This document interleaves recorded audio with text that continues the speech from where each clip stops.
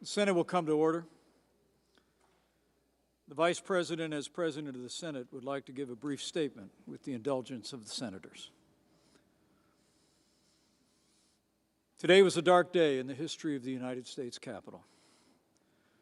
But thanks to the swift efforts of U.S. Capitol Police, federal, state, and local law enforcement, the violence was quelled. The Capitol is secured, and the people's work continues. We condemn the violence that took place here in the strongest possible terms. We grieve the loss of life in these hallowed halls, as well as the injuries suffered by those who defended our Capitol today. And we will always be grateful to the men and women who stayed at their posts to defend this historic place. To those who wreaked havoc in our Capitol today, you did not win. Violence never wins. Freedom wins. And this is still the people's house. And as we reconvene in this chamber, the world will again witness the resilience and strength of our democracy. For even in the wake of unprecedented violence and vandalism at this Capitol, the elected representatives of the people of the United States have assembled again on the very same day to support and defend the Constitution of the United States. So may God bless the lost, the injured, and the heroes forged on this day. May God bless all who serve here and those who protect this place. And may God bless the United States of America. Let's get back to work.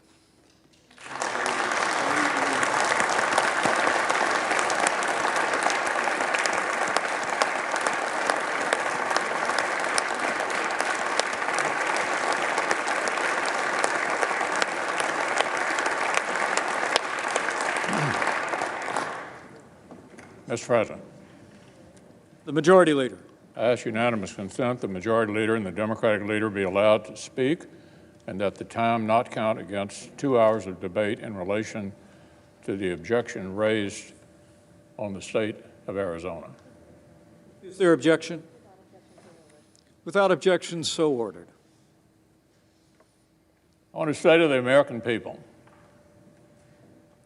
the United States Senate will not be intimidated. We will not be kept out of this chamber by thugs, mobs, or threats. We will not bow to lawlessness or intimidation. We are back at our posts. We will discharge our duty under the Constitution and for our nation. And we're going to do it tonight. This afternoon, Congress began the process of honoring the will of the American people and counting the Electoral College votes. We've fulfilled this solemn duty every 4 years for more than 2 centuries. Whether our nation's been at war or at peace, under all manner of threats, even during an ongoing armed rebellion and the Civil War, the clockwork of our democracy has carried on. The United States and the United States Congress have faced down much greater threats than the unhinged crowd we saw today. We've never been deterred before and will be not deterred today. They tried to disrupt our democracy. They failed. They failed. They failed to attempt to obstruct the Congress. This failed insurrection only underscores how crucial the task before us is for our republic. Our nation was founded precisely so that the free choice of the American people is what shapes our self-government and determines the destiny of our nation. Not fear, not force, but the peaceful expression of the popular will. Now, we assembled this afternoon to count our citizens' votes and to formalize their choice of the next president. Now we're going to finish exactly what we started. We'll complete the process the right way, by the book. We'll follow our precedents, our laws, and our Constitution to the letter. And we will certify the winner of the 2020 presidential election.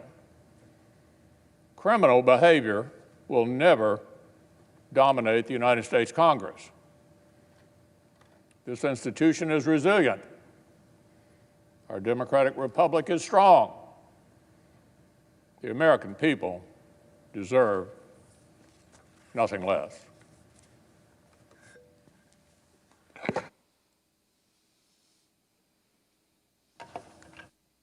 Democratic leader. Mr. President. Mr. President, it is very, very difficult to put into words what has transpired today. I have never lived through or even imagined an experience like the one we have just witnessed in this Capitol. President Franklin Roosevelt set aside December 7, 1941, as a day that will live in infamy. Unfortunately, we can now add January 6, 2021, to that very short list of dates in American history that will live forever in infamy. This temple to democracy was desecrated, its windows smashed, our offices vandalized. The world saw Americans' elected officials hurriedly ushered out because they were in harm's way. The House and Senate floors were places of shelter until the evacuation was ordered, leaving rioters to stalk these hallowed halls. Lawmakers and our staffs, average citizens who love their country, serve it every day, feared for their lives. I understand that one woman was shot and tragically lost her life. We mourn her and feel for her friends and family. These images were projected to the world. Foreign embassies cabled home their home capitals to report the harrowing scenes at the very heart of our democracy. This will be a stain on our country, not so easily washed away. The final, terrible, indelible legacy of the 45th President of the United States, undoubtedly our worst. I want to be very clear. Those who perform these reprehensible acts cannot be called protesters. No, these were rioters and insurrectionists, goons and thugs, domestic terrorists. They do not represent America. They were a few thousand violent extremists who tried to take over the Capitol building and attack our democracy. They must and should be prosecuted to the full extent of the law, hopefully by this administration, if not, certainly by the next. They should be provided no leniency.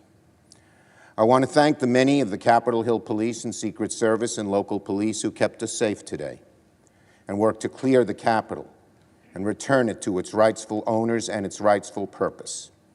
I want to thank the leaders, Democrat and Republican, House and Senate. It was Speaker Pelosi, Leader McConnell, Leader McCarthy, and myself who came together and decided that these thugs would not succeed, that we would finish the work of that our Constitution requires us to complete in the very legislative chambers of the House and Senate that were desecrated, but we know always belong to the people and do again tonight. But make no mistake, my friends, today's events did not happen spontaneously. The president who promoted conspiracy theories that motivated these thugs, the president who exhorted them to come to our nation's capital, egged them on. He hardly ever discourages violence and more often encourages it.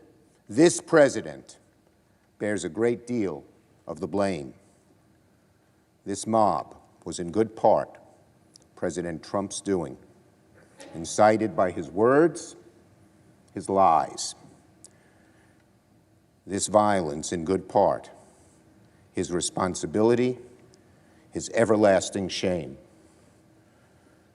Today's events certainly would not have happened without him. Now, January 6th will go down as one of the darkest days in recent American history. A final warning to our nation about the consequences of a demagogic president, the people who enable him, the captive media that parrots his lies, and the people who follow him as he attempts to push America to the brink of ruin. As we reconvene tonight, let us remember, in the end, all this mob has really accomplished is to delay our work by a few hours. We will resume our responsibilities now, and we will finish our task tonight. The House and Senate chambers will be restored good as new and ready for legislating in short order. The counting of the electoral votes is our sacred duty. Democracy's roots in this nation are deep, they're strong, and they will not be undone, ever, by a group of thugs. Democracy will triumph, as it has for centuries.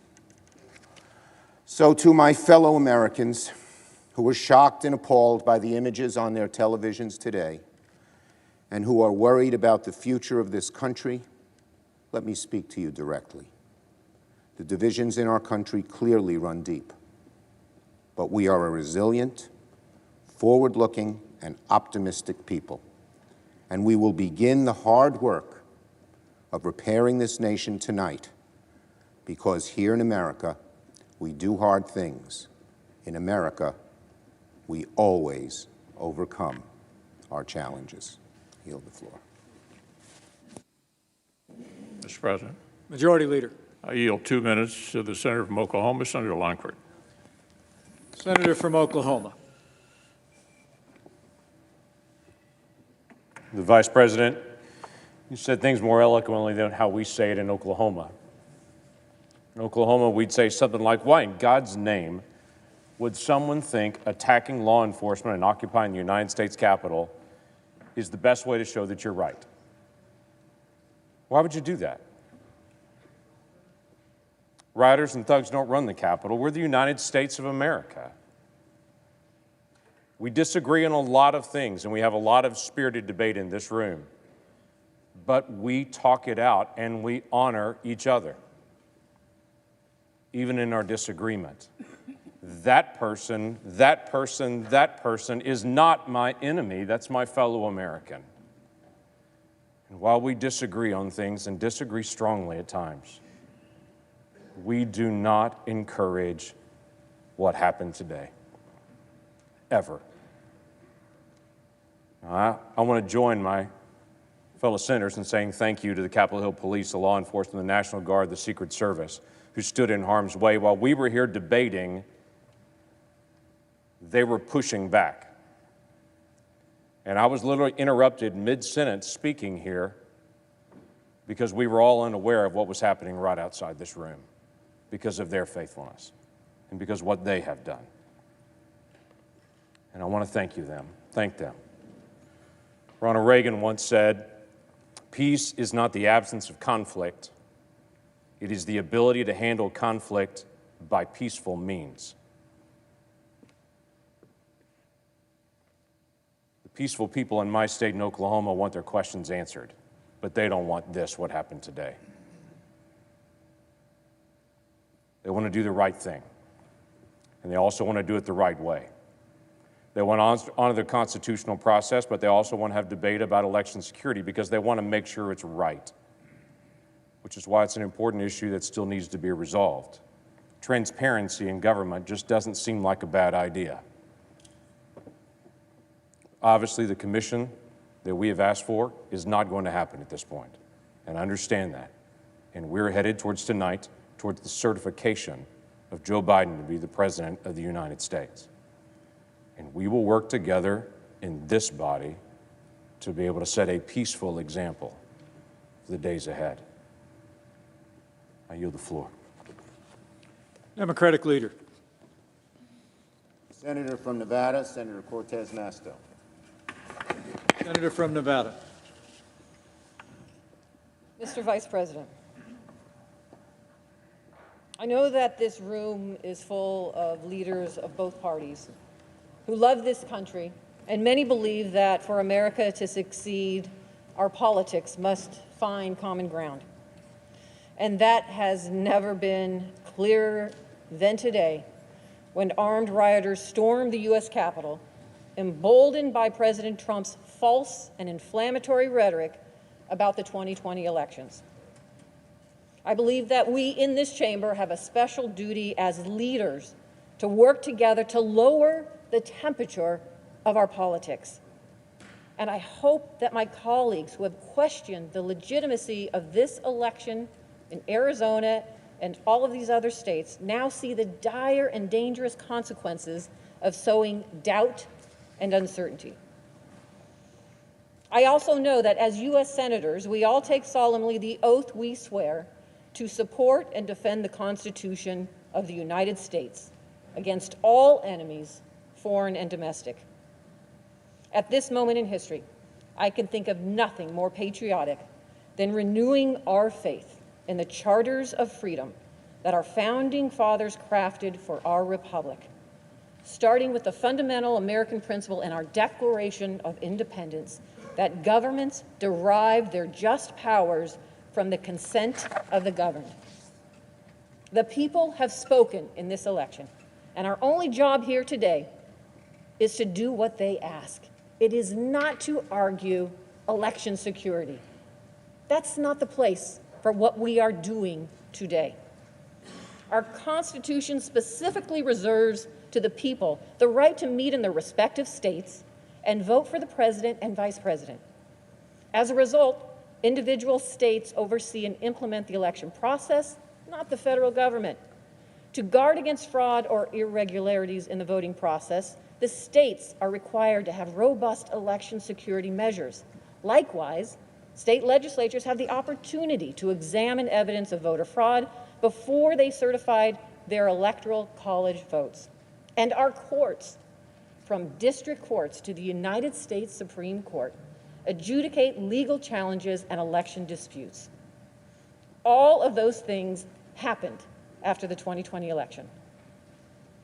State houses and courts across the country took allegations of voter fraud seriously and followed the constitutional process to hear challenges to this year's elections.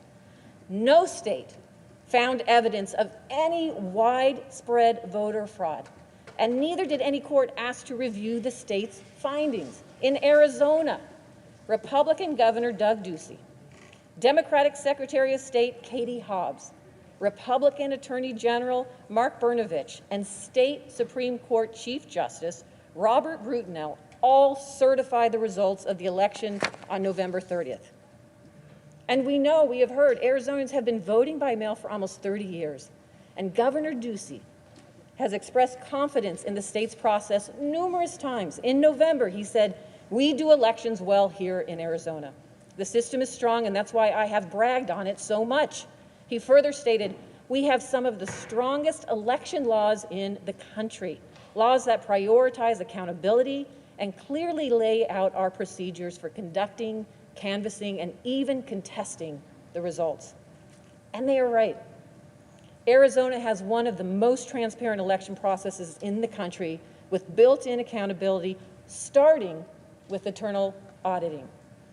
We have heard unfounded allegations that voting machines in Arizona and elsewhere somehow changed vote tallies or somehow improperly rejected ballots while claiming to accept them. These allegations all ignore the fact that Arizona counties conducted ballot audits by hand to double-check the machine counts, and these audits found no widespread fraud or irregularities. Maricopa County, the county where more than 60% of the state population resides, conducted a post-election hand count audit in the week after the election, which showed perfect 100% accuracy in the machine tabulations. So why would we need, my colleagues, to call for a 10-day emergency audit to be conducted by a legislative commission when it's already been done by the state of Arizona? What happened to states' rights? The audit involved checking ballots for the presidential election, but also ballots for federal and state legislative elections. The audit report shows every precinct's machine and hand count totals for each of the races audited. And for every single race in every precinct, the difference between the hand count and the machine count was 0. Maricopa's audit report stated no discrepancies were found by the hand count audit boards. Seeking to find any reason to contest these results, some of the state Republicans then tried to claim that Maricopa County failed to follow state law in conducting this audit by selecting voting center locations to audit instead of voting precincts. This was wrong.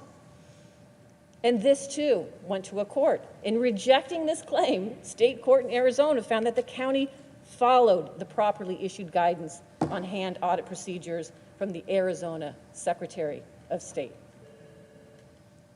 And the court found that Maricopa County officials, therefore, could not lawfully have performed the hand count audit the way the plaintiffs wanted it done. If they had done so, they would have exposed themselves to criminal punishment. The senator's 5 minutes is expired. Thank you, Mr. Vice President. I would close by just saying, please, my colleagues, do not disenfranchise the voters of Arizona and certify their votes tonight. Thank you. Majority Leader. Mr. President, I yield up to 5 minutes to the senator from Utah, Senator Lee. Senator from Utah. Mr. President, at the time I prepared my remarks for today, it seems like a lifetime ago. A lot's changed in the last few hours.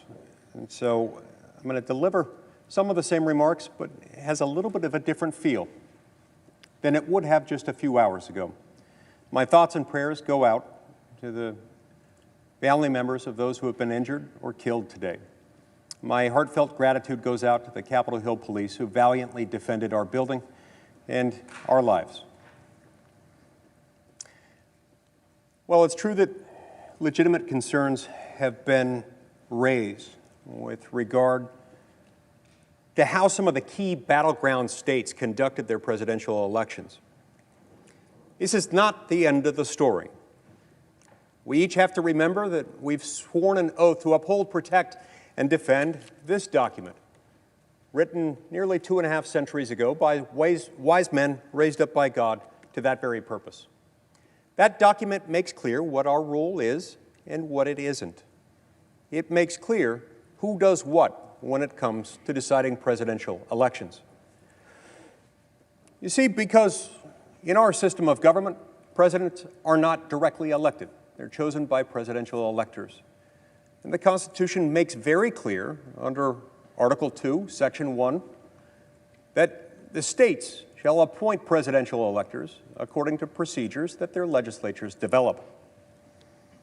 Then comes the 12th Amendment.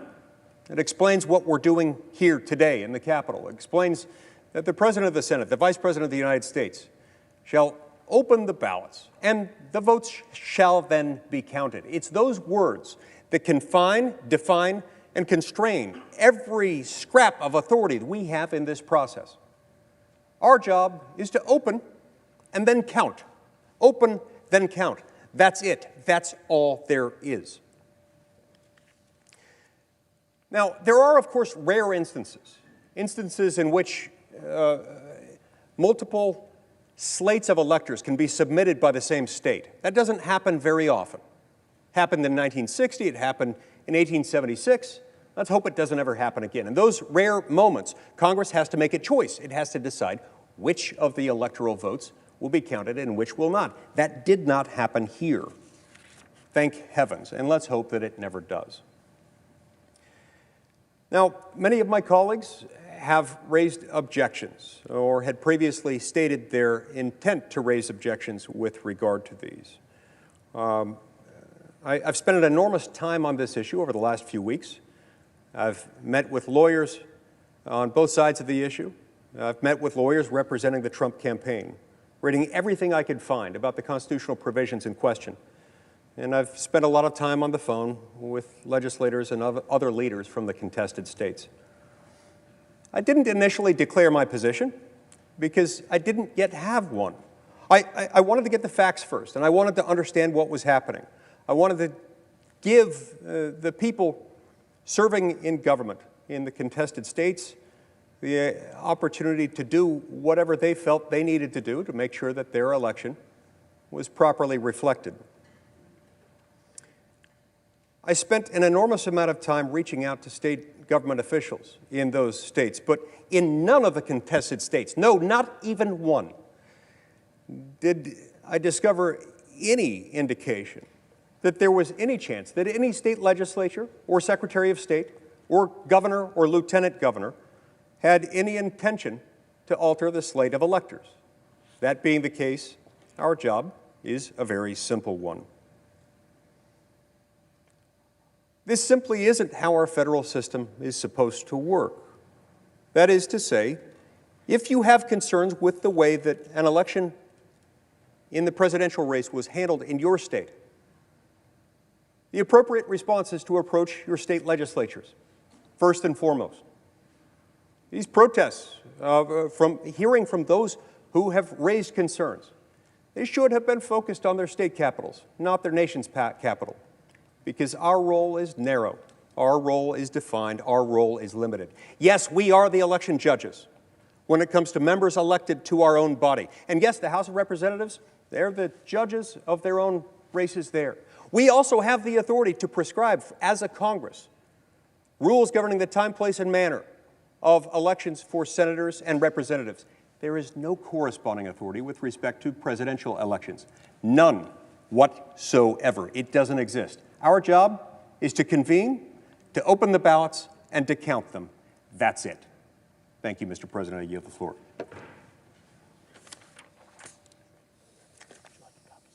Democratic leader. Senator from Colorado, Mr. Bennett. Senator from Colorado. Thank you, Mr. Vice President. Thank you, Mr. President. Colleagues, it's been a terrible day for everybody here and for our country. One of the things I was thinking about today is something I often think about when I'm on this floor, which is that the founders of this country, the people that wrote our Constitution, actually knew our history better than we know our history. And I was thinking about that history today as we saw the mob riot in Washington, D.C., thinking about what the founders were thinking about when they wrote our Constitution, which was what happened to the Roman Republic, when armed gangs doing the work for politicians prevented Rome from casting their ballots for consuls, for praetors, for senators. These were the offices in Rome. And these armed gangs ran through the streets of Rome, keeping elections from being started, keeping elections from ever being called. And in the end, because of that, the Roman Republic fell and a dictator took its place. And that was the end of the Roman Republic, or any republic for that matter, until this beautiful Constitution was written in the United States of America.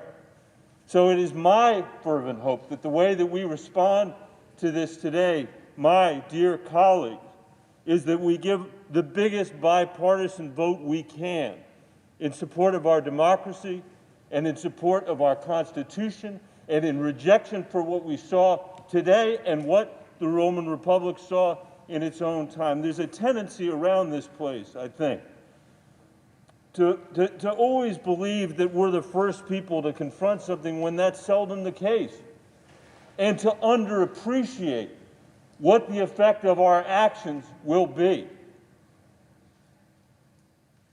We need to deeply appreciate in this moment our obligation to the Constitution, our obligation to the democracy, our obligation to the republic. There are people in this chamber that have twisted the words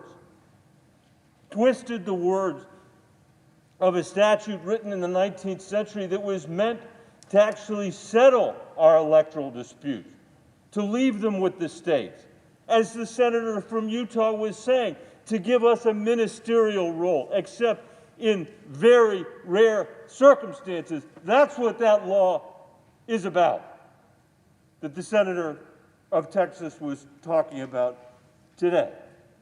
And that's the law that's leading us to be asked to overturn the judgments of 60 courts in America, many of them courts in Arizona, some of whom have howled the president's lawyers out of the courtrooms because there's no evidence of fraud. And by the way, the fact that 37% or 39% of Americans think there's no evidence of fraud or think there's evidence of fraud does not mean there is fraud. If you turned a blind eye to a conspiracy theory, you can't now come to the floor of the Senate and say you're ignoring the people who believe the election was stolen. Go out there and tell them the truth, which is that every single member of this Senate knows this election wasn't stolen. And that we, just as in the Roman Republic, have a responsibility to protect the independence of the judiciary from politicians who will stop at nothing to hold on to power. There's nothing new about that either. That's been true since the First Republic was founded. So now we find ourselves in a position just days after many senators here swore an oath to uphold and defend the Constitution. Every single member of the House of Representatives swore the same oath as well. And I think we've got a solemn obligation and responsibility here to prove once again that this country is a nation of laws and not of men. And the only result that we can reach together is one that rejects the claim of the senator from Texas and the other members of the House and Senate who seek to overturn the decisions that are made by the states, by the voters in the states, and by the courts. If we follow what they have proposed, we will be the ones that will have disenfranchised every single person who cast a vote in this election, whether they voted for the president or they didn't. I urge you to reject this, and I deeply appreciate the opportunity to serve with every single one of you. Thank you, Mr. President. Majority Leader. I yield up to 5 minutes to the senator from Georgia, Senator Loeffler. Senator from Georgia.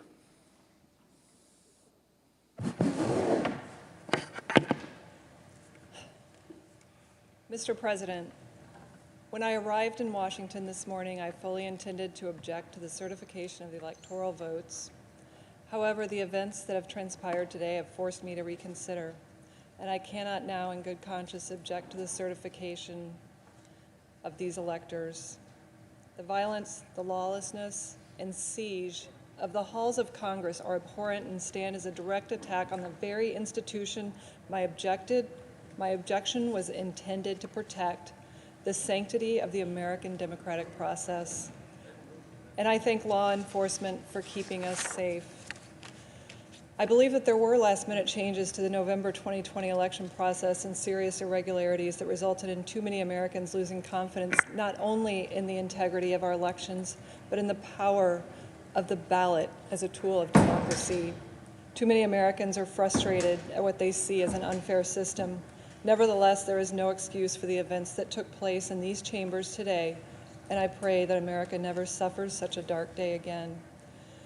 Though the fate of this vote is clear, the future of the American people's faith in the core institution of this democracy remains uncertain. We as a body must turn our focus to protecting the integrity of our elections and restoring every American's faith that their voice and their vote matters. America is a divided country with serious differences, but it is still the greatest country on earth.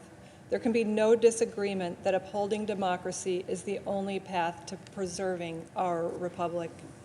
I yield the floor.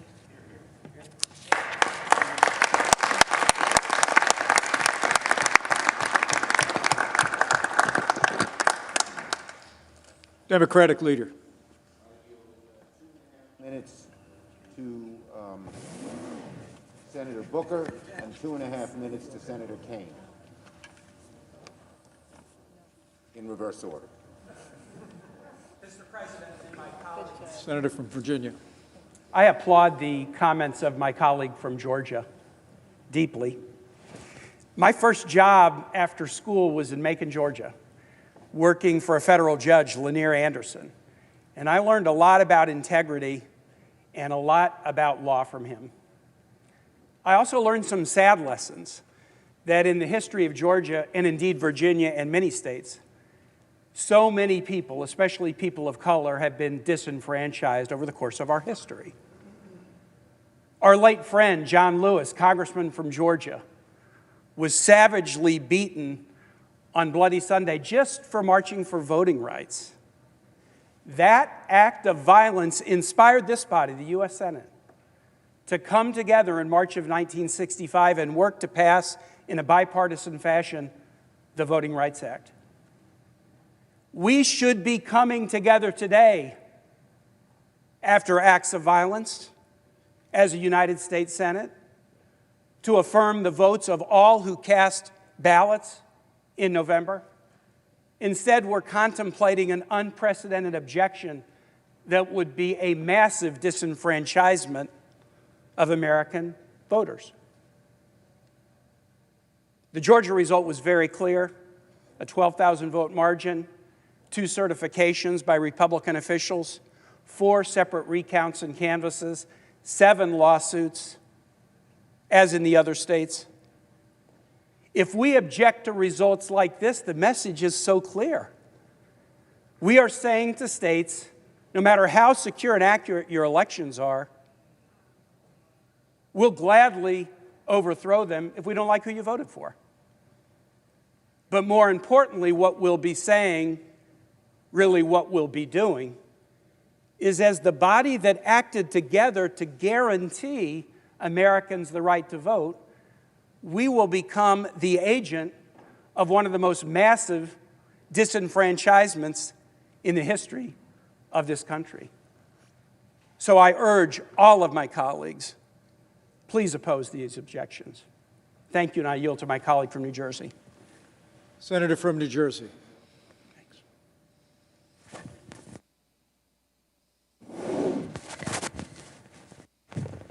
Mr. Vice President, I can only think of 2 times in American history that individuals laid siege to our Capitol, stormed our sacred civic spaces, and tried to upend and overrun this government. One was in the War of 1812, and the other one was today. What's interesting about the parallel between the two is they both were waving flags to a sole sovereign, to an individual, surrendering democratic principles to the cult of personality. One was a monarch in England, and the other were the flags I saw all over our Capitol, including in the hallways and in this room, to a single person named Donald Trump. The sad difference between these 2 times is one was yet another nation in the history of our country that tried to challenge the United States of America. But this time, we brought this hell upon ourselves. My colleague from Texas said that this was a moment where there were unprecedented allegations of voter fraud. Yes, that is true. They were unprecedented when the president, before the election even happened, said, if I lose this election, then the election was rigged. That's unprecedented. It's unprecedented before the night of the voting, even the counting of the vote was even done that he called it rigged. And it's unprecedented that he is fanning the flames of conspiracy theory to create a smokescreen in this nation to cover what he is trying to do, which is undermine our democratic principles. But it's not just that. The shame of this day is it's being aided and abetted by good Americans who are falling prey, who are choosing Trump over truth, who are surrendering to the passion of lies as opposed to standing up and speaking truth to power, who are trying to fundraise off of the shame of conspiracy theories as opposed to doing the incalculably valuable, patriotic thing to speak truth to our nation.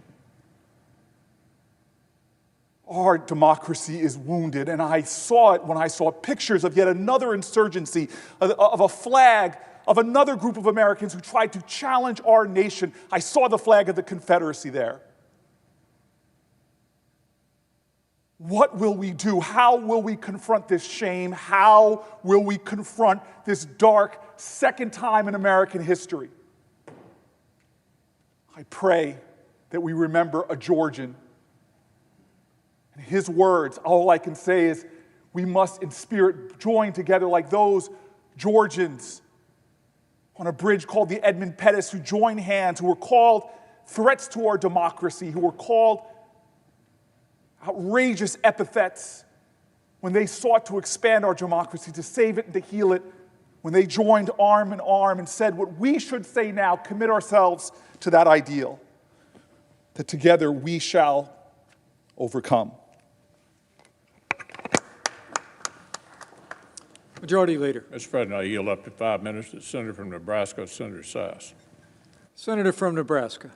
Mr. President, thank you. And Mr. Vice President, let me just say before I begin, thank you for the way you have fulfilled your constitutional duties and your oath of office today. It obviously hasn't been easy. Colleagues, today has been ugly. And when I came to the floor this morning, I planned to talk about the lesson of 1801, because I'm kind of a history nerd, and I wanted to celebrate the glories of the peaceful transition of power across our nation's history. It feels a little naive now to talk about ways that American civics might be something that could unite us and bring us back together. 1801 blew everybody's mind all over the world, by the way. John Adams loses to Thomas Jefferson, and Adams willingly leaves the executive mansion and moves back to Massachusetts, and Jefferson peacefully assumes power. And people all over Europe said, that must be fake news. Those must be bad reports. There's no way any executive would ever willingly lay down power. And yet Adams, in defeat, did something glorious to give all of us a gift. I wanted to celebrate that, and it feels a little bit harder now. This building has been desecrated. Blood has been spilled in the hallways. I was with octogenarian members of this chamber that needed to have troops and police stabilize them to get down the stairs at a time when a lot of our staffs were panicked and under their desks and not knowing what was going to happen to them. It was ugly today. But you know what? It turns out that when something's ugly, talking about beauty isn't just permissible. Talking about beauty is obligatory in a time like that. Why? Why would we talk about beauty after the ugliness of today? Because our kids need to know that this isn't what America is. What happened today isn't what America is. They've been given a glorious inheritance. This is the 59th presidential election. If the vice president wasn't the chair and if the president pro tem was, I'd have made some joke that Chuck Grassley has voted in 2/3 of those 59 presidential elections.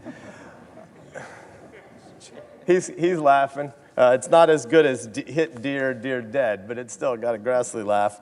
I don't think we want to tell the Americans that come after us that this republic is broken, that this is just a banana republic, that our institutions can't be trusted. I don't think we want that. We don't want that in this body. We don't want that in our hometowns. I don't think we want to tell our kids that America's best days are behind us, because it's not true. That's not who we are. America isn't Hatfield's and McCoy's blood feud forever. America's a union. There's a lot that's broken in this country, but not anything that's so big that the American people can't rebuild it, that freedom and community and entrepreneurial effort and that neighborhoods can't rebuild. Nothing that's broken is so big that we can't fix it. Generations of our forefathers and our foremothers, probably not a word, our ancestors, have spilled blood to defend the glories of this republic. Why would they do that?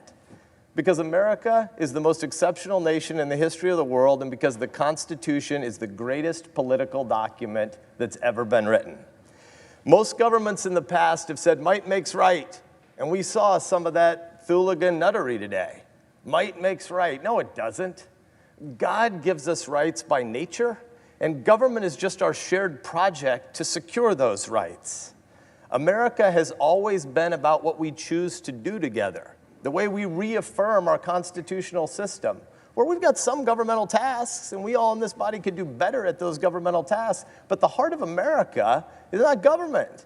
The center of America is not Washington, D.C. The center of America is the neighborhoods where 330 million Americans are raising their kids and trying to put food on the table and trying to love their neighbor. That's the center of America. We're not supposed to be the most important people in America. We're supposed to be servant leaders who try to maintain a framework for ordered liberty so that there's a structure that back home where they live, they can get from the silver frame of structure and order to the golden apple at the center, as Washington would have said it, which is the things that they build together.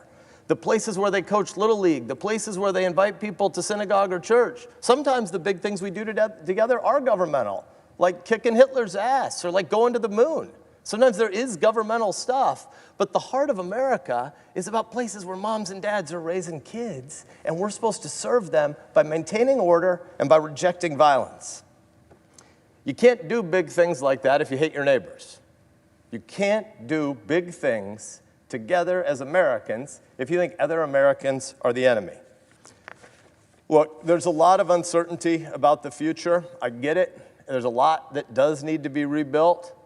But if you're angry, I want to beg you, don't let the screamers who monetize hate have the final word. Don't let nihilists become your drug dealers. There are some who want to burn it all down. We met some of them today, but they aren't going to win. Don't let them be your prophets. Instead, organize, persuade, but most importantly, love your neighbor. Visit the widower down the street who's lonely and doesn't want to tell anybody that his wife died and he doesn't have a lot of friends. Shovel somebody's neighbor, shovel somebody's driveway. You can't hate somebody who just shoveled your driveway. The heart of life is about community and neighborhood, and we're supposed to be servant leaders. The constitutional system is still the greatest order for any government ever, and it's our job to steward it and protect it. Let's remember that today when we vote. Democratic leader. Senator Durbin. Senator from Illinois. Thank you, Mr. Vice President. In March of 1861, a Springfield lawyer caught a train to Washington. His name was Abraham Lincoln. It wasn't his first trip here. He'd served as a congressman 15 years before, and he returned in the beginning of the Civil War to serve as president. It was a different place than he knew it as congressman. In 15 years, it had changed a lot. The Spriggs boarding house across the street, which is now the Library of Congress, was gone. And this building was changing. Big changes. They're building a dome on the Capitol. But they were also in the earliest days of a war, and President Lincoln was counseled, stop building the dome. It costs too much money, and we can't spend any more time on it. And he said, no, we're going to build that dome and we're going to finish it. That dome and this building will be a symbol of this country that will survive this Civil War and come back strong. So they built the dome, they won the war, and since those days, that dome and this building have been a symbol to this country, a symbol of unity and of hope. Tourists come through here before COVID-19 by the tens of thousands. And if you've ever noticed their tours, they're often shushed. People are saying, show some respect for this building. We know this building in the rotunda as a place where some of the greatest American heroes of both political parties, Bly and State, and we go there to honor them. We know this building because we work here. We enact laws here that change America. We gather for State of the Union messages from presidents and honor the people in the gallery. This is a special place. This is a sacred place. But this sacred place was desecrated by a mob today on our watch. This temple to democracy was defiled by thugs who roamed the halls and sat in that chair, Mr. Vice President, the one that you vacated at 2:15 this afternoon, sat and posed for pictures, those who were roaming around this chamber. What brought this on? Did this mob spring spontaneously from America? No. This mob was invited to come to Washington on this day by this president for one reason, because he knew the Electoral College vote was going to be counted this day. He wanted this mob to disrupt the constitutional process which we are part of. This mob was inspired by a president who cannot accept defeat. If you wonder whether I'm going too far in what I say, just read the transcript with the Secretary of State from Georgia and listen to this president's wild conspiracy theories, one after the other, swatted down by that Republican elected official and his attorney as having no basis in fact. This president begs, he coaxes, he even threatens that Secretary of State to find the votes he needs. In any other venue, that would be a simple, obvious crime. The lengths he will go to are obvious. The Texas senator says to us, well, many people still agree with him, you know, when it gets down to the bottom line. Many people have fallen for this presidential position that it must have been a rigged election if I lost. Well, I would say that after we've lost count, 57 lawsuits, 62 lawsuits, I've heard so many numbers, after 90 different judges, after this president took his case, the best he could put together, to the highest court in the land across the street, where he has personally chosen 3 justices on the Supreme Court, I say to the senator from Texas, you know much more about that court than I do. I don't believe they let that paper that he sent up there even hit the desk before they laughed it out of the court. And that's the best he had to offer. No evidence whatsoever of this rigged election and this fraudulence. The senator from Texas says, we just want to create a little commission. 10 days, we're going to audit all the states, particularly the ones in contention here, and find out what actually occurred. And it really draws its parallel in 1876, Hayes and Tilden. Don't forget what that commission, that so-called political compromise, achieved. It was not just some ordinary governmental commission. It was a commission that killed Reconstruction, that established Jim Crow, that even after a civil war which tore this nation apart, it re-enslaved African Americans. And it was a commission that invited the voter suppression we are still fighting today in America. Let me close by saying this. The vote we're going to have here is a clear choice of whether we are going to feed the beast of ignorance or we are going to tell the truth to the American people. We saw that beast today roaming the halls. Let's not invite it back. Majority Leader. President, I yield up to 5 minutes to the Senator from Kansas, Senator Marshall. Senator from Kansas. Thank you, Mr. President. Freedom of speech and the freedom to protest are provided in our Constitution. And while I share the same frustrations many Americans have over the presidential election, the violence and mob rule which occurred at the U.S. Capitol today and across the country over the past year are unacceptable, and I condemn them at the highest level. And like all of us in the chamber, I'm thankful for the heroic law enforcement officers who worked feverishly to restore order so that we get back to the electoral certification process. During my 29-year career as an obstetrician and gynecologist, too often I had to sit down with patients and give them a very bad diagnosis. It might have been a young mother of 3 who I delivered all 3 of her babies, now with metastatic breast cancer, or perhaps another woman with advanced cervical or ovarian cancer, all with a very challenging prognosis. But before I sat down with each one of those patients, I carefully reviewed all their labs, their x-rays, and their pathology to make sure I had the facts straight. But at the end of the day, my final recommendation was always going to be a recommendation from my heart. I want my fellow Kansans and all Americans to know that I've given as much consideration and thought surrounding the issue objecting to a state's electoral college votes as I did considering the treatment plan for a serious health concern, and today's decision, once again, is from my heart. Mr. President, I rise today to restore integrity to our republic. And I rise to join the many of our colleagues who are all concerned for current and future generations. We must restore faith and confidence in one of our republic's most hallowed patriotic duties, voting. There is no question our U.S. Constitution empowers state legislatures to execute free, legal, and fair elections. Unfortunately, in several states, the clear authority of those state legislatures to determine the rules for voting were usurped by governors, secretaries of states, and activist courts.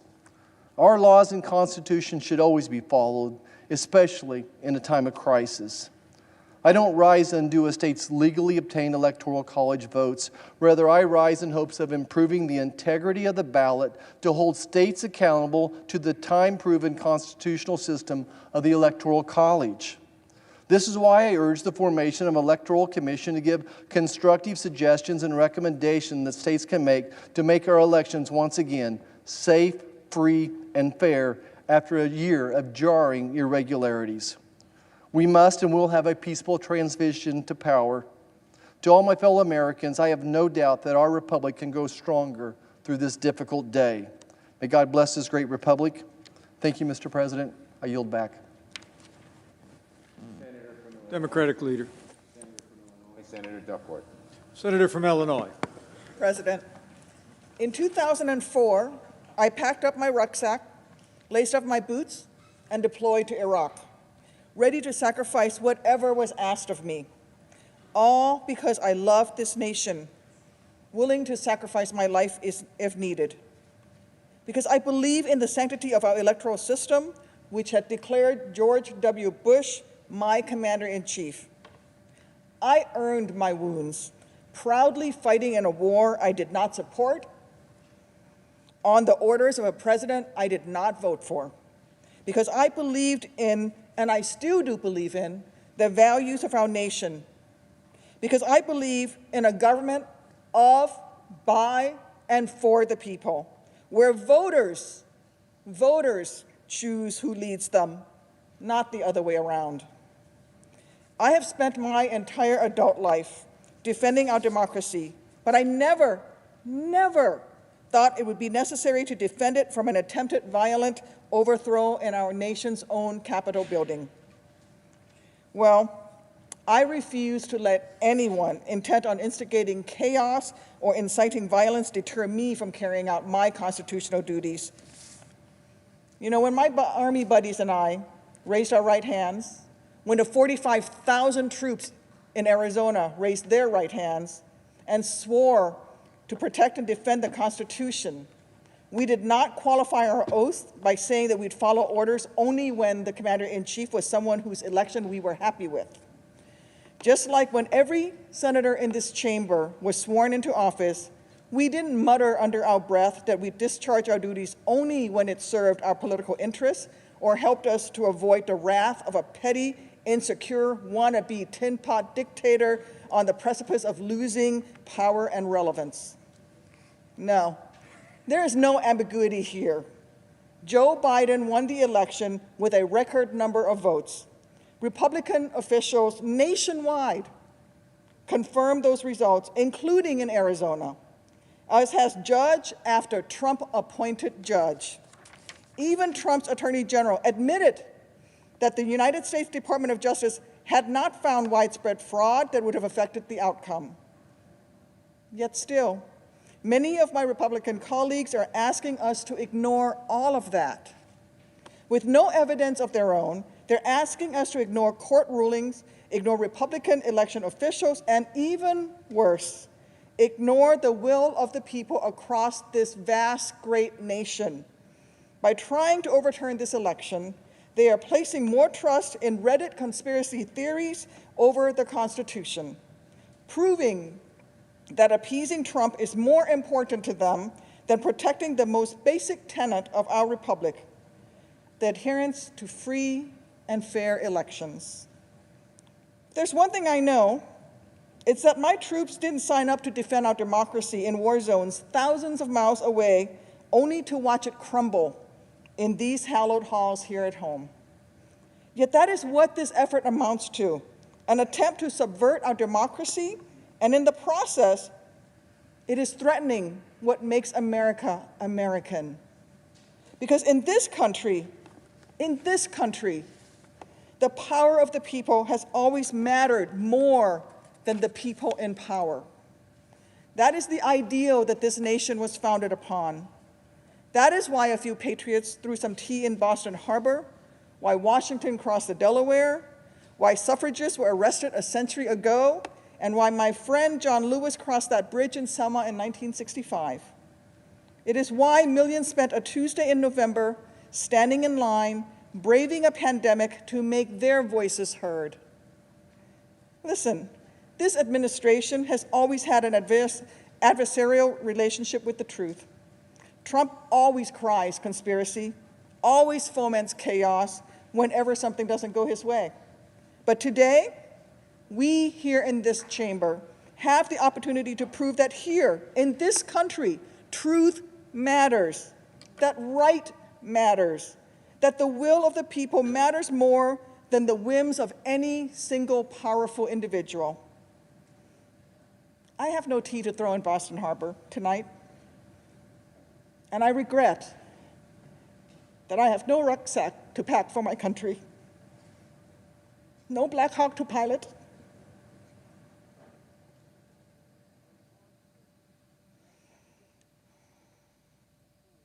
nor am I asking for any grand gesture from my Republican colleagues. All that I'm asking of you is to reflect on the oaths that you have sworn, on the damage done to our union today, and on the sacrifices made by those who've given so much to this nation. From the service members at Fort Huachuca and Marine Corps Air Station Yuma to the marchers who bent America's moral arc a bit more towards justice with every single step that they took, every bridge that they crossed, then ask yourself whether the democracy they were willing to bleed for, the country that each of us in this chamber has sworn to defend, is worth damaging in order to protect the porcelain ego of a man who treats the Constitution as if it were little more than a yellowing piece of paper. I think we all know the right answer. Majority Leader.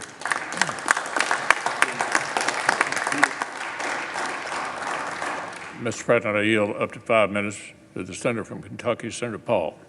Senator from Kentucky.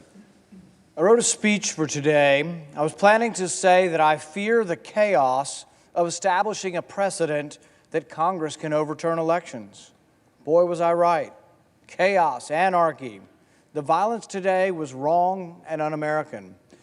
The vote we are about to cast is incredibly important.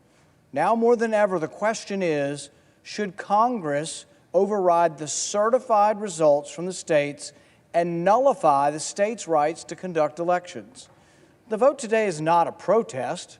The vote today is literally to overturn elections. We've been told that this is a protest. Well, this is about an electoral commission. No, it's not. It's about whether to seat the electors that have been certified by a state. It's not about an electoral commission. It's not about a protest. You can go outside if you want to protest. This is about overturning a state-certified election. If you vote to overturn these elections, wouldn't it be the opposite of what states' rights Republicans have always advocated for? This would doom the Electoral College forever. It was never intended by our founders that Congress have the power to overturn state-certified elections. My oath to the Constitution doesn't allow me to disobey the law. I can't vote to overturn the verdict of states. Such a vote would be to overturn everything held dear by those of us who support the rights of states in this great system of federalism that was bequeathed to us by our founders. The Electoral College was created to devolve the power of selecting presidential electors to the states. The Electoral College is, without question, an inseparable friend to those who believe that every American across our vast country deserves to be heard. If Congress were to give the power to overturn the state's election, what terrible chaos would ensue every 4 years? Imagine the furor against the Electoral College if Congress becomes a forum to overturn states' Electoral College slates. It's one thing to be angry. It's another to focus one's anger in constructive ways. That hasn't happened today, to say the least. We simply cannot destroy the Constitution, our laws, and the Electoral College in the process. I hope as the nation's anger cools, we can channel that energy into essential electoral reforms at the state level. America's admired around the world for our free elections. We absolutely must fix this mess and restore confidence and integrity to our elections. We must. Democratic leader. Senator from Virginia, Senator Warner. Senator from Virginia. Mr. President, I think like most of us, I'm still pretty reeling from what happened today. What I was going to talk about was the work that I'm most proud of since I've been here, with my good friend Richard Burr and all of the members of the Intelligence Committee, about a multi-year report we did into foreign interference in our elections. Probably our top recommendation of that 5-volume bipartisan report was that any official or candidate should use restraint and caution when questioning results of our elections. Because when you do so, you often carry out the goals of our foreign adversaries. Use caution because whether knowingly or unknowingly, and whether that adversary is in Russia or China or Iran, their goals are pretty simple. They want to make it appear to Americans, to folks around the world, to their own people, that there's nothing special about American democracy. I was going to try in a feeble way to maybe reach some of the rhetorical heights of Ben Sasse, and I knew I couldn't do that. So instead, I know I'm violating rules here. Today's the day for violating rules. This is a photo that appears today on one of the most prominent German newspapers. You don't need to draw up it. You can draw up photos from any newspaper or any television feed anywhere across the world. And what is this photo of? It's of thugs. Thugs in the halls of this Capitol, diminishing everything we say we believe in this democracy. And when you look at those images, realize those images are priceless for our adversaries. God willing, tonight, in an overwhelming way, we're going to take a small step in a bipartisan way to start restoring that trust of our people and hopefully the billions of people around the world who believe in that notion of American democracy. Remember, these images will still endure. I yield back. Majority Leader. Mr. President, I yield up to 5 minutes to the senator from Missouri, Senator Hawley. Senator from Missouri. Mr. President, thank you. I want to begin this evening by saying thank you to the men and women of the Capitol Hill Police, the armed, the National Guardsmen, the Metropolitan Police, and others who came to this Capitol, who put their lives on the line to protect everyone here working inside of it. And I want to thank law enforcement all across this country, in my home state of Missouri and everywhere else, who do that day in and day out. And I just want to acknowledge that when it comes to violence, this has been a terrible year in America this last year. We've seen a lot of violence against law enforcement, and today we saw it here in the capital of the United States. And in this country, in the United States of America, we cannot say emphatically enough, violence is not how you achieve change. Violence is not how you achieve something better. Our Constitution was built and put into place so that there would be, in the words of Abraham Lincoln, no appeal from ballots to bullets, which is what we saw, unfortunately, attempted tonight. There is no place for that in the United States of America. And that's why I submit to my colleagues that what we're doing here tonight is actually very important. Because for those who have concerns about the integrity of our elections, those who have concerns about what happened in November, this is the appropriate means. This is the lawful place where those objections and concerns should be heard. This is the forum that the law provides for, our laws provide for those concerns to be registered, not through violence, not by appealing from ballots to bullets, but here in this lawful process. And so to those who say that this is just a formality today, an antique ceremony that we've engaged in for a couple of hundred years, I can't say that I agree. I can't say that our precedents suggest that. I actually think it's very vital what we do. The opportunity to be heard, to register objections is very vital, because this is the place where those objections are to be heard and dealt with, debated, and finally resolved in this lawful means, peacefully, without violence, without attacks, without bullets. And so, Mr. President, let me just say now briefly, in lieu of speaking about it later, a word about Pennsylvania, which is a state that I have been focused on, objected to, as an example of why people are concerned, millions of Americans concerned about our election integrity.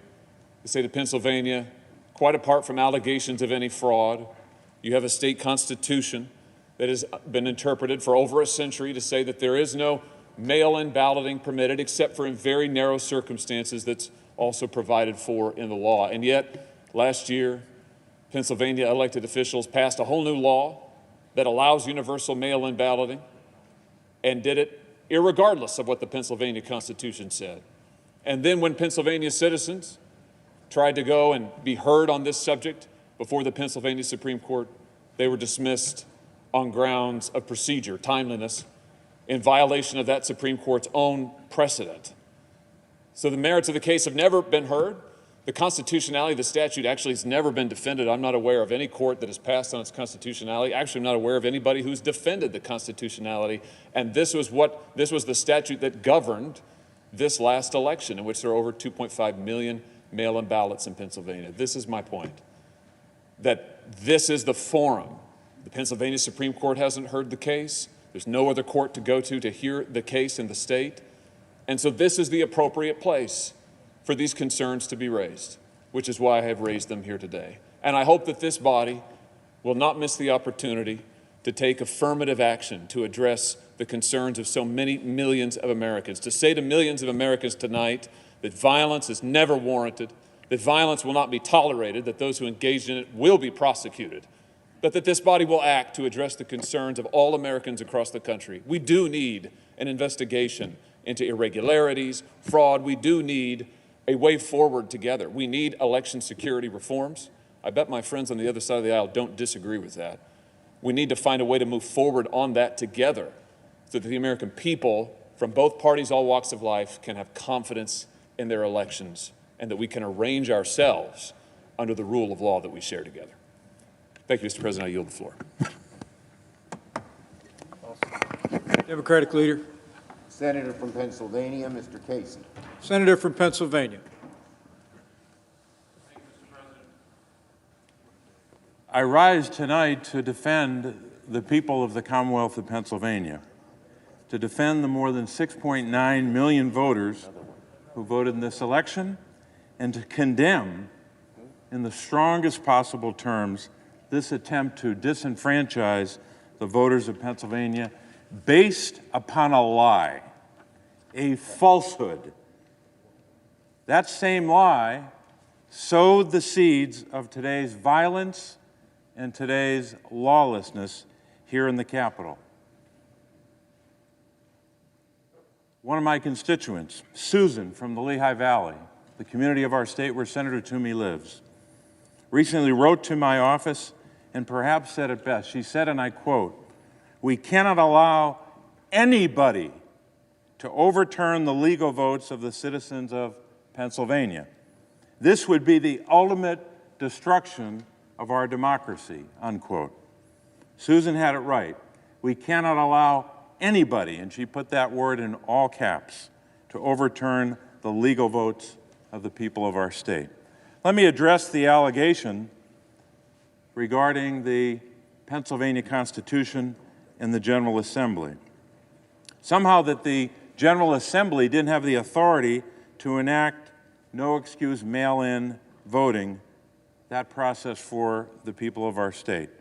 First, the law in question, Act 77, was passed in 2019 and was implemented without any serious question as to its constitutionality. The law was passed by a Republican-controlled General Assembly, House and Senate.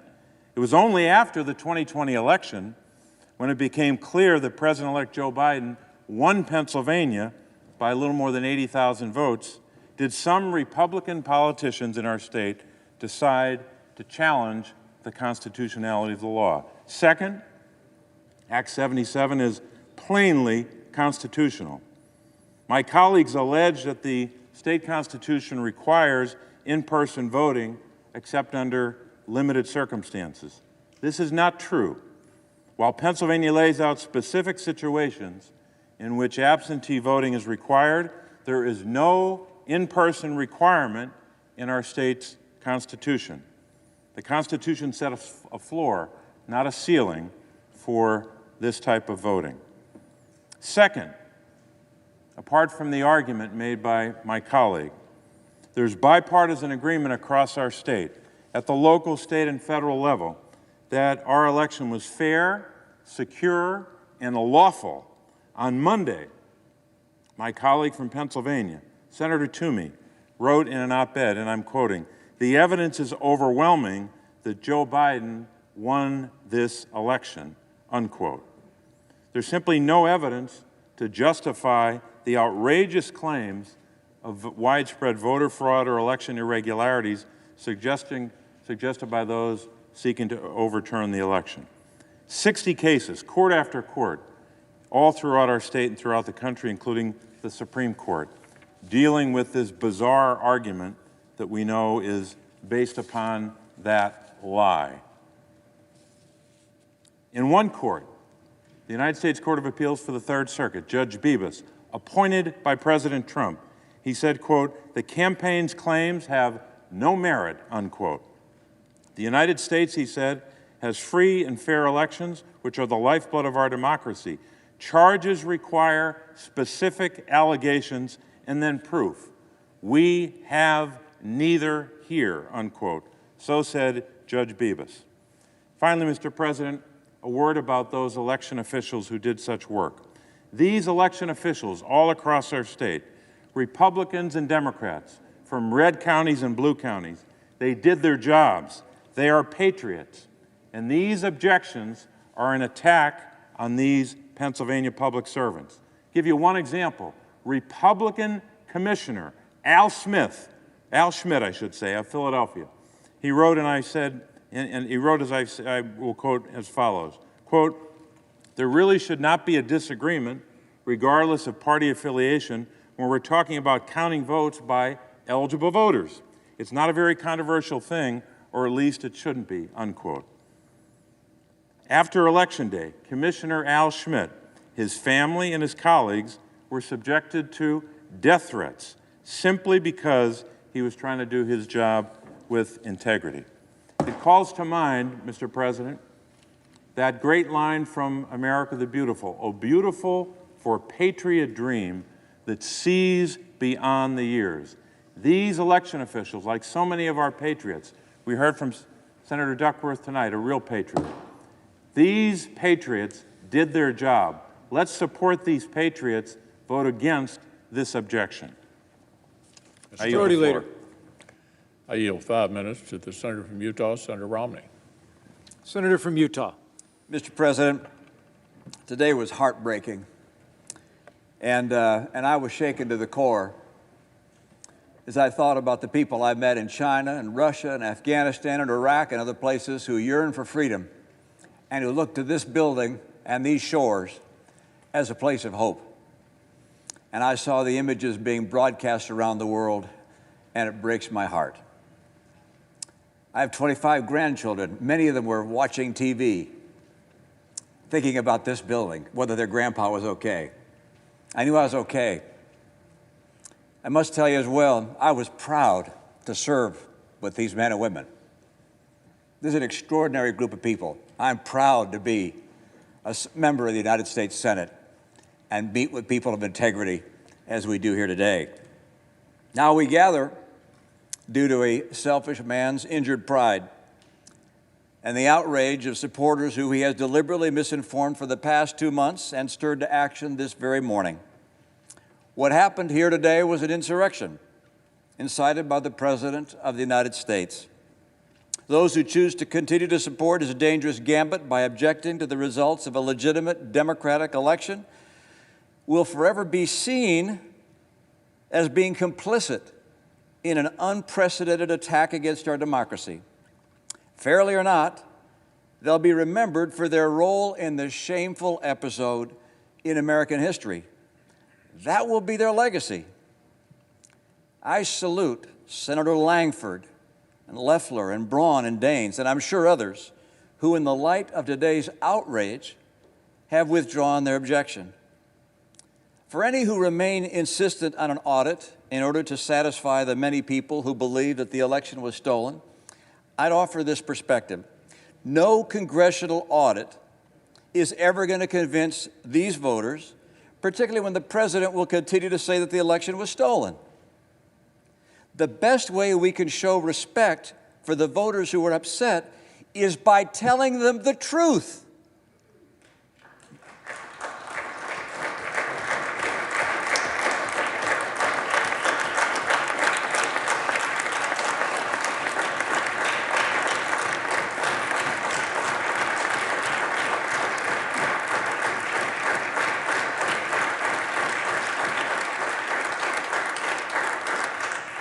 That's the burden.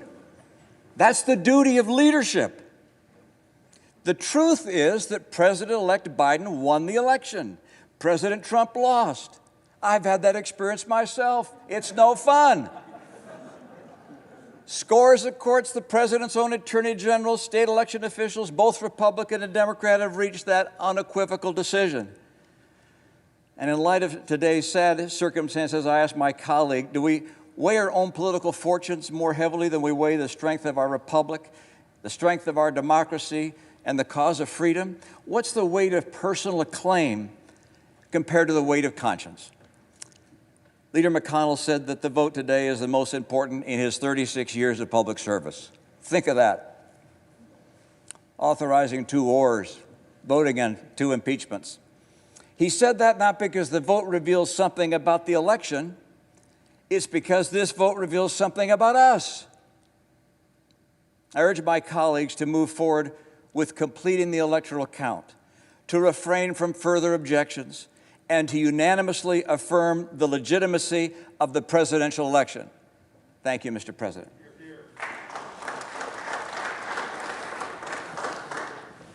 Democratic Leader. Senator from New Hampshire, Senator Shaheen. Senator from New Hampshire. Mr. President, on January 3rd, I, along with 31 of my colleagues, stood in this chamber and swore an oath to support and defend the Constitution of the United States.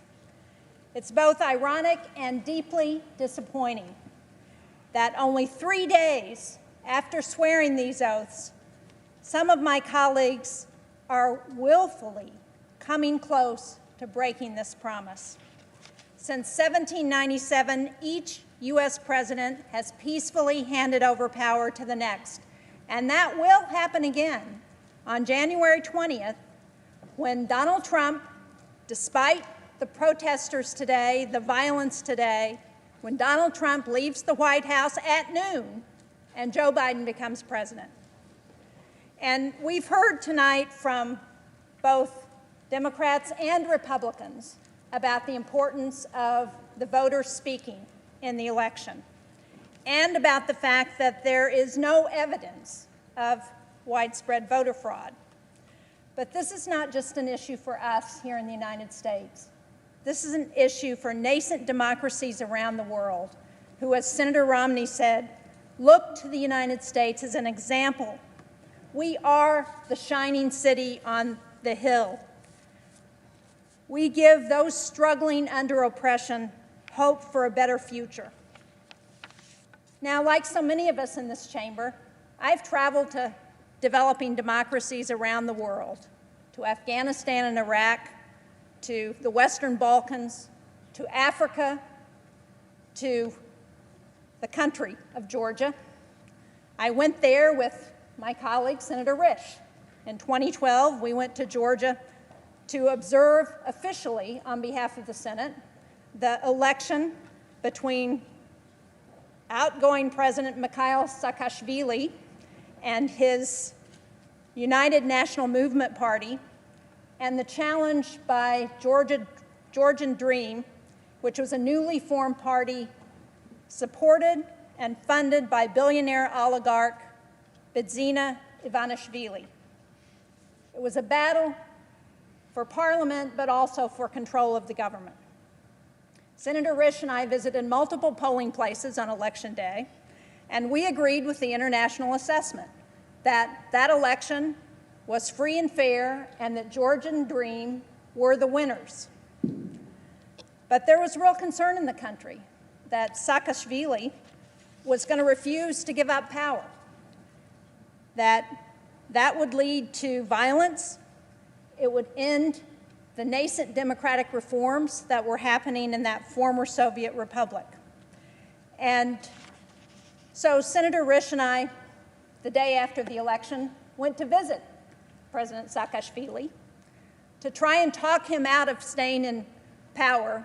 And I remember very clearly going to his home, and we sat down with him and we pointed out that the hallmark of a democracy, what he had worked so hard for in his 8 years as president of Georgia, the hallmark of that was to turn over power in a peaceful election to the person that the voters chose.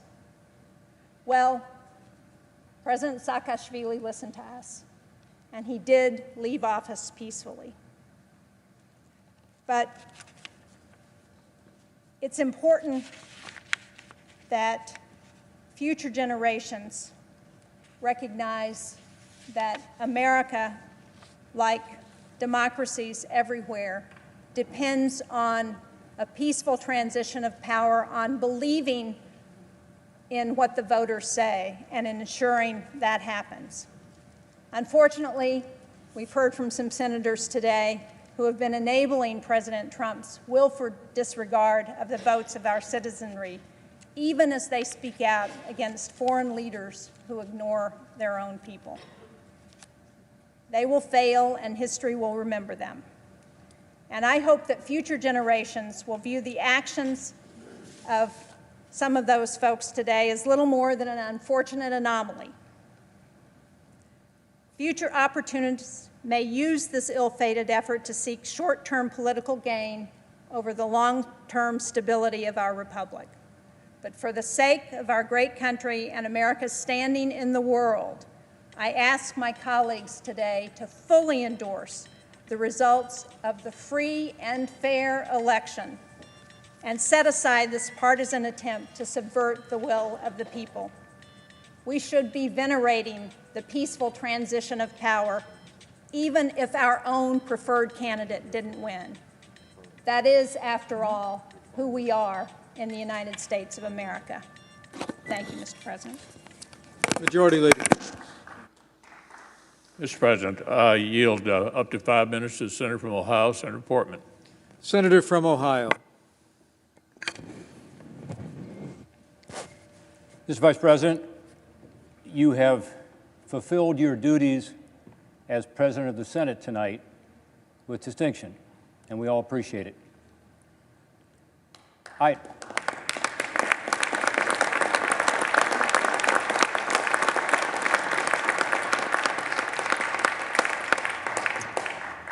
thought about changing my mind and not speaking tonight, given the lateness of the hour, and I know all of my colleagues would have appreciated that greatly. But I felt it was necessary to speak because I want the American people, particularly my constituents in Ohio, to see that we will not be intimidated, that we will not be disrupted from our work, that here in the citadel of democracy, we will continue to do the work of the people. Mob rule is not going to prevail here. Now, let's face it, we did not reclaim this chamber tonight. Brave and selfless law enforcement officers stood in the breach and ensured that the citadel of democracy would be protected and that we would be defended. And we are deeply grateful for that, as is the nation. I've listened carefully to the comments of my colleagues, and I've listened over the past couple of weeks as this issue has been discussed, and I tell you, for me, it's not a hard decision.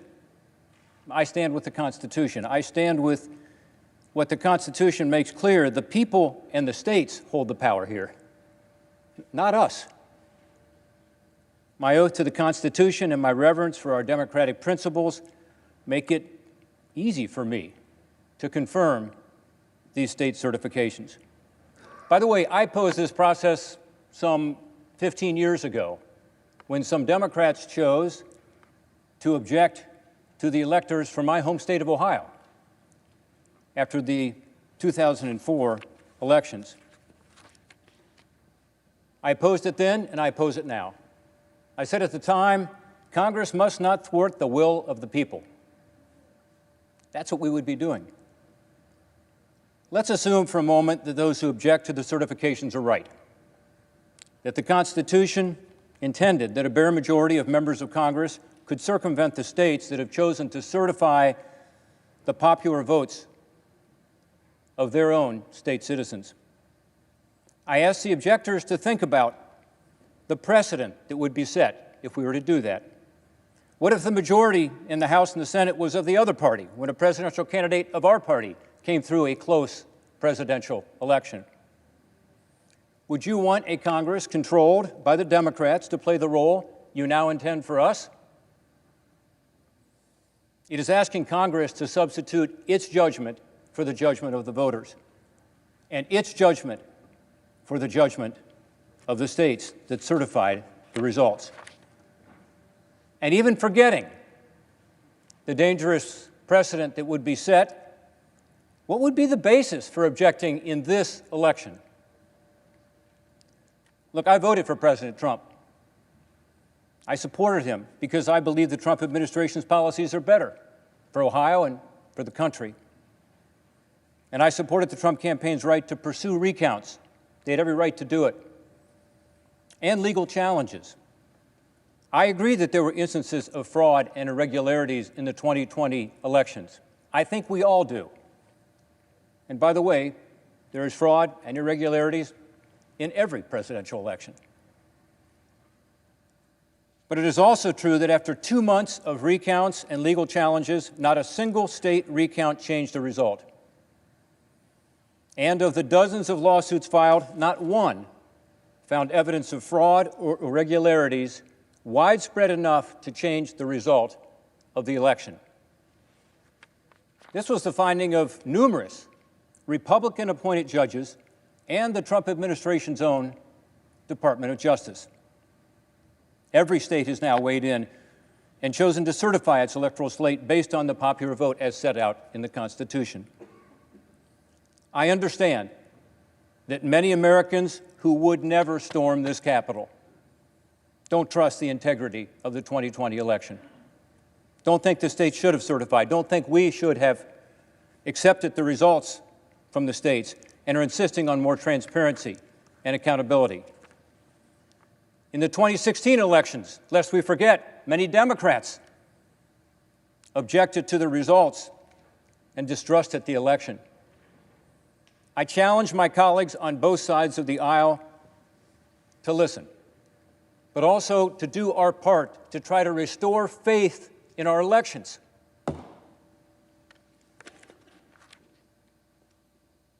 Mr. President, we should all work to improve the integrity of the electoral system and the confidence of the American people in this bedrock of our great democratic republic. Today, I'll do my constitutional duty and oppose these efforts to reject the state-certified results. And tomorrow, in the wake of this attack on the Capitol, the pandemic that engulfs us, and other national challenges, let's work together for the people. Yield back. Democratic Leader. Mr. President, I believe we have 8 minutes left, so I'd like to divide 4 to Senator King and 4 to Senator Van Hollen. That's correct, Leader. Mr. President. Senator from Maine. Mr. President, Winston Churchill once said that he could do a 2-hour speech extemporaneously, but a 10-minute speech took immense preparation. I don't know what he would have said about a 4-minute speech. We are a 240-year anomaly in world history. We think that what we have here in this country is the way it's always been. It is a very unusual form of government. The normal form of government throughout world history is dictators, kings, czars, pharaohs, warlords, tyrants. And we thought 20 years ago the march of history was toward democracy, but it is in retreat in Hungary and Turkey. Goodness knows in Russia. Democracy as we have practiced it is fragile. It's fragile and it rests upon trust. It rests upon trust in facts. It rests upon trust in courts, in public officials, and yes, in elections. I don't sympathize or justify or in any way support, that's putting it mildly, what happened here today, but I understand it. I understand it because I saw those people interviewed today and they said, we're here because this election has been stolen. And the reason they said that is that their leader has been telling them that every day for 2 months. We cannot afford to pull bricks out from the foundation of trust that underlies our entire system. And I agree with Governor Romney that the answer to this problem is to tell people the truth, is to tell them what happened. It's easy to confront your opponents. It's hard to confront your friends. It's hard to tell your supporters something they don't want to hear. But that's our obligation. That's why the word leader is applied to people in jobs like ours. It's not supposed to be easy. It's supposed to be something that we take on as a sacred obligation.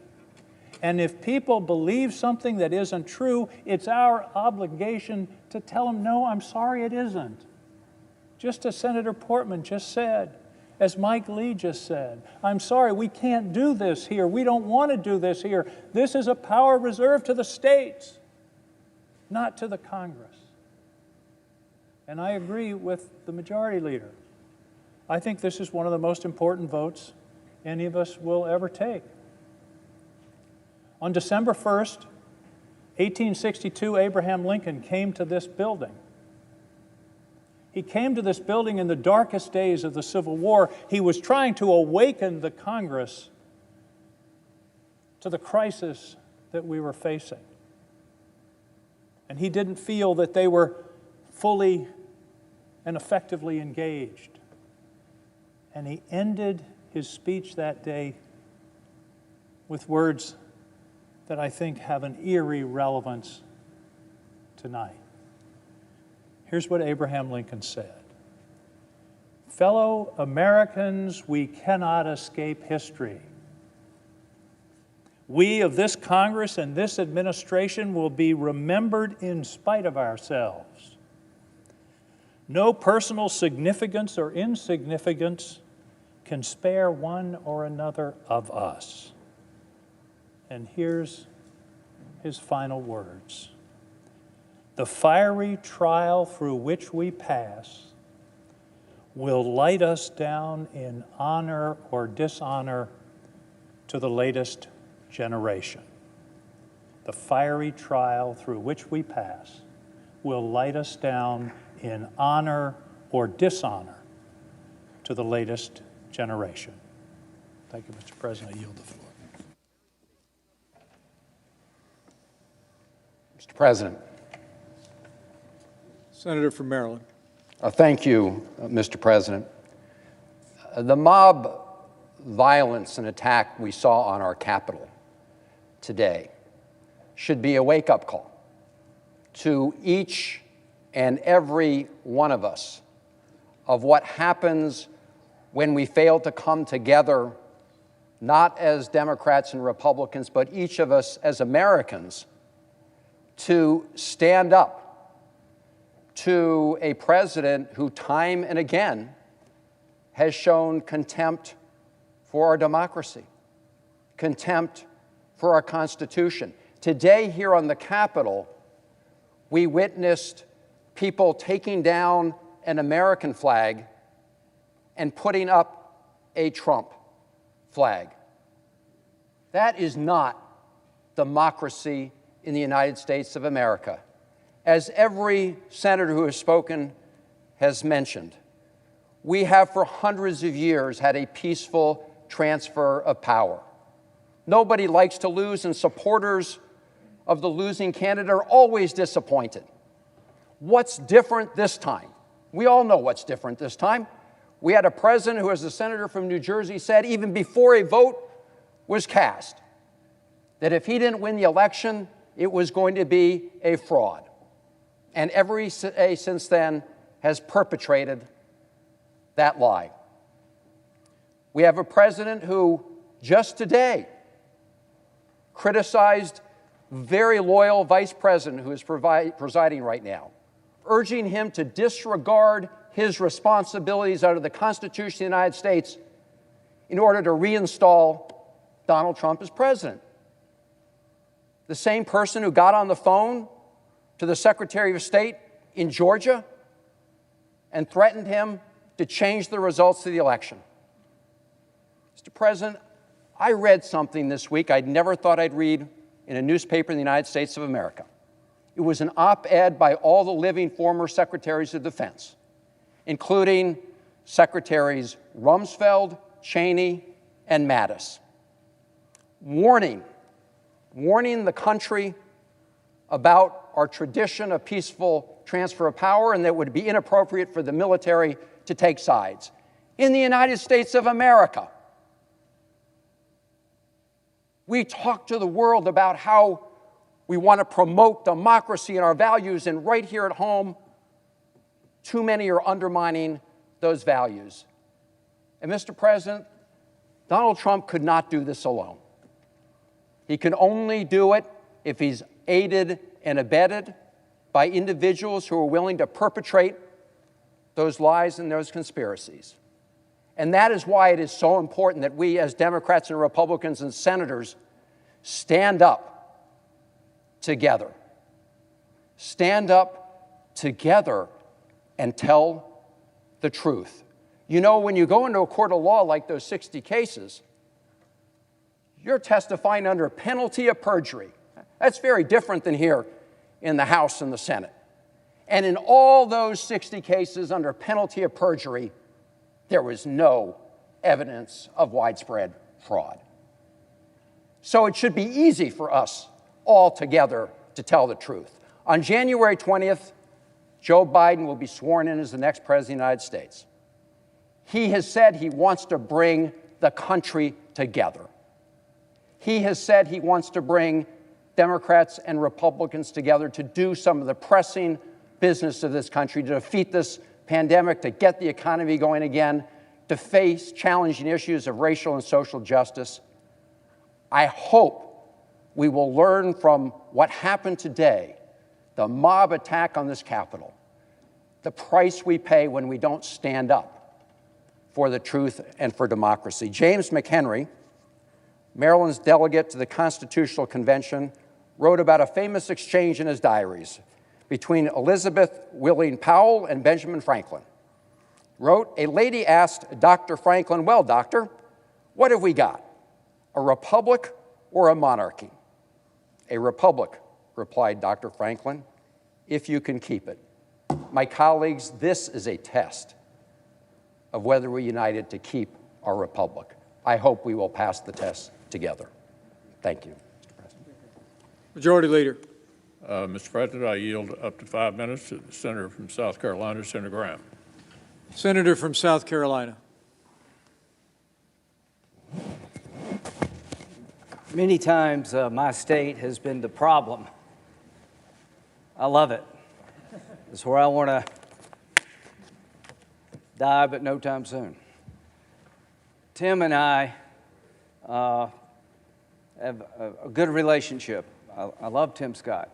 1876, South Carolina, Louisiana, and Florida sent 2 slate of electors. They had 2 governments, by the way, and we didn't know what to do. Why did South Carolina, Florida, and Louisiana do it? To hold the country hostage to end Reconstruction. It worked. The commission was 8-7. It didn't work. Nobody accepted it. The way it ended is when Hayes did a deal with these 3 states. You give me the electors, I'll kick the Union Army out. The rest is history. It led to Jim Crow. If you're looking for historical guidance, this is not the one to pick. If you're looking for a way to convince people there was no fraud, having a commission chosen by Nancy Pelosi, Mitch McConnell, and John Roberts is not going to get you to where you want to go. It ain't going to work. So it's not going to do any good. It's going to delay, and it gives credibility to a dark chapter of our history. That's why I'm not with you. But I will fight to my death for you. You're able to object. You're not doing anything wrong. Other people have objected. I just think it's a uniquely bad idea to delay this election. Trump and I, we've had a hell of a journey. I hate it to end this way. Oh my God, I hate it. From my point of view, he's been a consequential president. But today, first thing you'll see. All I can say is count me out. Enough is enough. I've tried to be helpful. But when the Wisconsin Supreme Court ruled 4-3 that they didn't violate the Constitution of Wisconsin, I agree with the 3, but I accept the 4. If Al Gore can accept 5-4, he's not president. I can accept Wisconsin 4-3. Pennsylvania, it went to the Second Circuit. So much for all the judges being in Trump's pocket. They said, no, you're wrong. I accept the Pennsylvania Second Circuit that Trump's lawsuit wasn't right. Georgia, they said the Secretary of State took the law in his own hands. He changed the election laws unlawfully. A federal judge said, no, I accept the federal judge even though I don't agree with it. Fraud. They said there's 66,000 people in Georgia under 18 voted. How many people believe that? I asked, give me 10. I hadn't had one. They said 8,000 felons in prison in Arizona voted.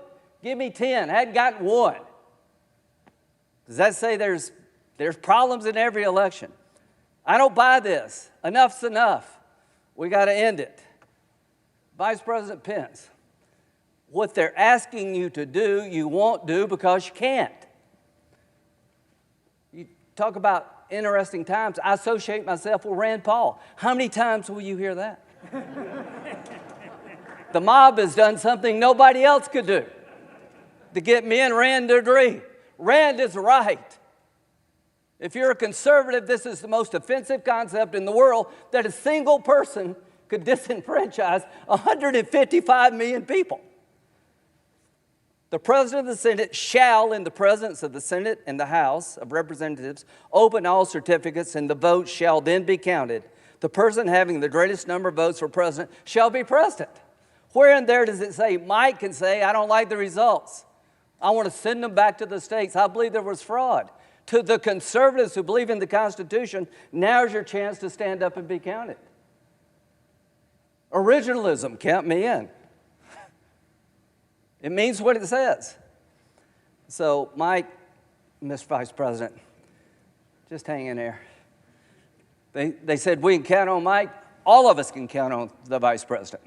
You're going to do the right thing. You're going to do the constitutional thing. You got a son who flies F-35s. You got a son-in-law who flies F-18s. They're out there flying so that we can get it right here. There are people dying, to my good friend from Illinois, to make sure we have a chance to argue among ourselves, and when it's over, it is over. It is over. The final thing, Joe Biden. I've traveled the world with Joe. I hoped he lost. I prayed he would lose. He won. He's the legitimate president of the United States. I cannot convince people, certain groups, by my words, but I will tell you by my actions that maybe I, above all others in this body, need to say this. Joe Biden and Kamala Harris are lawfully elected and will become the president and the vice president of the United States on January the 20th.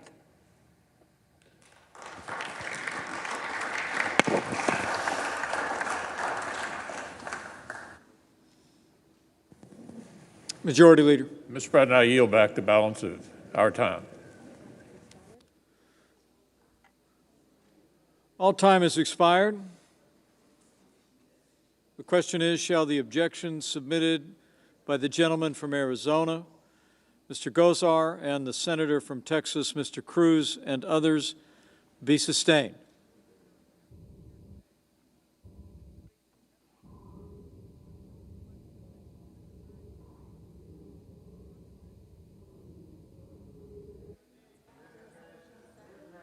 Is there a second? There is. Clerk will call the roll. Ms. Baldwin.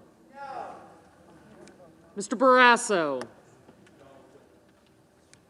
Mr. Bennett. No. Mrs. Blackburn. No. Mr. Blumenthal. No. Mr. Blunt. No. Mr. Booker. No. Mr. Bozeman. No. Mr. Braun. No.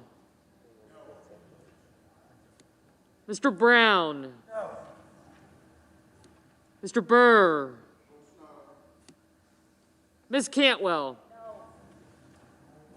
No. Mrs. Capito. No. Mr. Cardin. No. Mr. Carper. No. Mr. Casey. No. Mr. Cassidy. No. Ms. Collins. No. Mr. Coons. No. Mr. Cornyn. No. Ms. Cortez Masto. No. Mr. Cotton. No. Mr. Kramer. No. Mr. Crapo. No. Mr. Cruz. Aye. Mr. Daines. No. Ms. Duckworth. No. Mr. Durbin. No. Ms. Ernst. No. Mrs. Feinstein. No. Mrs. Fisher. No. Mrs. Gillibrand. No. Mr. Graham. No. Mr. Grassley. No. Mr. Haggerty. No. Ms. Harris. No. Ms. Hassan. No.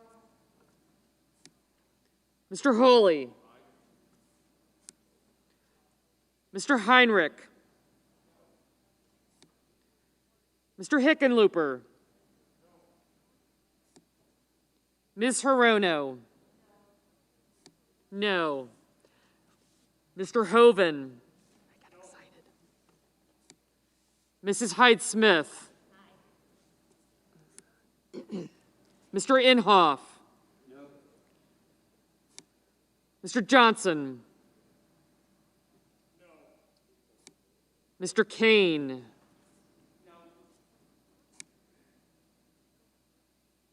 Mr. Kelly, Mr. Kennedy, Mr. King, Ms. Klobuchar, Mr. Lankford, Mr. Leahy, Mr. Lee, Mrs. Loeffler, Mr. Houlahan, Ms. Lummis, Mr. Manchin, Mr. Markey, Mr. Marshall, Mr. McConnell, Mr. Menendez, Mr. Merkley, Mr. Moran, Ms. Murkowski, Mr. Murphy, Mrs. Murray, Mr. Paul, Mr. Peters, Mr. Portman, Mr. Reed, Mr. Risch, Mr. Romney, Ms. Rosen, Mr. Rounds, Mr. Rubio, Mr. Sanders, Mr. Sasse, Mr. Schatz, Mr. Schumer, Mr. Scott of Florida, Mr. Scott of South Carolina, Mrs. Shaheen, Mr. Shelby, Ms. Sinema, Ms. Smith, Ms. Stabenow, Mr. Sullivan, Mr. Tester, Mr. Thune, Mr. Tillis, Mr. Toomey, Mr. Tuberville, Mr. Van Hollen, Mr. Warner, Ms. Warren, Mr. Whitehouse, Mr. Wicker, Mr. Wyden, Mr. Young,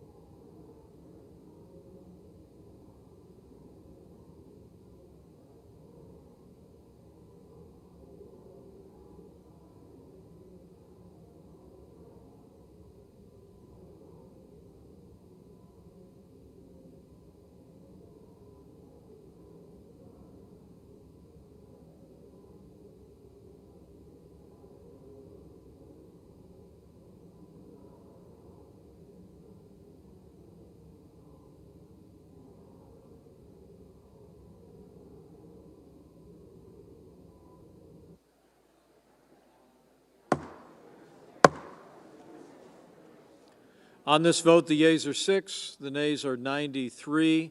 The objection is not sustained. The Secretary will notify the House of the action of the Senate, informing that body that the Senate is now ready to proceed to joint session with further counting of the electoral vote for President and Vice President. Majority Leader. Mr. President. So, colleagues, here's where we are. We have a few more speakers now as we wait for the House to finish their debate and vote. We expect the House to finish voting on Arizona between 11:30 and midnight. I ask unanimous consent the Senate be in a period of morning business with the following senators permitted to speak therein for up to 5 minutes each: Senator Toomey, Senator Rubio, Senator Collins. And on our side, Senators Wyden, Hirono, and Coons. Finally, following their remarks, the Senate stand in recess subject to the call of the chair. No. Maybe not. We may have. Okay, so we'll figure it out.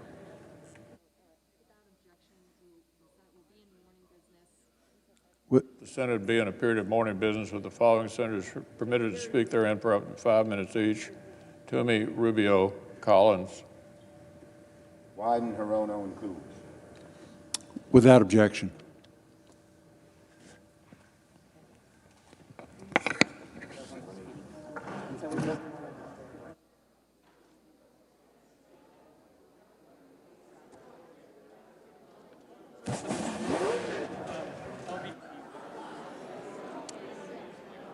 Not many will. Is this isn't yours, right? Got it. So we're in recent.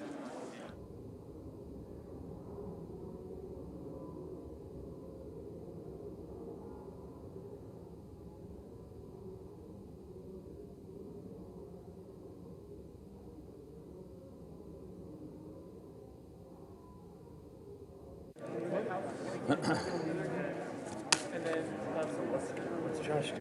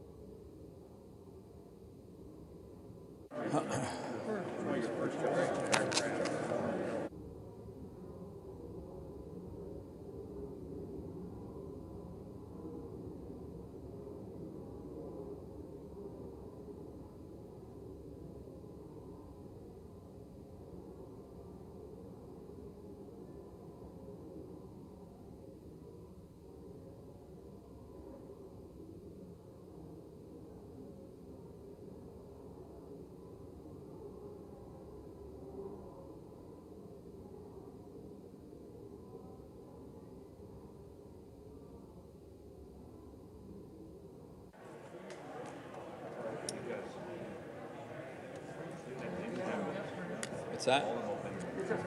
Job. Are you speaking again?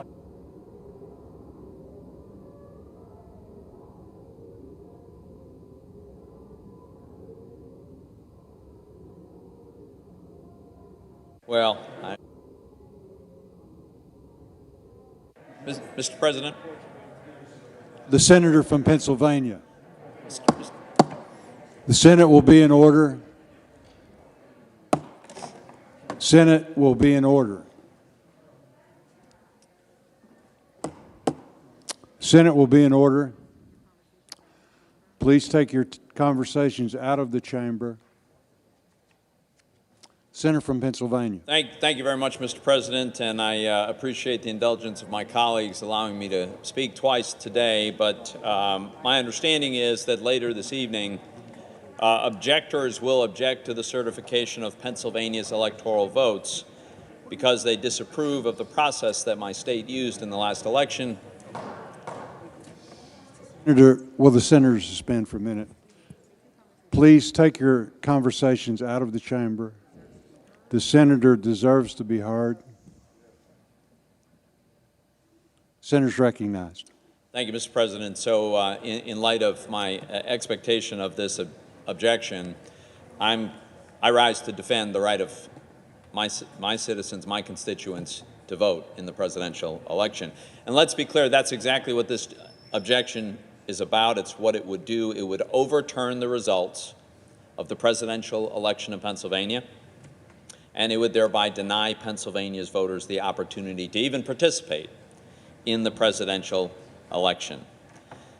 Mr. President, even if Congress did have the constitutional responsibility to judge the worthiness of a state's election process, which it does not, rejecting Pennsylvania's electoral votes would still be wildly out of proportion to the purported offenses and very damaging to our republic. Let me go through a few facts about Pennsylvania. First, some of the objectors, and in fact even the President of the United States this morning, have observed that the Pennsylvania Supreme Court disregarded existing law when it ruled that mail-in ballots could be counted even if they arrived up to 3 days after the election day. Now, the objectors are right about that. In my view, the Supreme Court of the United States should overturn that illegal decision. But, Mr. President, only 10,097 ballots arrived in Pennsylvania during the 3 days after the election. And those 10,097 ballots have been excluded from the vote count that resulted in President-elect Biden winning Pennsylvania by about 80,000 votes. What greater remedy could the objectors possibly want than the complete exclusion of the late arriving ballots?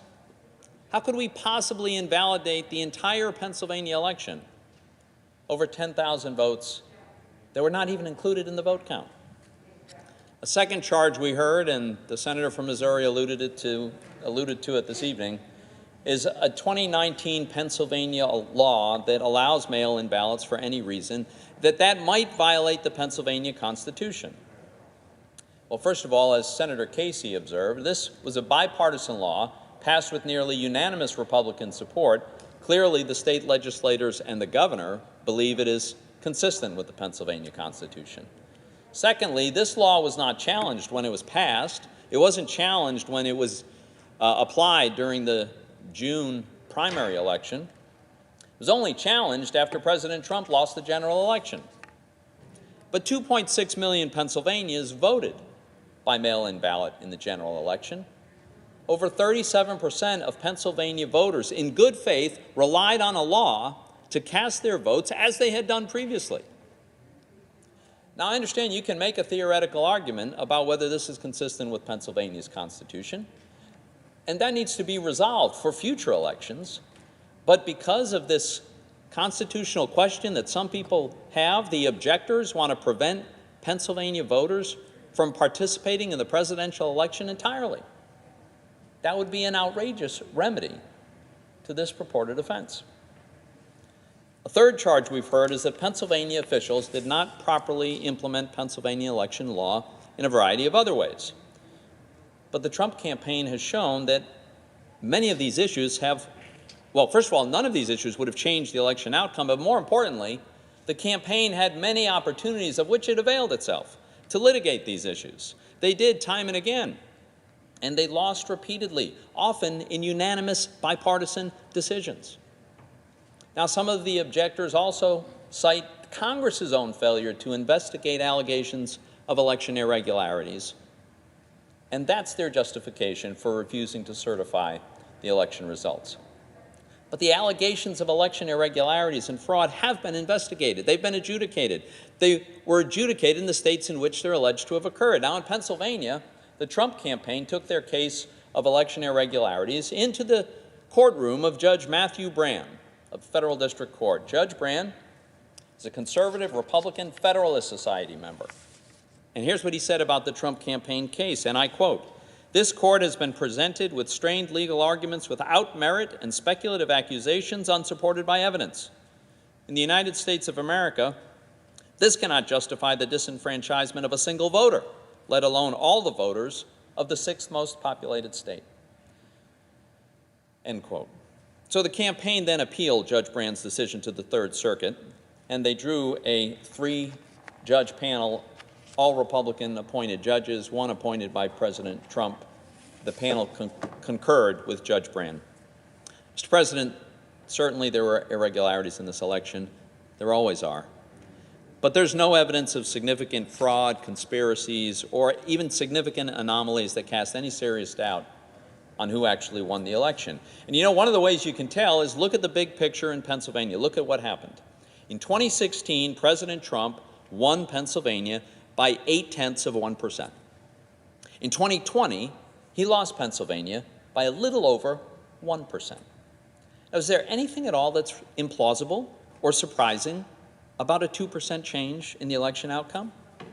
Relative to 2016, in Pennsylvania, the president lost a little ground in most of the rural counties he had carried. He lost a lot of ground in the big suburban counties, and he slightly narrowed his large loss in Philadelphia. There's no surprises here. This reflects a pattern that occurred all across the country. My colleagues, as I've said, it is not our responsibility to sit in judgment of state election procedures in the first place. But if it were, there would not be nearly sufficient reason to deny my constituents their right to participate in this presidential election. Mr. President, Joe Biden won the election. That's not what I had hoped for, but that's what happened. It was an honest victory, with the usual minor irregularities that occur in most elections. We witnessed today the damage that can result when men in power and responsibility refuse to acknowledge the truth. We saw bloodshed because the demagogue chose to spread falsehoods and sow distrust of his own fellow Americans. Let's not abet such deception. Let's reject this motion.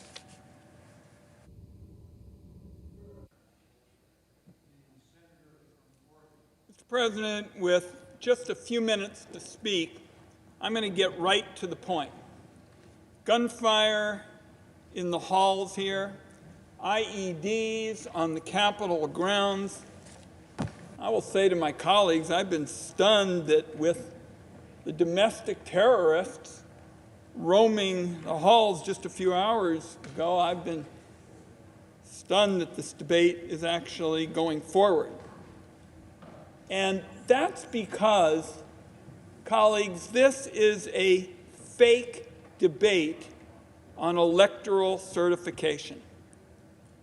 That's because it lends credibility to the bogus idea that the Congress can actually toss out the results of the election. And as we saw today, it serves to fuel insurrection.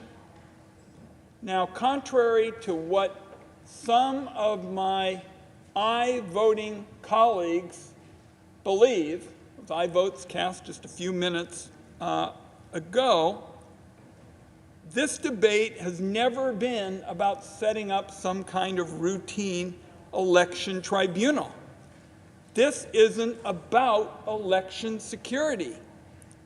If the Republican majority for the last 2 years had actually been interested in election security, they would not have worked relentlessly to block my legislation to secure our 2020 elections with hand-marked paper ballots and post-election security audits.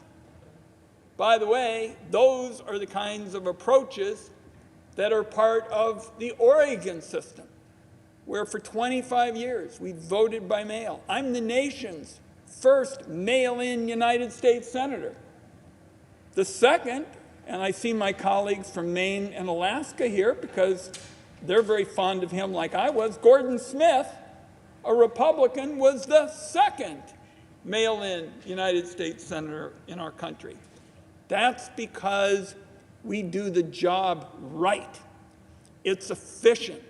Our late Republican Secretary of State, Dennis Richardson, actually told President Trump there was no evidence of fraud.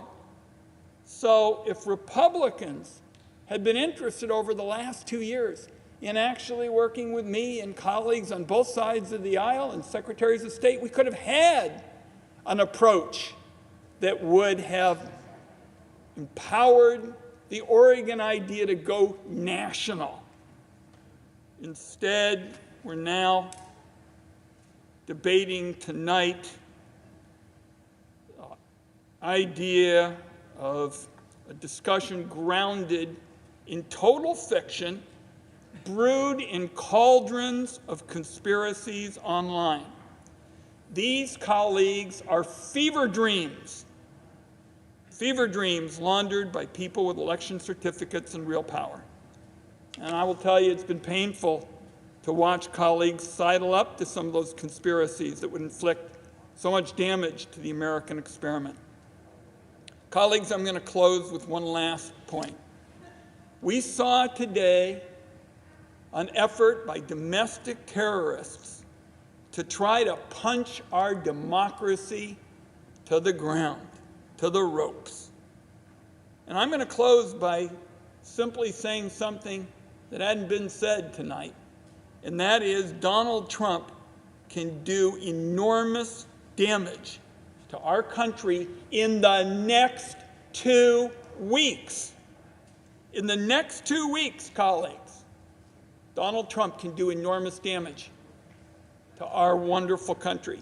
This afternoon, I don't know if my colleagues saw it, the National Association of Manufacturers, another organization with thousands of businesses, thousands of companies, and not exactly a left-wing outfit. They called for moving forward with the 25th Amendment. All over the news already, colleagues, this afternoon, the National Association of Manufacturers. That's what we're seeing in our country with respect to the fear of Americans having watched what happened here.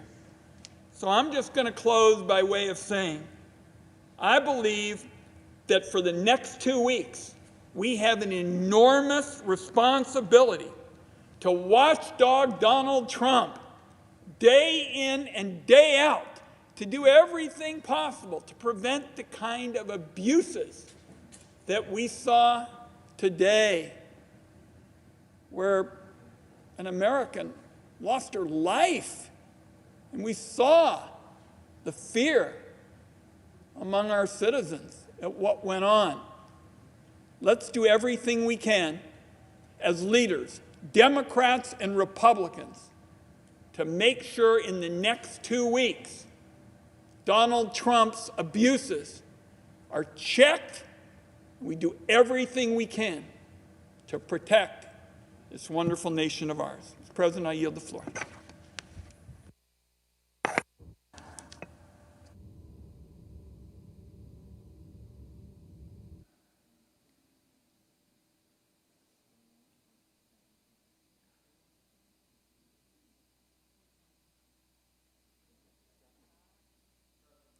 The senator from Florida is recognized.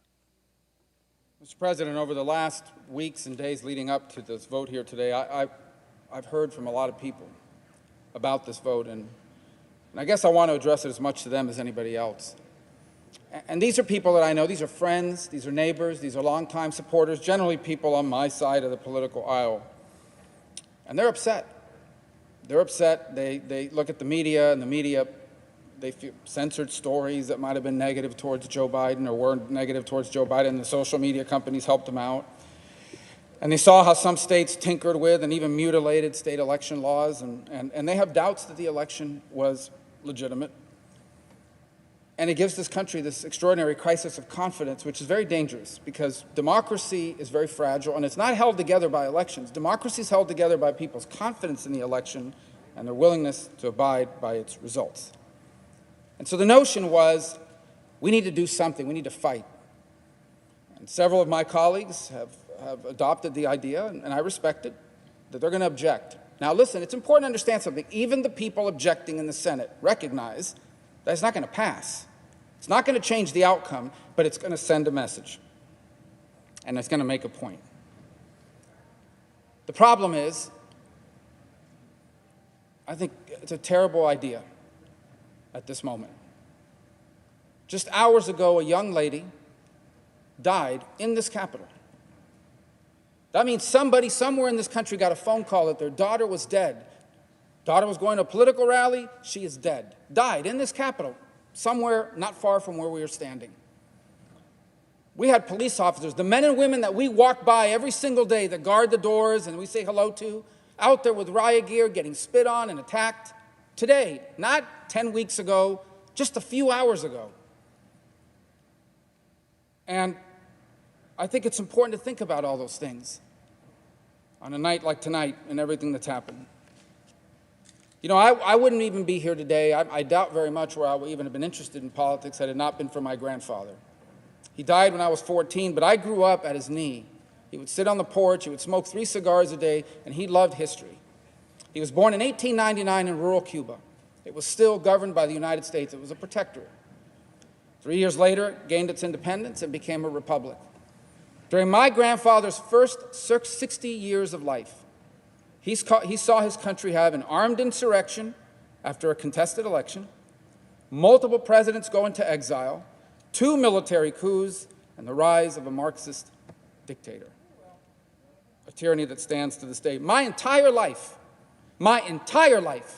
I have lived with and next to people who came to America because their country was chaotic and their country was unsafe.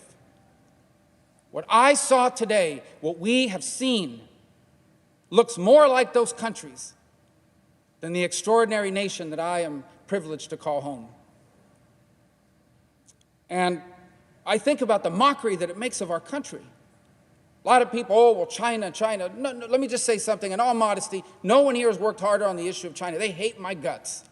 I'm sanctioned, twice sanctioned. I don't know what they're sanctioning, double sanctioned, and I can't travel there. I wasn't planning to anyway. China's laughing. They're loving this tonight. In Beijing, they're high-fiving because they point to this to say, this is proof the future belongs to China, America's in decline. Vladimir Putin, there's nothing Vladimir Putin could have come up with better than what happened here. Makes us look like we're in total chaos and collapse.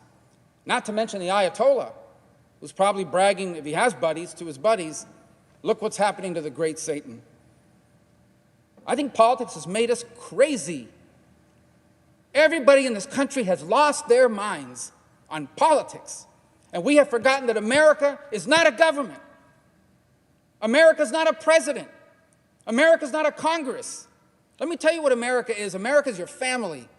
America's your faith. America's your community. That's America. That's what our adversaries don't understand, and that's what we need to remember. That is how we're going to rebuild this country and turn the page and have a future even brighter than our past. And so that's why I feel so strongly about this, and why I hope those who disagree with me will understand.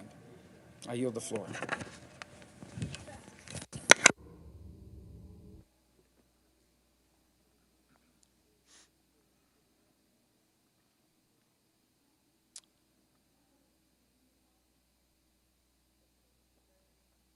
The senator from Hawaii is recognized.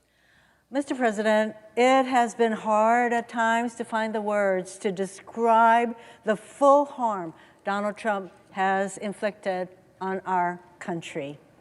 We can spend hours dissecting how his policies have made us less safe, less healthy, but his presidency has also been a profound moral failure. Let me tell you a story. A few years ago, a father from Hawaii joined me at one of my talk story sessions in my office, and he asked me a question that struck me hard at that time and has stuck with me until today. He said, "How can I tell my son that lying is not okay when the President of the United States lies every single day?" I struggled to answer his question then, and I'm not sure I could offer an adequate answer now. But this conversation remains a clear example of how we do not live in normal times. How is it normal as we and the world watched in horror as an angry mob stormed the United States Capitol? Blood was shed, people were hurt, vandalism occurred. It is not normal when we have a president who lies every single day. And even in the face of this vandalism, this mob, he really doesn't have much to say except, I love you, you should go home now. It's not normal when in the middle of a pandemic that has claimed the lives of over 350,000 Americans, which is nearly the combined population of the islands of Maui and the Big Island, we have a president who only seems to care about spreading conspiracies to undermine confidence in our elections and our democracy. And it's not normal when duly elected senators who took an oath to uphold the Constitution pull a stunt to try and nullify millions of votes in 6 states so that Donald Trump can remain president. I call this effort a stunt because it is doomed to fail. We have a strong bipartisan majority, as noted in the vote that we just took, and both chambers of Congress who reject this stunt. And courts have ruled against Trump and his allies in more than 60 cases.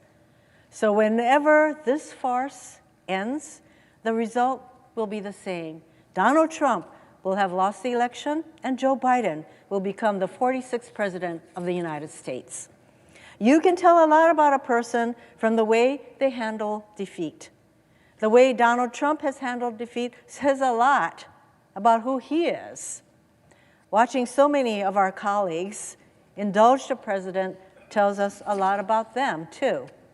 We don't have to look back very far in history to find examples of candidates who lost tough races but demonstrated their character in defeat. Our colleague, Senator Romney, graciously conceded his defeat to President Obama in noting that, quote, at a time like this, we can't risk partisan bickering and political posturing. Our leaders have to reach across the aisle to do the people's work, and we citizens also have to rise to the occasion. And in 2000, during an election with substantial irregularities and partisan intervention from the Supreme Court, Al Gore nevertheless put his country first, and he said, "Let there be no doubt that while I strongly disagree with the court's decision, I accept it. And tonight, for the sake of our unity as a people and the strength of our democracy, I offer my concession." As I reflect on the service of these distinguished public servants and the acts they took to maintain our democracy, I'm also drawn to remarks President Obama made 4 years ago in his farewell address to the nation when he warned that our democracy is threatened whenever we take it for granted. It is a particularly sage warning as we contend with the President of the United States seeking to nullify a free and fair election simply because he lost. We have to stand up, speak out, and fight back because our democracy itself is at stake. American democracy has endured over the centuries in large part because our institutions serve as guardrails to keep us from going over the cliff. As elected officials, we can strengthen these guardrails by listening to our own conscience in moments of peril, by having what our friend John Lewis called an executive session with myself. Before making a big decision, John would say, "Listen, self, this is what you must do. This is where you must go." Today, we can follow John's example. Listen to our conscience, stand up for our Constitution, and do what's right. I yield the floor.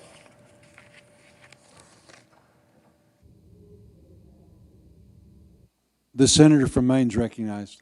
Thank you, Mr. President. Mr. President, let me begin my remarks tonight by expressing my heartfelt gratitude to the members of the law enforcement community and the National Guard, whose hard work and courage made it possible for us to resume our deliberations tonight. We return to this chamber tonight undeterred by the violence we witnessed and strengthened in our determination to fulfill our constitutional duty. Mr. President, The Constitution is the foundation of our American democracy, and the Constitution is what must guide our decisions on the presidential election. The process the Constitution sets forth for electing presidents through the Electoral College is straightforward. The people vote. Electors are chosen. The electors vote. Then Congress counts the electors' votes. That final step in the process is why we have convened today. Counting the votes of the electors, a function that the 12th Amendment assigns to Congress, is an administrative and largely ceremonial act. Our job is simply to count the votes certified by each state, nothing more. We should not attempt to usurp the roles of the voters, the states, or the Electoral College. Mr. President, the American people have done their job, turning out in record numbers to vote in the midst of a frightening pandemic. Indeed, as a percentage of the voting eligible population, the turnout was the highest in 120 years. Similarly, in the midst of this pandemic, hundreds of election officials and volunteers have done their job, staffing polling places and faithfully counting and often recounting votes. The states have done their job by certifying the election results. Now, Mr. President, I've heard the proponents of these objections raise questions about whether the various states conducted their elections properly. When disputes over elections arise, candidates are able to appeal to our legal system, not Congress, for recourse. In the 2 months since the 2020 election, the president's lawyers and allies have had the opportunity to make their arguments and challenge election results before the courts. Notably, every one of nearly 60 lawsuits that they brought forward have been rejected. In fact, the Supreme Court has twice refused to hear their election challenges. Mr. President, we must abide by these rulings. The time has now come for Congress to do its job. We should affirm the certified results of each state by counting the votes of their electors. Mr. President, altering the results of the Electoral College would set a terrible precedent in which the party in control of Congress could override the will of the voters and overrule our courts to unilaterally choose the next president. One senator attempted such a maneuver after the election in 2004, and the Senate overwhelmingly rejected that effort. The Senate has demonstrated by its vote tonight that it will follow that precedent and do so again. Tonight, Mr. President, I will continue to vote to reaffirm the foundation of our democracy, the Constitution of the United States, and I will reject these challenges to the Electoral College. Thank you, Mr. President. Mr. President, The senator from Oregon is recognized. Mr. President, I invite all of my colleagues to cast your eyes upon these three boxes sitting on the table in front of the dais. These three boxes contain the certified results from every state in our union regarding how that state voted, how their electors have voted for the President of the United States of America. You know, you cast your eyes on these three boxes, and you know that there's something special. You see that there are straps on them holding the top on and straps around the side, and they're engraved, beautiful handle, beautiful leather work, crafted in the cabinet shop of our very Senate to say to the world that their cargo is precious. Now, there's three of these boxes. The third box is brand new. It was crafted because so many states were celebrating this process that they started to use very large forms, very large envelopes, very large seals to put those ballots into, and thus a third box was needed. These boxes contain the voice of the American people weighing in as they have election after election after election. They've been used, these two smaller boxes, in the last 14 elections. They carry voice. They are transported through those doors to the House of Representatives, where the Senate and House gather to witness the opening of the envelopes to determine who will be the President of the United States. It is our constitutional responsibility to witness the counting. That is what the Constitution calls for. Tonight, when this Senate chamber was under attack by domestic terrorists, we were held here in this room, doors locked, to protect us with the help of the Capitol Police. They did an excellent job, and then they escorted us to a safe room. And that announcement came quickly. And when that announcement came, our senior assistant parliamentarian, Lee Hildebrand, organized the team to rescue these boxes and keep them safe. Now, thank you to her and the entire team that rescued the voice of the American people. Had they not done so, then the hooligans outside, disrespecting the Constitution, would have come in here and opened these boxes and burned the ballots, destroying the voice of the people symbolically.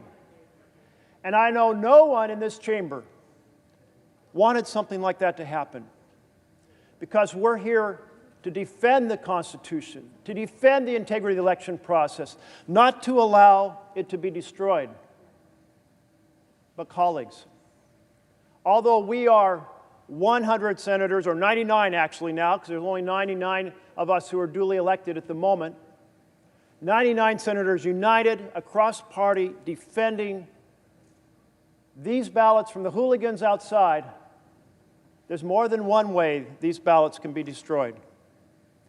And that is for this chamber and the House chamber to vote that one of those envelopes representing the state will be shredded, will be burned, that those votes will be discounted. We just held a vote on whether or not the envelope containing the electoral votes from Arizona should be burned. We defended these ballots against the hooligans outside. But there are those in this chamber supporting the destruction of the voice of the citizens of Arizona. 6 voted. And we are coming back later tonight to vote on whether to shred or burn the ballots for the people of Pennsylvania.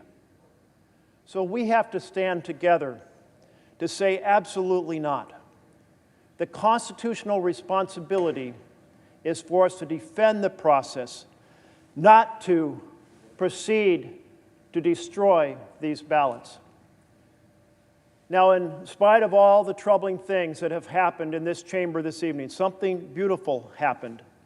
And that is, we sat here in this chamber, all of us listening to each other, 5-minute speeches, hearing each other out, diverse views wrestling with a complicated issue.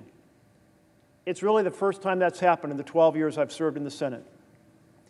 We need to restore the process of struggling with America's issues together on the floor of the Senate. That's the Senate I saw when I first came here as an intern for my home state senator in 1976. That's the Senate that I saw when I worked for Congress in the 1980s. That's the Senate that has disappeared. There is a conversation going forward between Democrats and Republicans to restore the ability to hold debate on the floor, to restore the ability to have amendments on the floor, so that we deliberate and wrestle with, in a very public and transparent fashion, the big issues.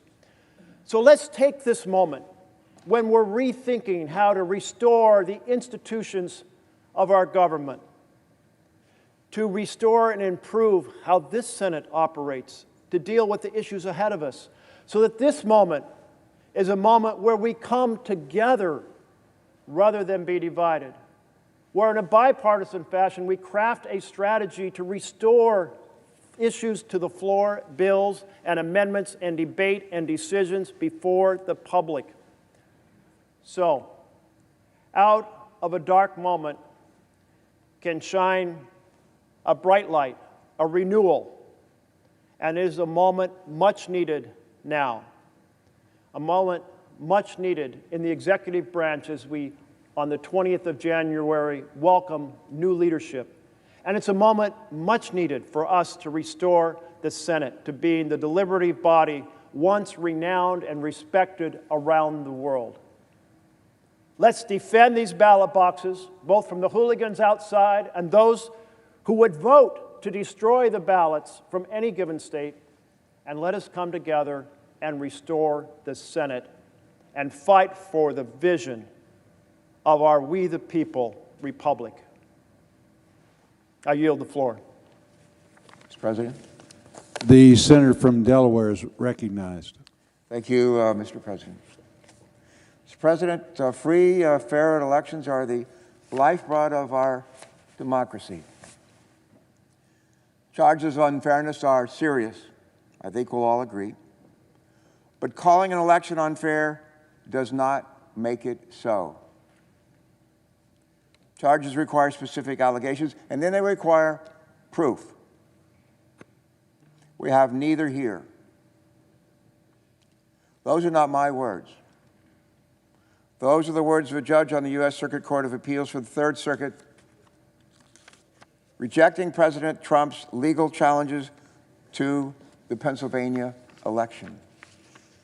I might add, a judge who was a longtime member of the Conservative Federalist Society and was nominated to the bench by none other than Donald Trump.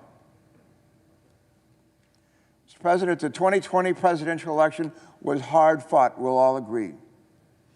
But the American people spoke clearly and they spoke decisively. 81.2 million voters voted for Joe Biden, 81.2. 74.2 million voted for Donald Trump. 51.3% of the vote went for Joe Biden. 46.8% of the vote was for Donald Trump. 306 electoral college votes for Joe Biden, 232 electoral college votes for Donald Trump. Just 4 years earlier, Donald Trump referred to that kind of outcome as a landslide for him, and he lost a popular vote by 3 million votes. But accepting the outcome of an election can be difficult when our political party doesn't win. We've all felt that before.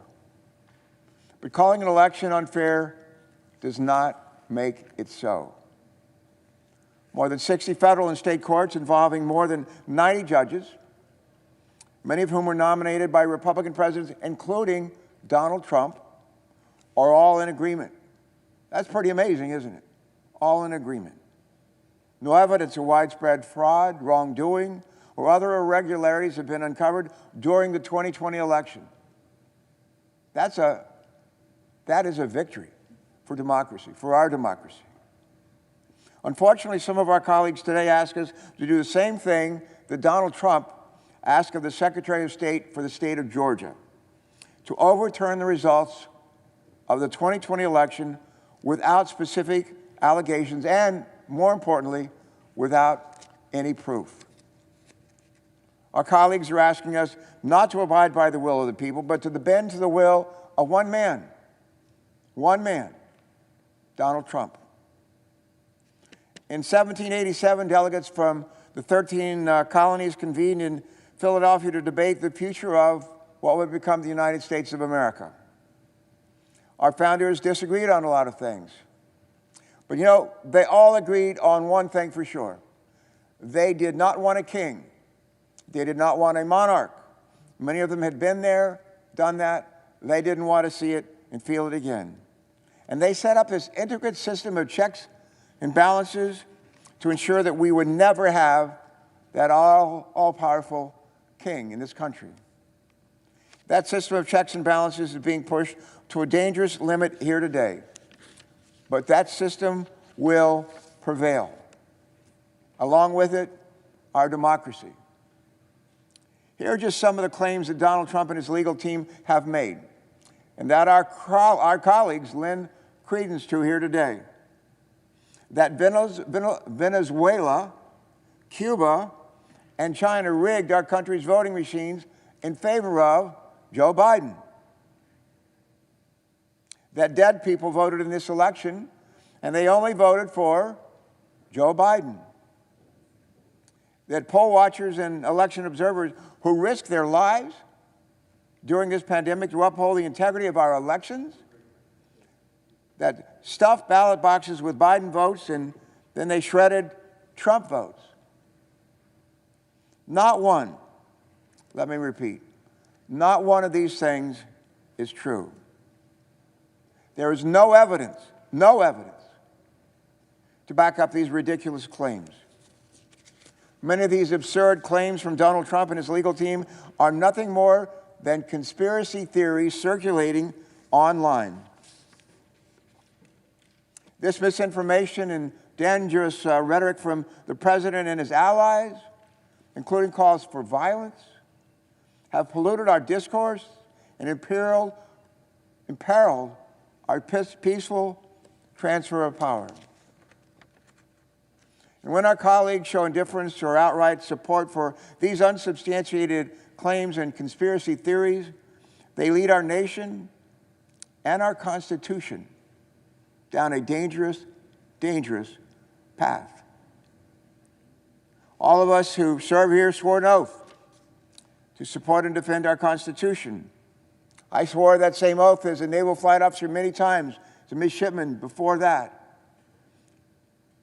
But all of us here have sworn to support and defend our Constitution, not our political party, and certainly not any individual candidate. Colleagues, for the safety of our citizens and our republic, we must lead by example. We must turn the temperature down. It was a hard-fought campaign, but the campaign is over. The votes have been counted. The count has been certified in all 50 states. And in 2 weeks, on January 20th, Joe Biden and Kamala Harris will be sworn in as President and Vice President of the United States, as they should be. We have serious and urgent challenges that will require working together with our new president, our new vice president, with one another in this chamber, Democrats, Republicans, Independents, and with our colleagues over in the House of Representatives. What's on our to-do list? Well, we can start with making sure that hundreds of millions of Americans get vaccinated. That we get off the dime and start vaccinating. We vaccinated 4 million people last month. 4 million. We're supposed to vaccinate 20. How are we ever going to get to 250 million at this rate? What else is on our to-do list? We're getting our kids back to school. We got kids that are unable to get on the internet, unable to participate in their classes, may not have any adult supervision at home. They're struggling. They're falling even further behind. We need to do something to help them. What else is on our to-do list? Getting their parents back to work, just to name a few things. Think of all the millions of people who lost jobs and they don't have skills anymore to fill the jobs that are needed. They need our help. They need to be retooled and retrained. It's time to stop trying to overturn the will of the people and get back to working on their behalf. Mr. President, Abraham Lincoln has been quoted a couple of times here tonight, but he observed at the end of the Gettysburg Address that ours is, quote, a government of the people, by the people, and for the people. Even in the midst of his Civil War, President Lincoln put his unwavering faith in the people to chart our nation's course. We would be wise to remember Lincoln's words at this moment, at this special moment in our nation's history. We're not a government of Trump, by Trump, and for Trump. We're a government of the people, by the people, and for the people. And the people have spoken. The people have spoken. Our job here today is to listen to them. I intend to do that. And I trust that my colleagues will join me in doing that as well. Mr. President, I yield the floor. President. Senators recognized.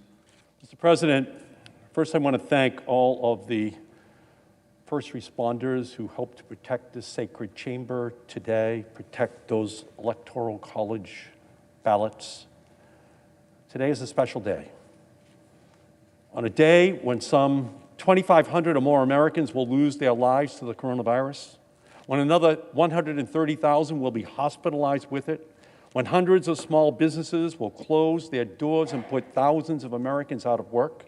On this day, the United States Senate is not debating how to get more life-saving vaccines into Americans' arms or how to put 2,000 badly needed dollars into their pockets. No, instead, we are using the first days of the new Senate and Congress to give time to our radical Republican colleagues' baseless and damaging claims of election fraud, all in an attempt to keep Donald Trump in office in violation of the United States Constitution.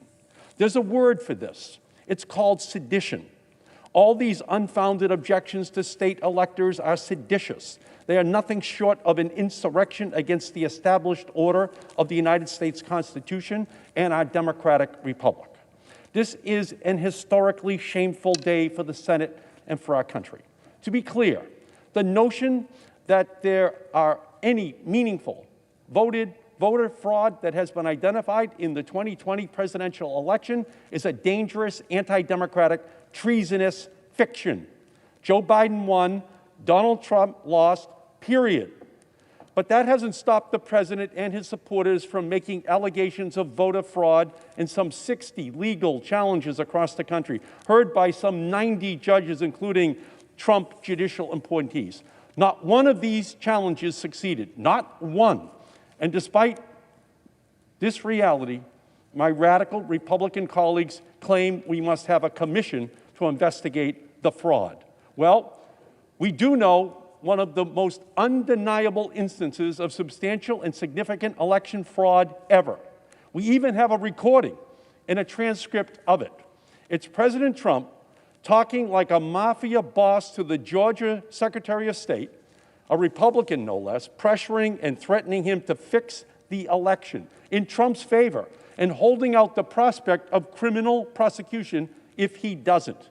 Find me 11,780 votes, Trump said. Well, someone should find Donald Trump a real lawyer and measure him for an orange jumpsuit, because the list of statutes that this latest shocking presidential phone call may violate is too long to recite. The president's words on that phone call, indeed his conduct since the election, demand a serious response, one much more serious than the sham before us today. First, federal and state law enforcement authorities should investigate Donald Trump for election fraud, extortion, conspiracy, and whatever other charges fit the bill. And if warranted, indict and try him for any crimes he has committed. Second, we must recognize that Donald Trump is and will remain a danger to our Constitution and our democracy. So while time is certainly limited, we should impeach Trump again and bar him from holding office in the future. And finally, we should abolish the Electoral College. It is a vestige of a racist Jim Crow America, and we have outgrown it. Every person's vote in every state should count just the same. One person, one vote. Election fraud and reform are very serious issues. Election reform absolutely should be debated in Congress, which is why instead of today's kabuki theater, I invite my Republican colleagues to stand up and say, yes, we need to protect and expand voting rights and election security. We need automatic voter registration. We need online voter registration. We need same-day voter registration. We should make Election Day a federal holiday. We should restore voting rights to people with prior felony convictions. We should support independent redistricting commissions. Let's spend our time on the floor debating that, debating how to reduce the influence of big money in our political system, to slow the revolving door between government officials and lobbyists, to stop gerrymandering and voter suppression. That's the real election reform that we should be debating and supporting, not these shameful, craven, baseless objections. More than 350,000 Americans have died from the coronavirus. That is the truth.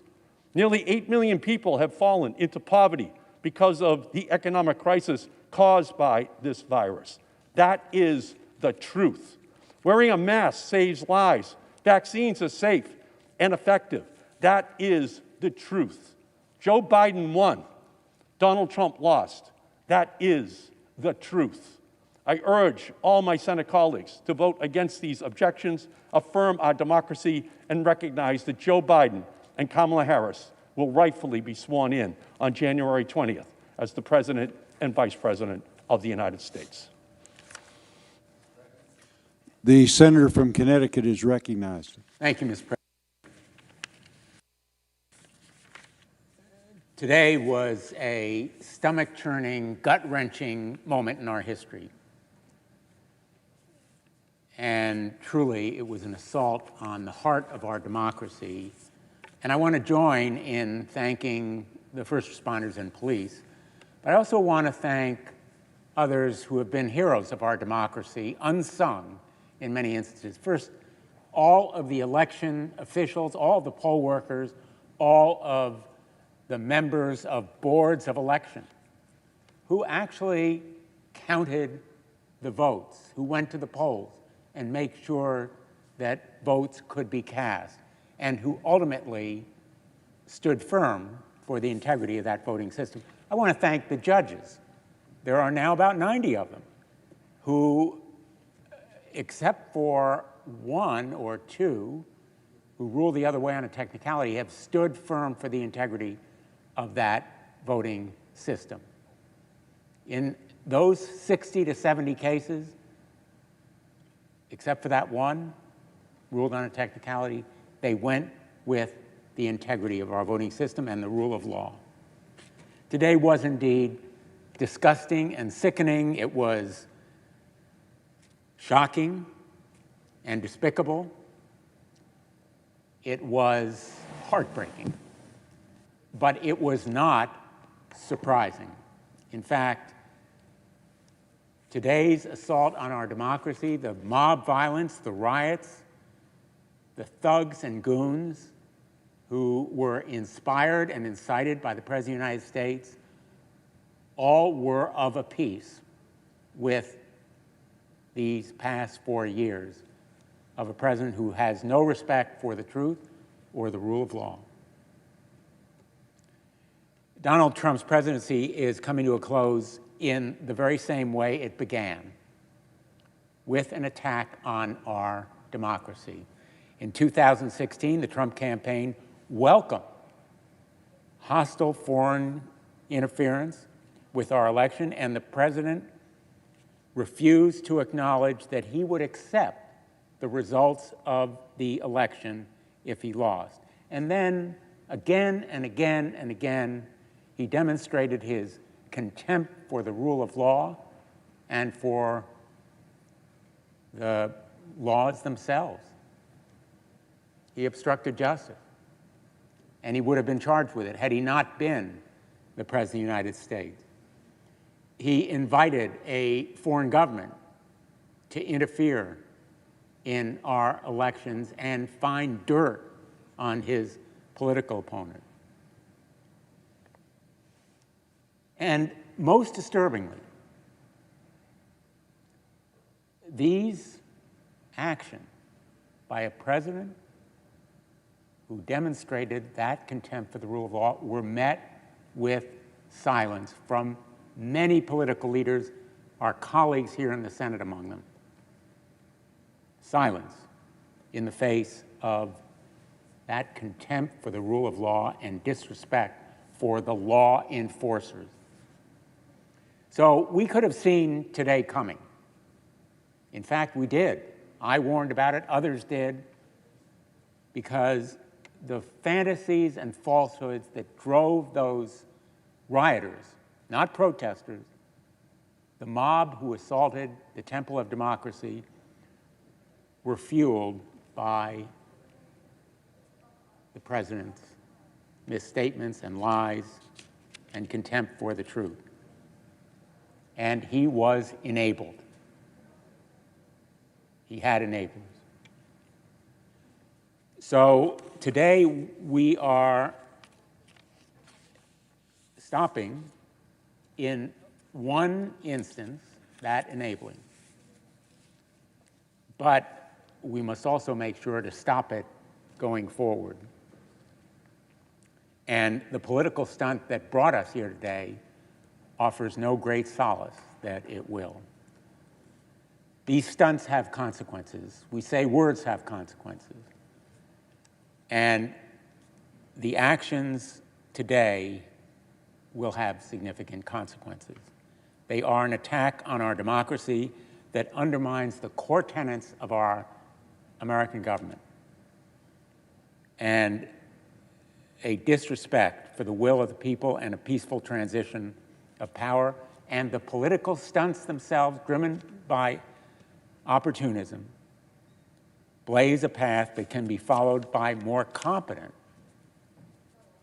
challenges, just as the dictatorial instincts and actions of this president can be followed by more effective would-be tyrants intent on destroying our republic. Yes, we have more important tasks that we should be addressing as well.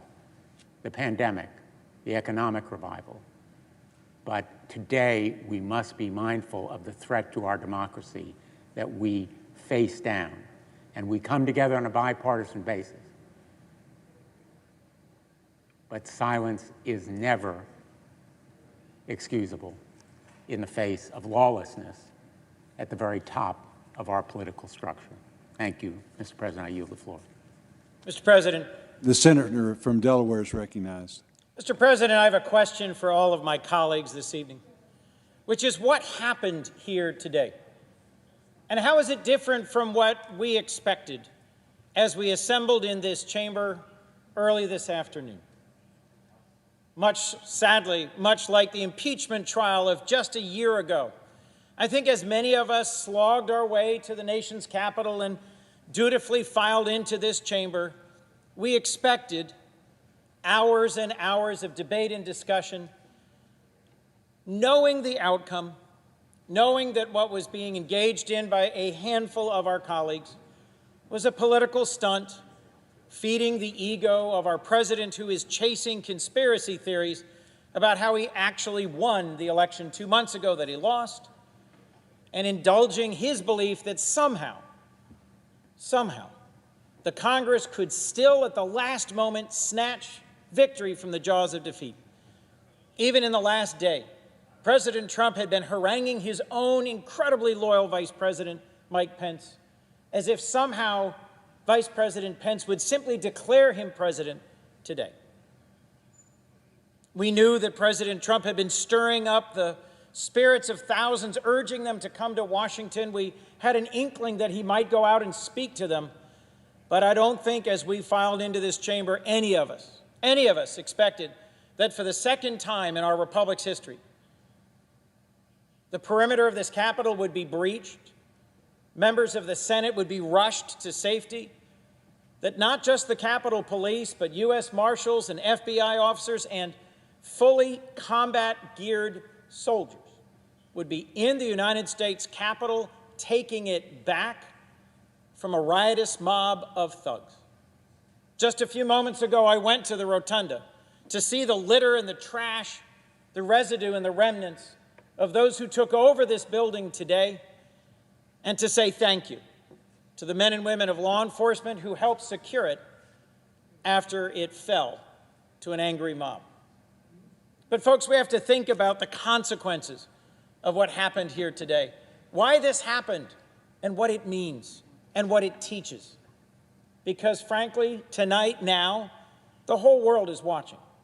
The entire world is watching a montage of scenes of folks cavorting in the Capitol, half-naked men taking that seat, scrawling things on different surfaces, parading up and down the Capitol corridors with a Confederate flag, with a Trump flag, and in other ways signaling that they had done something significant. No, in fact, what they've actually done is weakened our democracy, showed some of its fragility, and encouraged our opponents around the world. In the last 2 months since the election, we have one man who has abandoned his post, who has mostly spent his time golfing and tweeting and indulging himself in conspiracy theories and been less and less attuned to our national security and to a raging pandemic. And another man, our president-elect, who is preparing to take over the responsibility for leading this country out of this pandemic and out of its current state of deep, deep division. President Trump has abandoned his post.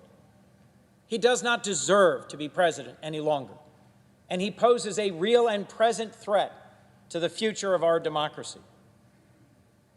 But let me also say this to my colleagues, half of whom changed their intended vote today after seeing what happened in the Capitol. There were, as we began, roughly 13 senators, Republicans, who said they were going to vote against the certification of the election. And when we actually finally called the roll, it was just 6. 7 of them having been chastened by the events of today.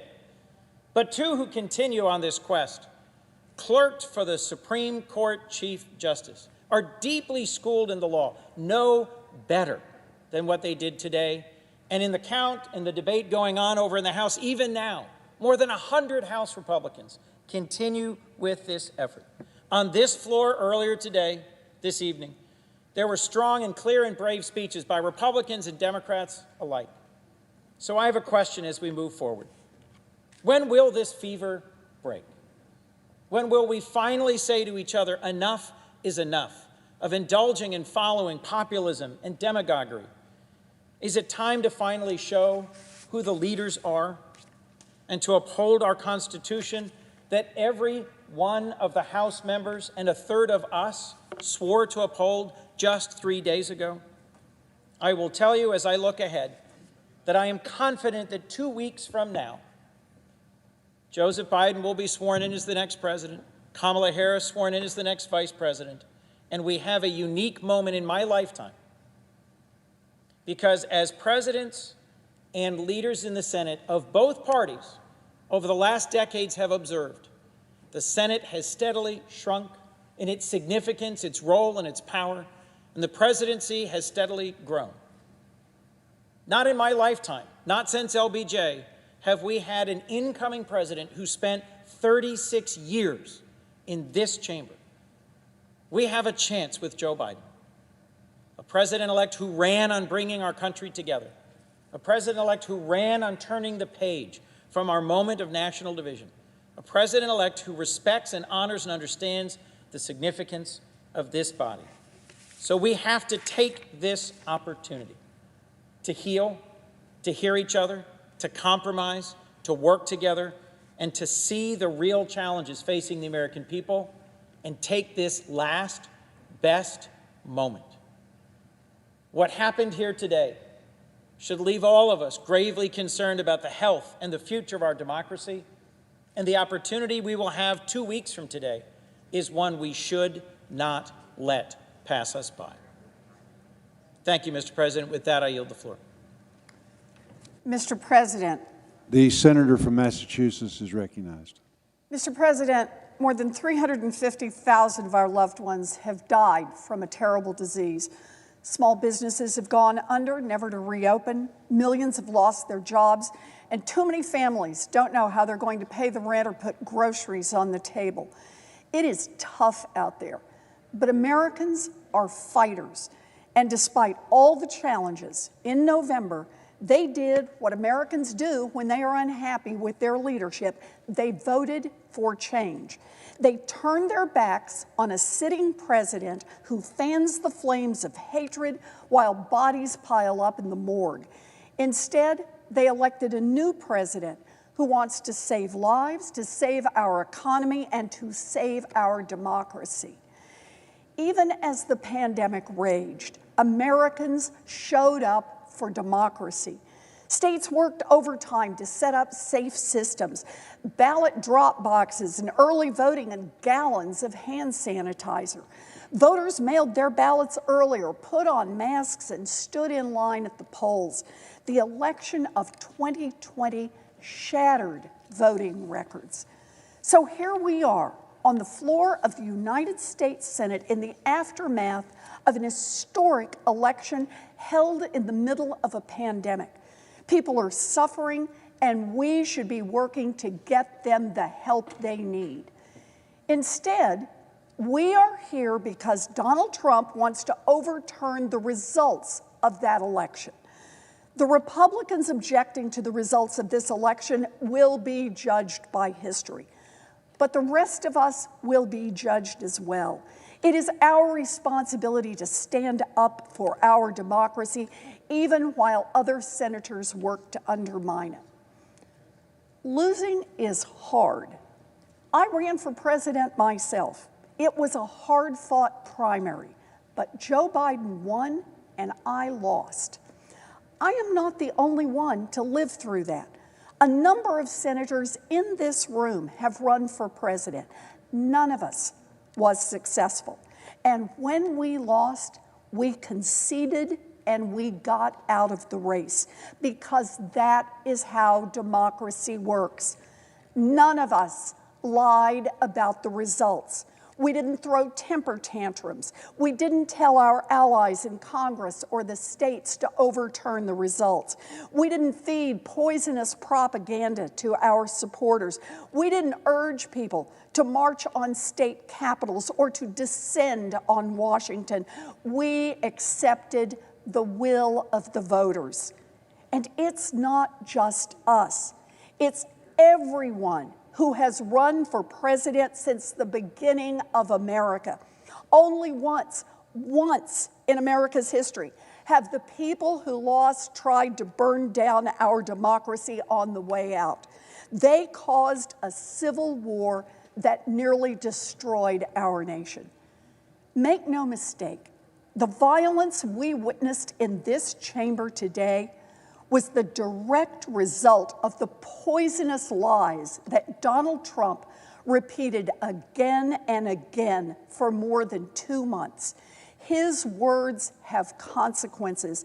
Our democracy has been grievously injured by this lying coward. This effort to subvert our democracy is not merely one last presidential tantrum. This effort is designed to knock out the basic pillar on which democracy is founded, the idea that the voters, not the sitting president and not the members of Congress, but the voters decide who will lead this nation. A democracy in which the elected leaders do not bend to the will of the voters is no democracy. It is a totalitarian state. And those who pursue this effort are supporting a coup. I urge my colleagues to vote no on this effort to overthrow our democracy. I yield, Mr. President. The senator from Alaska is recognized. Ask that the Senate stand in recess, subject to the call of the chair. Without objection.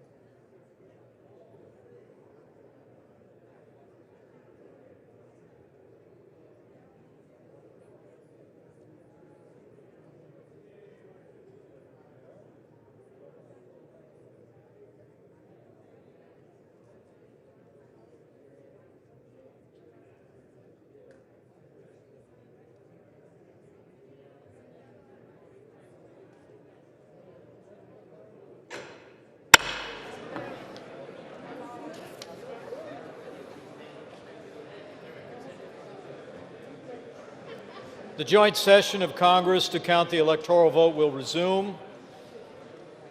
The tellers having taken their seats, the two houses retired to consider separately and decide upon the vote of the state of Arizona to which an objection has been filed. The Secretary of the Senate will report the action of the Senate.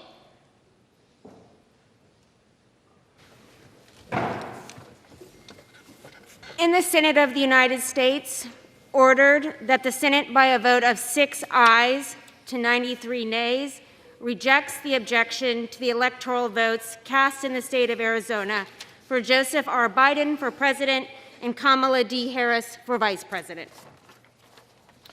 The clerk of the House will report the action of the House.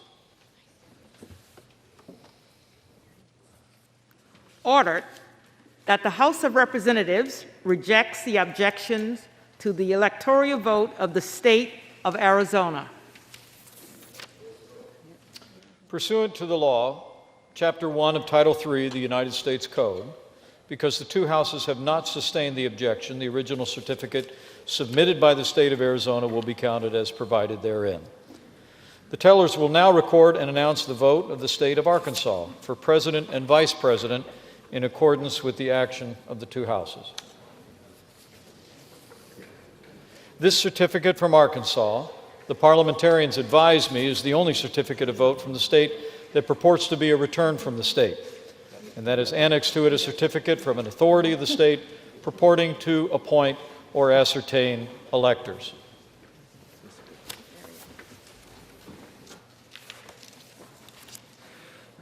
Mr. President, the certificate of the electoral vote of the state of Arkansas seems to be regular in form and authentic, and it appears therefrom that Donald J. Trump of the state of Florida received 6 votes for president, and Michael R. Pence of the state of Indiana received 6 votes for vice president. Are there any objections to counting the certificate of vote of the state of Arkansas that the teller has verified appears to be regular in form and authentic? Hearing none. This certificate from California, the parliamentarians advise me, is the only certificate of vote from the state that purports to be a return from the state, and that has annexed to it a certificate from an authority of that state purporting to appoint or ascertain electors. Mr. President, the certificate of the electoral vote of the state of California, I would say the great state of California, seems to be regular in form and authentic, and it appears therefrom that Joseph R. Biden Jr. of the state of Delaware received 55 votes for president, and Kamala D. Harris of the state of California received 55 votes for vice president. Are there any objections to counting the certificate of the vote of the state of California that the teller has verified appears to be regular in form and authentic? Hearing none. This certificate from Colorado, the parliamentarians advise me, is the only certificate of vote from the state that purports to be a return from the state, and that has annexed to it a certificate from an authority of the state purporting to appoint and ascertain electors. Mr. President, the certificate of the electoral vote of the state of Colorado seems to be regular in form and authentic, and it appears therefrom that Joseph R. Biden Jr. of the state of Delaware received 9 votes for president, and Kamala D. Harris of the state of California received 9 votes for vice president. Are there any objections to counting the certificate of the vote of the state of Colorado that the teller has verified appears to be regular in form and authentic? Hearing none. This certificate from Connecticut, the parliamentarians advise me, is the only certificate of vote from the state that purports to be a return from the state, and that has annexed to it a certificate from an authority of that state purporting to appoint or ascertain electors.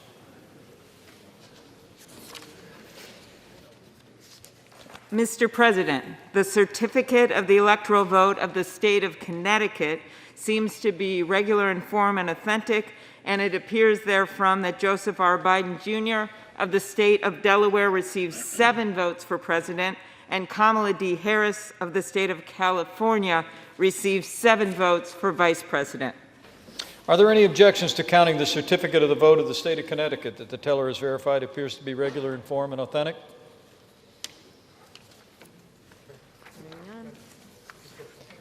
Hearing none. This certificate from Delaware, the parliamentarians advise me, is the only certificate of vote from the state that purports to be a return from the state, and that has annexed to it a certificate from an authority of the state purporting to appoint and ascertain electors. Mr. President, the certificate of the electoral vote of the state of Delaware seems to be regular in form and authentic, and it appears therefrom that Joseph R. Biden, Jr. of the state of Delaware received 3 votes for president, and Kamala D. Harris of the state of California received 3 votes for vice president. Are there any objections to counting the certificate of the vote of the state of Delaware that the teller has verified appears to be regular in form and authentic? Hearing none. This certificate from the District of Columbia, the parliamentarians advise me, is the only certificate of vote from the district that purports to be a return from the district and has annexed to it a certificate from an authority of the district purporting to appoint or ascertain electors. Mr. President, the certificate of the electoral vote of the District of Columbia seems to be regular in form and authentic, and it appears therefrom that Joseph R. Biden, Jr. of the state of Delaware received 3 votes for president, and Kamala D. Harris from the state of California received 3 votes for vice president. Are there any objections to counting the certificate of vote of the District of Columbia that the teller has verified appears to be regular in form and authentic? Hearing none. This certificate from Florida, the parliamentarians advise me, is the only certificate of vote from that state that purports to be a return from the state, and that has annexed to it a certificate from an authority of the state purporting to appoint or ascertain electors. Mr. President, the certificate of the electoral vote of the state of Florida seems to be regular in form and authentic, and it appears therefrom that Donald J. Trump of the state of Florida received 29 votes for president, and Michael R. Pence of the state of Indiana received 29 votes for vice president. Are there any objections to counting the certificate of vote of the state of Florida that the teller has verified appears to be regular in form and authentic? Hearing none. This certificate from Georgia, the parliamentarians advise me, is the only certificate of vote from that state that purports to be a return from the state, and that has annexed to it a certificate from an authority of the state purporting to appoint or ascertain electors.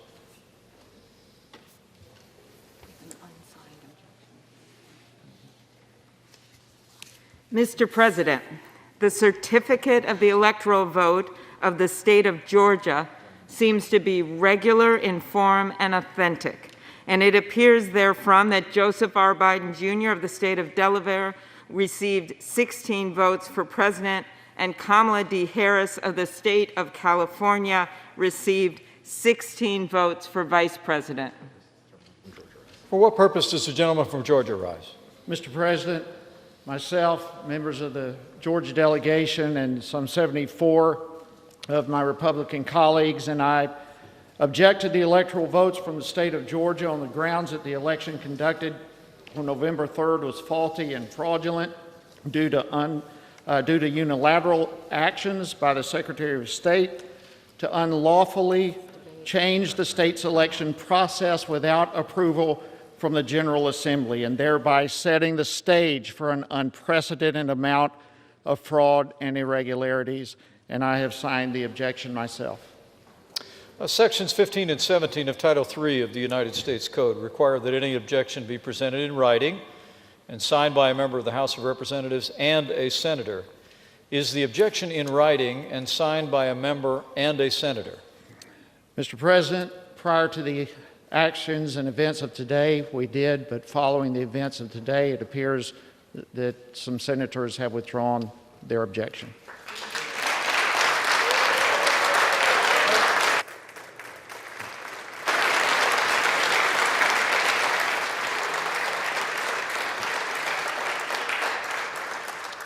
In that case, the objection cannot be entertained.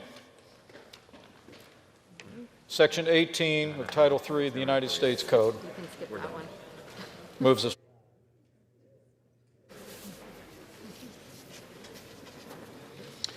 This certificate from Hawaii, the parliamentarians advise me, is the only certificate of vote from the state that purports to be a return from the state, and that has annexed to it a certificate from an authority of that state purporting to appoint or ascertain electors. Mr. President, the certificate of the electoral vote of the state of Hawaii seems to be regular in form and authentic, and it appears therefrom that Joseph R. Biden Jr. of the state of Delaware received 4 votes for president, and Kamala D. Harris of the state of California received 4 votes for vice president. Are there any objections to counting the certificate of vote from the state of Hawaii that the teller has verified appears to be regular in form and authentic? Hearing none, this certificate from Idaho, the parliamentarians advise me, is the only certificate of vote from the state that purports to be a return from the state, and that has annexed to it a certificate from an authority of the state purporting to appoint or ascertain electors. Mr. President, the certificate of the electoral vote of the state of Idaho seems to be regular in form and authentic, and it appears therefrom that Donald J. Trump of the state of Florida received 4 votes for president, and Michael R. Pence of the state of Indiana received 4 votes for vice president. Are there any objections to counting the certificate of vote from the state of Idaho that the teller has verified appear to be regular in form and authentic? Hearing none, this certificate from Illinois, the parliamentarians advise me, is the only certificate of vote from that state that purports to be returned from the state, and that has annexed to it a certificate from an authority of that state purporting to appoint and ascertain electors.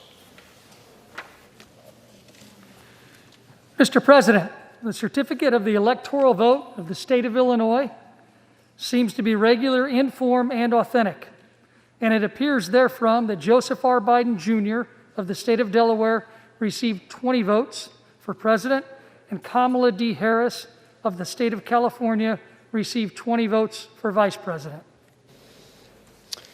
Are there any objections to counting the certificate of the vote of the state of Illinois that the teller has verified appears to be in regular form and authentic? Hearing none, this certificate from Indiana, the parliamentarians advise me, is the only certificate of vote from that state that purports to be returned from the state, and that has annexed to it a certificate from an authority of that state purporting to appoint and ascertain electors.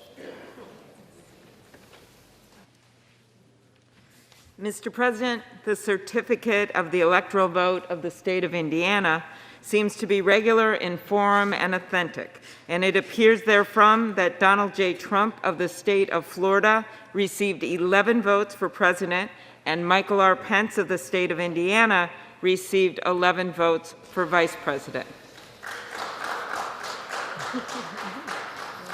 Are there any objections to counting the certificate of the vote of the state of Indiana that the teller has verified appears to be regular in form and authentic? Hearing none.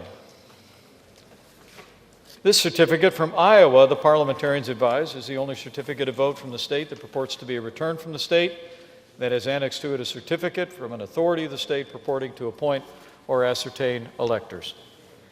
Mr. President, the certificate of the electoral vote of the state of Iowa seems to be regular in form and authentic, and it appears therefrom that Donald J. Trump of the state of Florida received 6 votes for president, and Michael R. Pence of the state of Indiana received 6 votes for vice president. Are there any objections to counting the certificate of vote of the state of Iowa that the teller has verified appears to be regular and authentic? Hearing none, this certificate from Kansas, the parliamentarians advise me, is the only certificate of vote from that state that purports to be a return from the state, and that has annexed to it a certificate of authority of the state purporting to appoint or ascertain electors. Mr. President, the certificate of the electoral vote of the state of Kansas seems to be regular in form and authentic. It appears therefrom that Donald J. Trump of the state of Florida received 6 votes for president, and Michael R. Pence of the state of Indiana received 6 votes for vice president. Are there any objections to counting the certificate of vote of the state of Kansas that the teller has verified appears to be regular in form and authentic? Hearing none, this certificate from the Commonwealth of Kentucky, the parliamentarians advise me, is the only certificate of vote from that state that purports to be a return from the state, has annexed to it a certificate of authority of the state purporting to appoint or ascertain electors. Mr. President, the certificate of the electoral vote of the Commonwealth of Kentucky seems to be regular in form and authentic, and it appears therefrom that Donald J. Trump of the state of Florida received 8 votes for president, and Michael R. Pence of the state of Indiana received 8 votes for Vice President. Are there any objections to counting the certificate of the vote of the Commonwealth of Kentucky? That the teller is verified appears to be regular in form and authentic. Hearing none, this certificate from Louisiana, the parliamentarians advise me, is the only certificate of vote from that state. It purports to be returned from the state, has annexed to it a certificate of authority from the state purporting to appoint or ascertain electors. Mr. President, the certificate of the electoral vote of the state of Louisiana seems to be regular in form and authentic, and appears therefrom that Donald J. Trump of the state of Florida received 8 votes for president, and Michael R. Pence of the state of Indiana received 8 votes for vice president. Are there any objections to counting the certificate of the vote of the state of Louisiana? That the teller is verified to be regular in form and authentic. Hearing none, this certificate from Maine, the parliamentarians advise, is the only certificate of vote from that state that purports to be returned from the state, that has annexed to it a certificate of authority from the state purporting to appoint or ascertain electors. Mr. President, the certificate of the electoral vote of the state of Maine seems to be regular in form and authentic, and it appears therefrom that Joseph R. Biden Jr.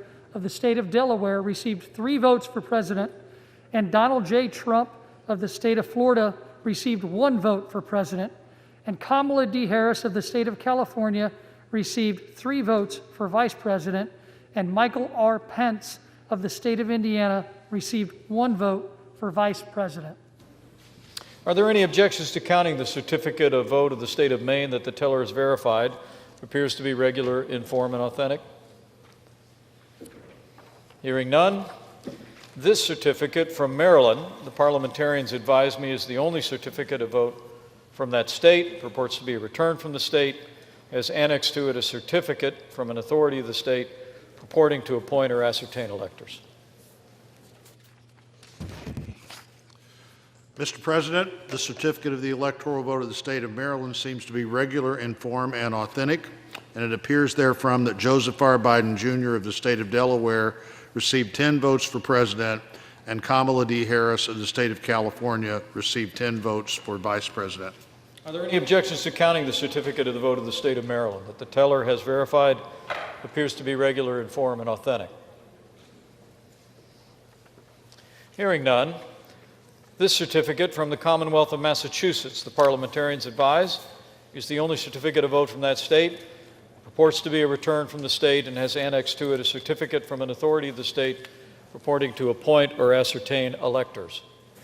Mr. President, the certificate of the electoral vote of the Commonwealth of Massachusetts seems to be regular in form and authentic, and it appears therefrom that Joseph R. Biden Jr. of the state of Delaware received 11 votes for president, and Kamala D. Harris of the state of California received 11 votes for vice president. Are there any objections to counting the certificate of the Commonwealth of Massachusetts? The tellers advised appear to be regular in form and authentic. Hearing none, this certificate from Michigan, the parliamentarians advise, is the only certificate of vote in that state that purports to be a return from the state and has annexed to it a certificate of authority of the state purporting to appoint or ascertain electors.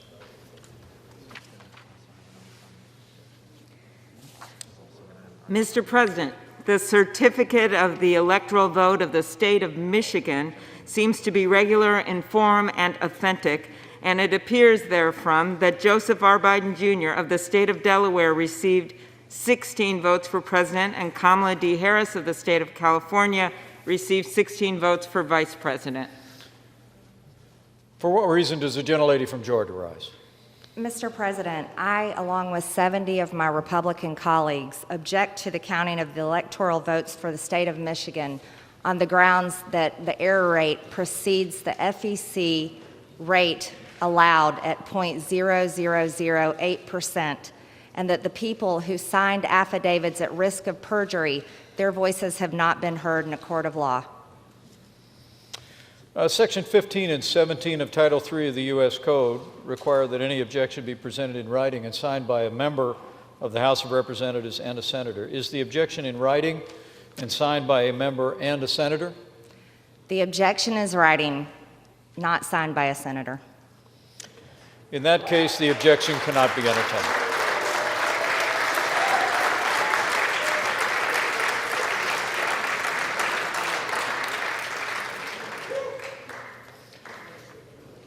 Are there any further objections to counting the certificate of the vote from the state of Michigan?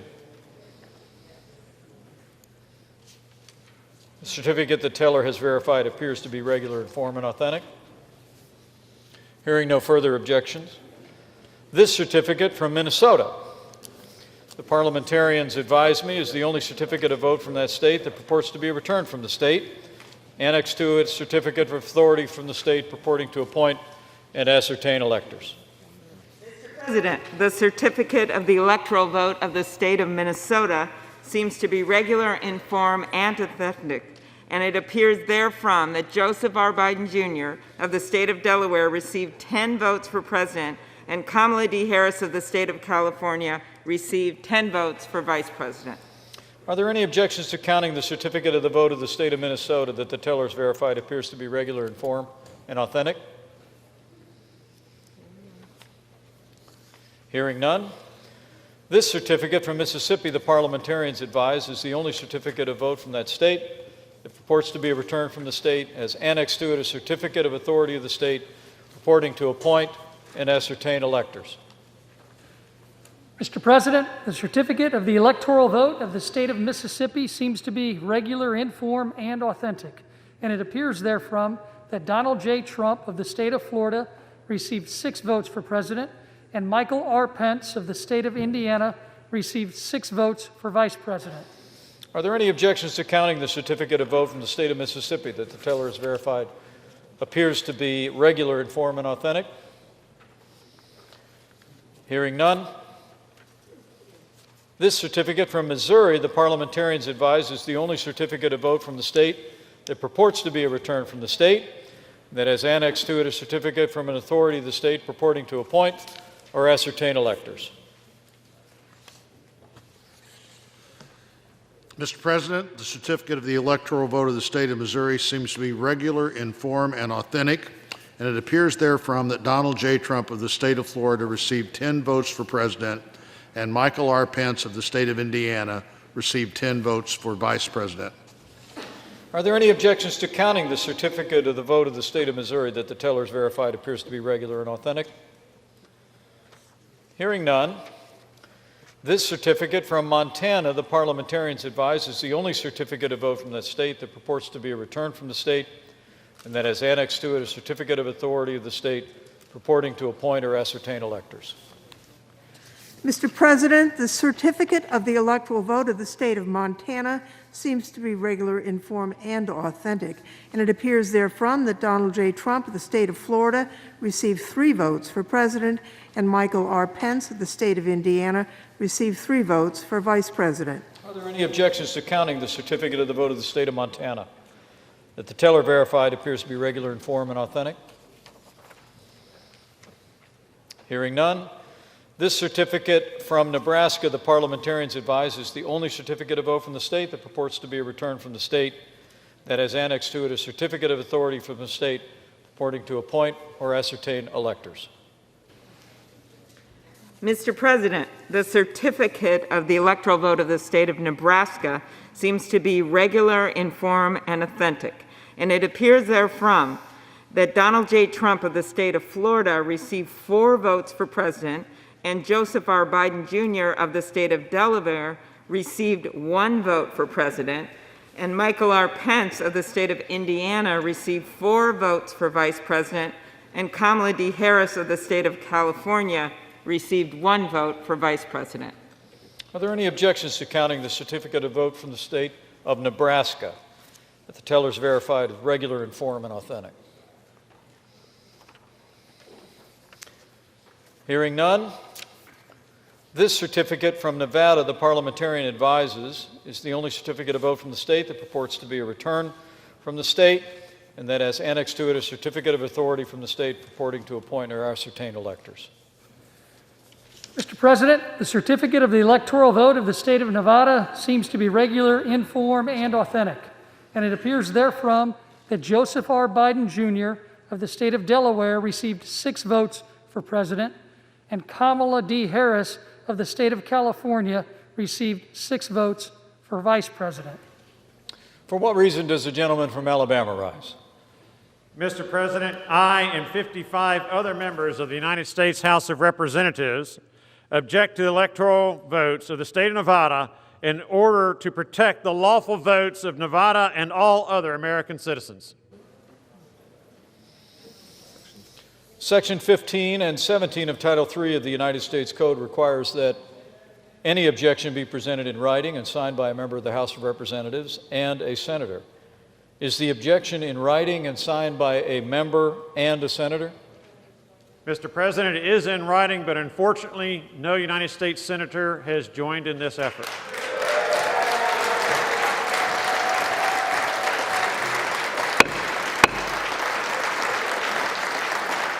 In that case, the objection cannot be entertained.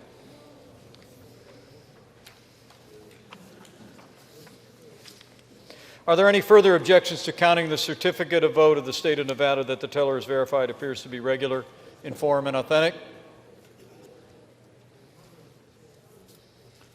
This certificate from New Hampshire, the parliamentarians advise me, is the only certificate of vote from that state that purports to be a return from the state, has annexed to it a certificate of authority of the state purporting to appoint or ascertain electors.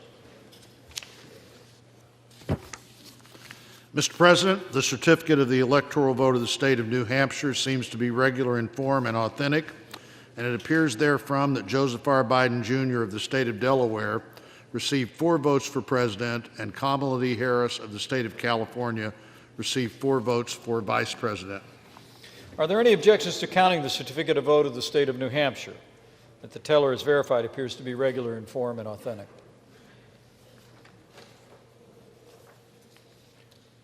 This certificate from New Jersey, the parliamentarians advise, is the only certificate of vote from the state that purports to be a return from the state, has annexed to it a certificate of authority of the state purporting to appoint and ascertain electors. Mr. President, the certificate of the electoral vote of the state of New Jersey seems to be regular in form and authentic, and it appears therefrom that Joseph R. Biden, Jr. of the state of Delaware received 14 votes for president, and Kamala D. Harris of the state of California received 14 votes for vice president.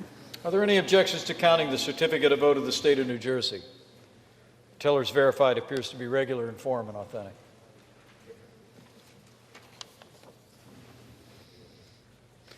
This certificate from New Mexico, the parliamentarians advise, is the only certificate of vote from the state that purports to be a return from the state, and that has annexed to it a certificate of authority of the state purporting to appoint or ascertain electors.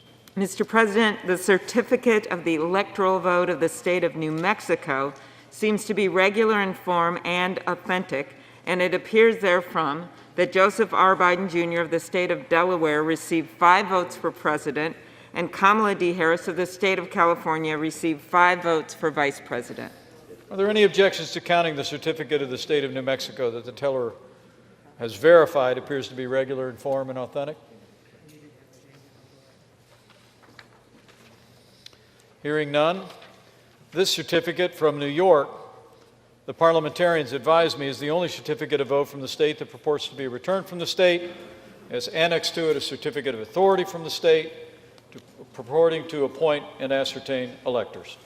Mr. President, the certificate of the electoral vote of the state of New York seems to be regular in form and authentic, and it appears therefrom that Joseph R. Biden, Jr.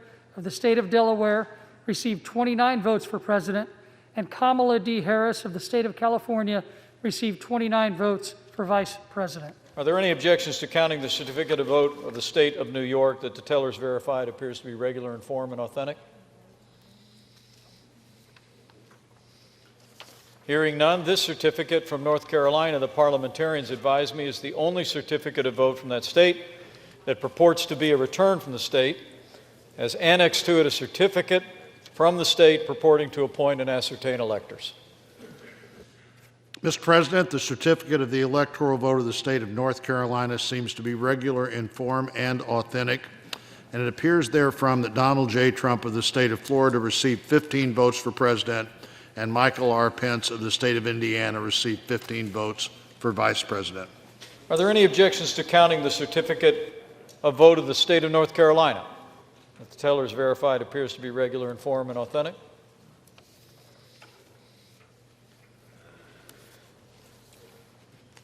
This certificate from North Dakota, the parliamentarians advise me, is the only certificate of vote from the state. It purports to be a return from the state that has annexed to it a certificate of authority of the state purporting to appoint and ascertain electors. Mr. President, the certificate of the electoral vote of the state of North Dakota seems to be regular in form and authentic, and it appears therefrom that Donald J. Trump of the state of Florida received 3 votes for president, and Michael R. Pence of the state of Indiana received 3 votes for vice president. Are there any objections to counting the certificate of vote for the state of North Dakota? That the teller is verified as regular and authentic.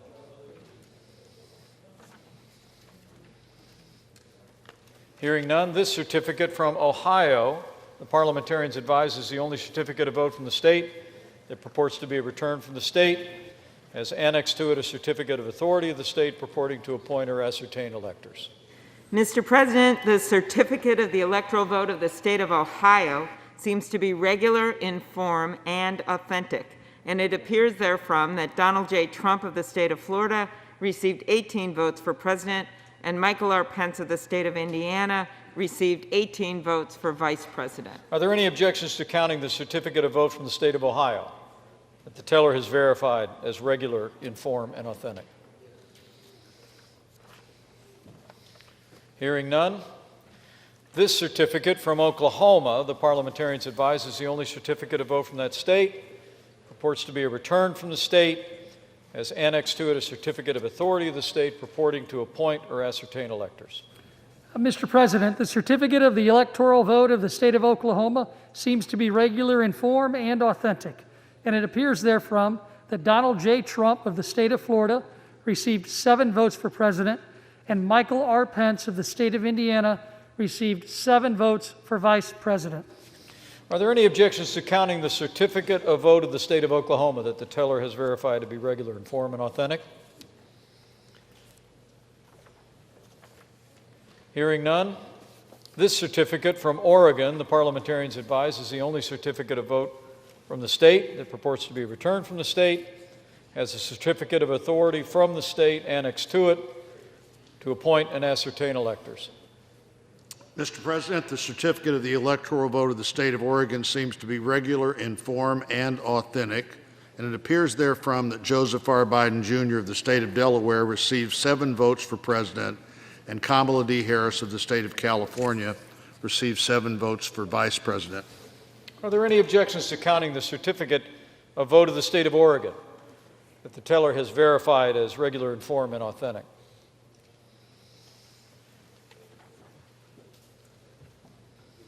Hearing none, this certificate from the Commonwealth of Pennsylvania, the parliamentarians advise, is the only certificate of vote from the state that purports to be a return of the state, has annexed to it a certificate from an authority in the state purporting to appoint and ascertain electors.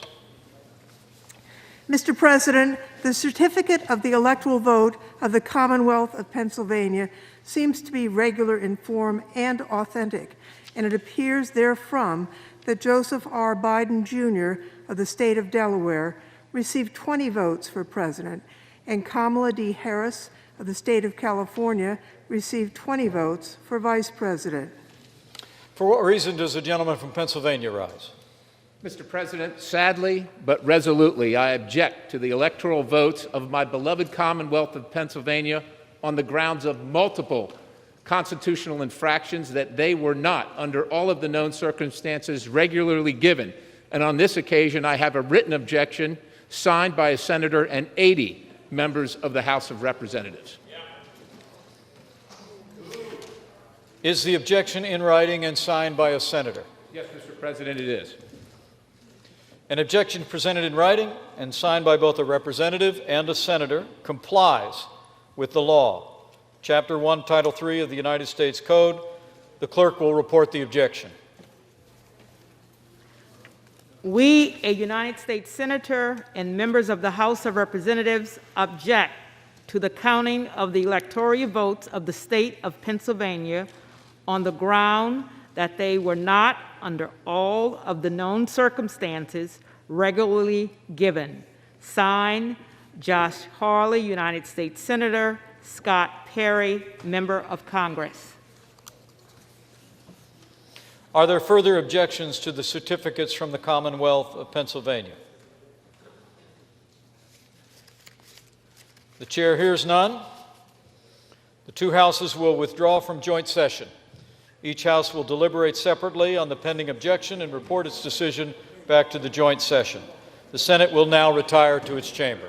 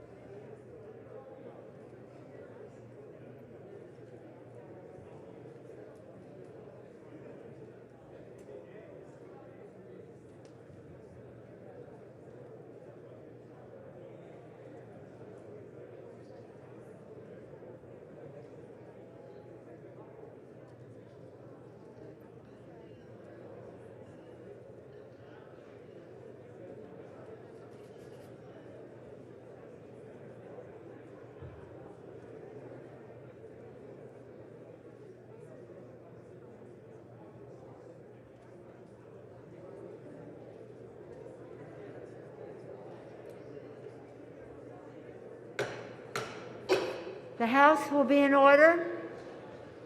Pursuant to Senate Concurrent Resolution 1, the House will be in order. Thank you.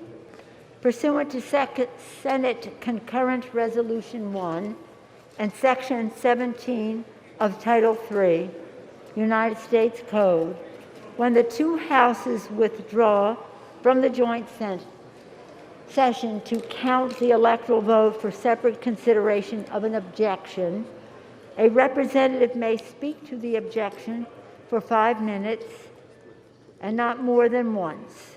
Debate shall not exceed 2 hours, after which the chair shall put the question, shall the objection be agreed to? The clerk will report the objection made in joint session. We, a United States Senator and members of the House of Representatives, object to the counting of the electoral votes of the state of Pennsylvania on the ground that they were not, under all of the known circumstances, regularly given. Signed, Josh Hawley and Scott Perry. The chair will endeavor to alternate recognition between members speaking in support of the objection and members speaking in opposition to the objection.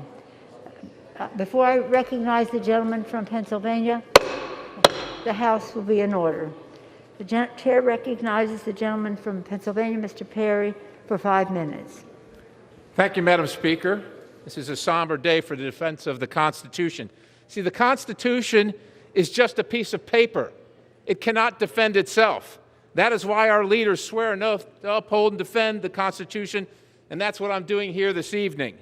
The Constitution states the times, place, and manner of holding elections shall be prescribed by the legislature, not the courts, not the governor, not the Secretary of State or other bureaucrats or elected officials, the legislature. In Pennsylvania, the Supreme Court unilaterally extended the deadline for ballots to 3 days after the election. They actually wanted 10. The Supreme Court is not the legislature. The Supreme Court mandated unpostmarked ballots to be received, destroying the validity of all the votes that were cast timely. The Supreme Court action defied the law, the legislature, and the will of the people. The Supreme Court authorized the use of drop boxes where ballot harvesting could occur. The legislature never authorized that form of voting, and the court had absolutely no right to do so. Responding to the Secretary of State, Kathy Boockvar, the Supreme Court ruled that mail-in ballots need not authenticate signatures. Once again, the court not only defied the Constitution and the will of the people, but by so doing, they created a separate class of voters, thereby violating the Equal Protections Clause prescribed in the Constitution. How can we have two legally separate classes of voters? Yet the court made it so, not the legislature. The Constitution doesn't mention the court when determining the time, place, and manner of elections because they're not authorized to make those decisions, and yet they did it. And the U.S. Supreme Court has refused to hear the case, denying the evidence and denying the demands for justice from the people of Pennsylvania and America. These aren't my opinions. These aren't partisan viewpoints. These are irrefutable facts. 6 days before the election, guidance emailed from the Secretary of State required that counties shall not pre-canvass or canvass any mail-in or civilian absentee ballots received between 8 o'clock Tuesday and 5 o'clock Friday, and that they must be kept separately. That was 6 days before the election. 2 days before the election, county received new guidance from the Secretary of State informing counties that they shall canvass segregated absentee and mail-in ballots as soon as possible upon receipt. The Secretary of State is not elected by the people. She is not a member of the legislature. Yet she, and she alone, determine the time and manner of elections. Unconstitutional, ladies and gentlemen. In defiance of a U.S. Supreme Court order that all ballots received after Election Day be segregated, the Secretary of State knew once they were canvassed, that is, opened and commingled with all the other ballots, they would be counted with all the rest. And what's the remedy for this defiance, for this law breaking? So far, the court has decided there is no remedy. There is no penalty for this lawlessness, this dilution of lawfully cast votes, this defiance of the Constitution. no remedy. When the state legislature requested the governor convene a special session to address the unanswered questions and try and provide a remedy, he refused. When votes are accepted under unconstitutional means without fair and equal protection for all, the only result can be an illegitimate outcome. Illegitimate. The voters did not create this mess, but the will of the people is absolutely being subverted by the deliberate and willful actions of individuals defying their oath, the law, and the Constitution. In Pennsylvania, we use the statewide Uniform Registry of Electors, or the SURE system, as the basis of determining who can vote. Unfortunately, a recent attempted audit by the Democrat State Auditor General concluded that he was unable to establish with any degree of reasonable assurance that the SURE system is secure and that Pennsylvania voter registration records are complete and accurate. That's what we're relying on, ladies and gentlemen, that right there. This is the very same system used to certify the election in the contest for President of the United States.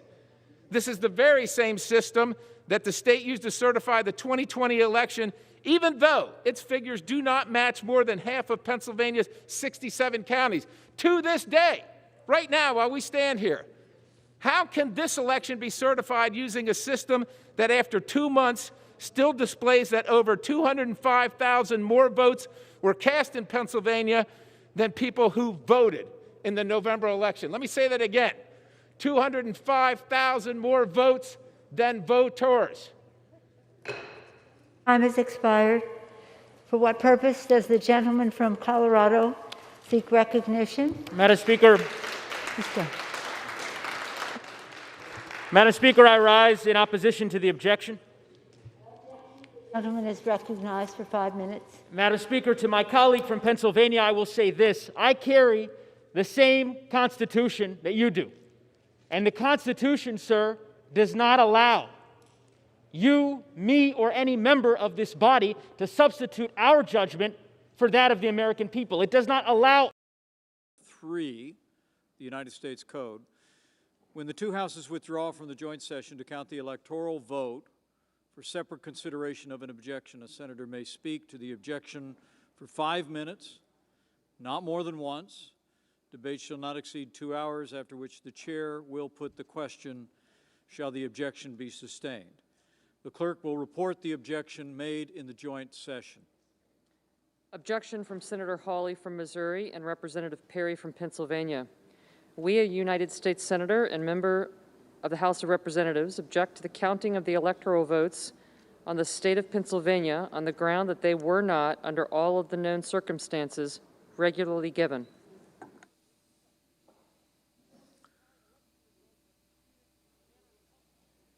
Majority Leader.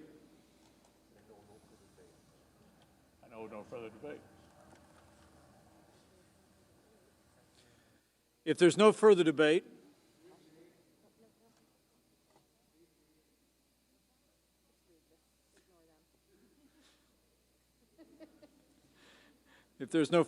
the question shall be, shall the objection submitted by the gentleman from Pennsylvania, Mr. Perry, the senator from Missouri, Mr. Hawley, be sustained? Is there a sufficient second? The clerk will call the roll. Ms. Baldwin. Ms. Baldwin, no. Mr. Barrasso. Mr. Barrasso, no. Mr. Bennett. Mr. Bennett, no. Mrs. Blackburn. Mrs. Blackburn, no. Mr. Blumenthal. Mr. Blunt. Mr. Blunt, no. Mr. Booker.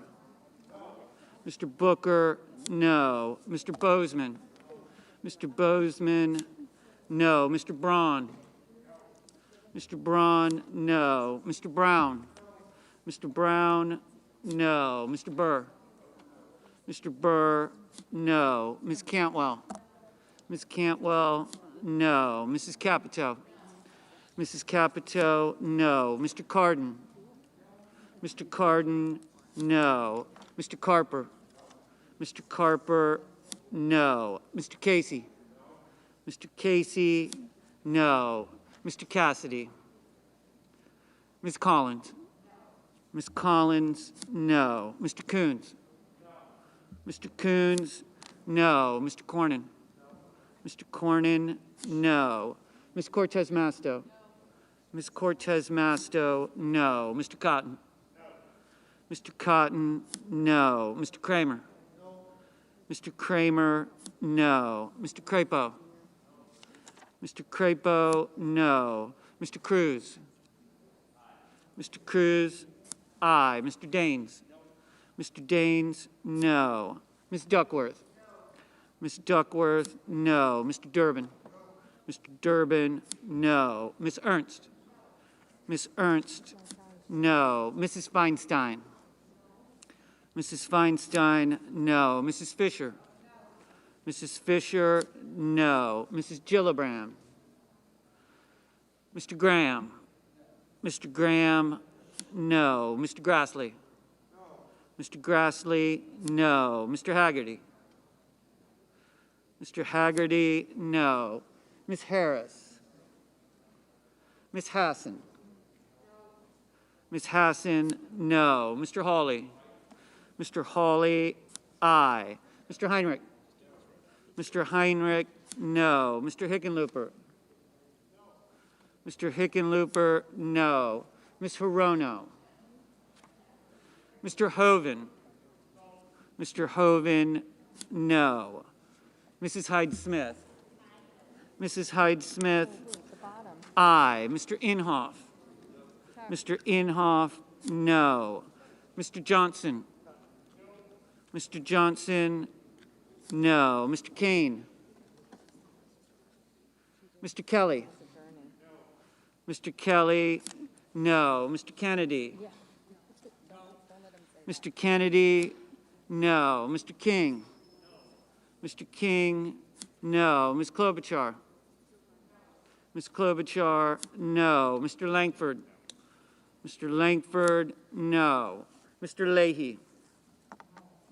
Mr. Leahy, no. Mr. Lee? Mr. Lee, no. Mrs. Loeffler? Mrs. Loeffler, no. Mr. Houlahan? Mr. Houlahan, no. Ms. Lummis? Ms. Lummis, aye. Mr. Manchin?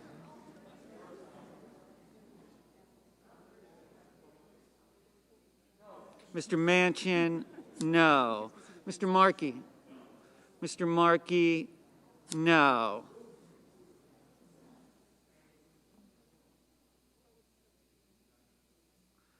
Mr. Marshall? Mr. Marshall, aye. Mr. McConnell? Mr. McConnell, no. Mr. Menendez? Mr. Merkley? Mr. Merkley, no. Mr. Moran? Mr. Moran, no. Ms. Murkowski? Ms. Murkowski, no. Mr. Murphy? Mr. Murphy, no. Mrs. Murray? Mrs. Murray, no. Mr. Paul? Mr. Paul, no. Mr. Peters? Mr. Peters, no. Mr. Portman? Mr. Reed? Mr. Reed, no. Mr. Risch? Mr. Risch, no. Mr. Romney? Mr. Romney, no. Ms. Rosen? Ms. Rosen, no. Mr. Rounds? Mr. Rounds, no. Mr. Rubio? Mr. Rubio, no. Mr. Sanders? Mr. Sasse? Mr. Sasse, no. Mr. Schatz? Mr. Schatz, no. Mr. Schumer? Mr. Schumer, no. Mr. Scott of Florida? Mr. Scott of Florida, aye. Mr. Scott of South Carolina? Mr. Scott of South Carolina, no. Mrs. Shaheen? Mrs. Shaheen, no. Mr. Shelby? Mr. Shelby, no. Ms. Sinema? Ms. Sinema, no. Ms. Smith? Ms. Smith, no. Ms. Stabenow? Ms. Stabenow, no. Mr. Sullivan? Mr. Sullivan, no. Mr. Tester? Mr. Tester, no. Mr. Thune? Mr. Thune, No. Mr. Tillis? Mr. Tillis? No. Mr. Toomey? Mr. Toomey? No. Mr. Tuberville? Mr. Tuberville, aye. Mr. Van Hollen? Mr. Van Hollen? No. Mr. Warner? Mr. Warner? No. Ms. Warren? Ms. Warren? No. Mr. Whitehouse? Mr. Whitehouse? No. Mr. Wicker? Mr. Wicker? No. Mr. Wyden? Mr. Wyden? No. Mr. Young? Mr. Young? No. Ms. Harris? Ms. Harris? No. Mrs. Gillibrand? Mrs. Gillibrand? No. Mr. Blumenthal? Mr. Blumenthal? No. Ms. Hirono? Ms. Hirono? No. Mr. Portman? Mr. Portman? No. Mr. Cassidy? Mr. Cassidy? No. Mr. Menendez? Mr. Menendez? No. Mr. Kaine? Mr. Kaine? No.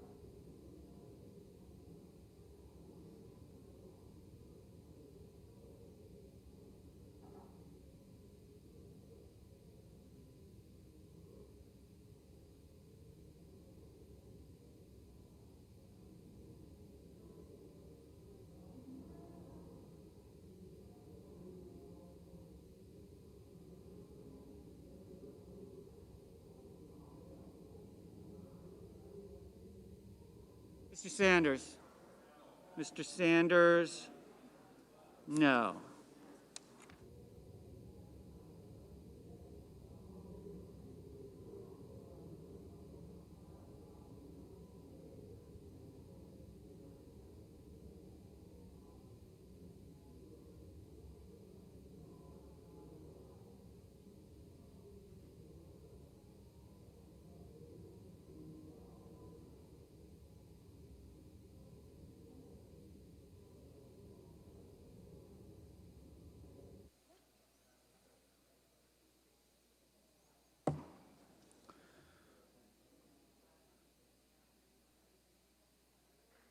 On this vote, the yeas are 7, the nays are 92. The objection is not sustained. The Secretary will notify the House of the action of the Senate, informing that body that the Senate is now ready to proceed to joint session with further counting of the electoral vote for President and Vice President. Majority Leader. Mr. President, for the information of all of our colleagues, we don't expect additional votes tonight. So, Mr. President, I ask unanimous consent that upon the dissolution of the joint session, the Senate stand adjourned to then convene for pro forma sessions only, with no business being conducted on the following dates and times, and that following each pro forma session, the Senate adjourn until the next pro forma session. Friday, January the 8th at 10 a.m., Tuesday, January 12th at 12:30 p.m., Friday, January the 15th at 10 a.m., I further ask that when the Senate adjourns on Friday, January 15th, it next convene at 12 noon on Tuesday, January 19th. Further, that following the prayer and pledge, the morning hour be deemed expired, the journal of proceedings be approved to date, the time for the two leaders be reserved for their use later in the day. Finally, following leader remarks, the Senate proceed to a period of morning business with senators permitted to speak therein for up to 10 minutes each. Without objection.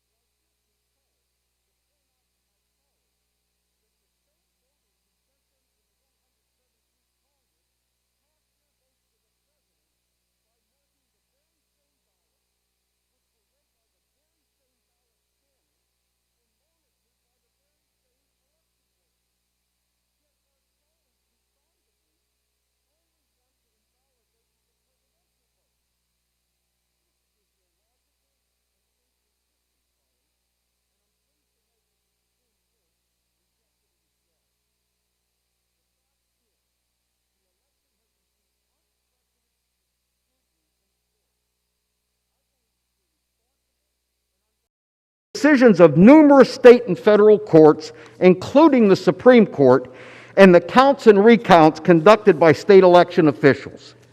There were 20 lawsuits filed in Pennsylvania challenging aspects of the Pennsylvania presidential election. In 19 of them, you got laughed out of court. The one case you won affected roughly 100 votes. Joe Biden and Kamala Harris won by over 80,000. Gentleman's time has expired. I yield back. For what purposes, gentleman from Pennsylvania seek recognition? Madam Speaker, I rise to support the objection. Gentleman is recognized for 5 minutes for that objection. Thank you, Madam Speaker. I rise this evening with a heavy heart. The violence that occurred today at the U.S. Capitol was senseless, destructive, and counter to our American values. This past Sunday, each member of this body took an oath to uphold the United States Constitution. And while the path of least resistance, particularly following today's events, would be remaining silent, my oath to uphold the Constitution does not permit me to maintain silence. While systemic voter fraud was not something proven, we've witnessed a systemic failure in the application of Pennsylvania's voting law when it comes to the 2020 general election. In late 2019, the Commonwealth revisited and modernized its election law with the Bipartisan Act 77. Granted, in late 2019, the Commonwealth legislature did not have the foresight to anticipate how COVID-19 would present challenges to voting. Despite that, it is not up to the governor, the Secretary of the Commonwealth, nor the state Supreme Court to unilaterally create law. The election abuses to Pennsylvania Act 77 taken by the Pennsylvania Executive Branch and upheld by the Pennsylvania Judicial Branch were clearly unconstitutional and had an obvious, if not measured, impact on the 2020 election, particularly when it comes to the citizens' faith in the electoral process. Irregularities in Pennsylvania included uneven application of the law, ballot curing, ignoring signature validation requirements, using unsecured drop boxes, accepting ballots beyond the deadlines, and interfering with certified poll watcher access, among others. These actions were taken by the Commonwealth's governor and Secretary of State, while the Pennsylvania Supreme Court circumvented the authority of the state legislature. Furthermore, the chief law officer of the Commonwealth sat idly while this process unfolded.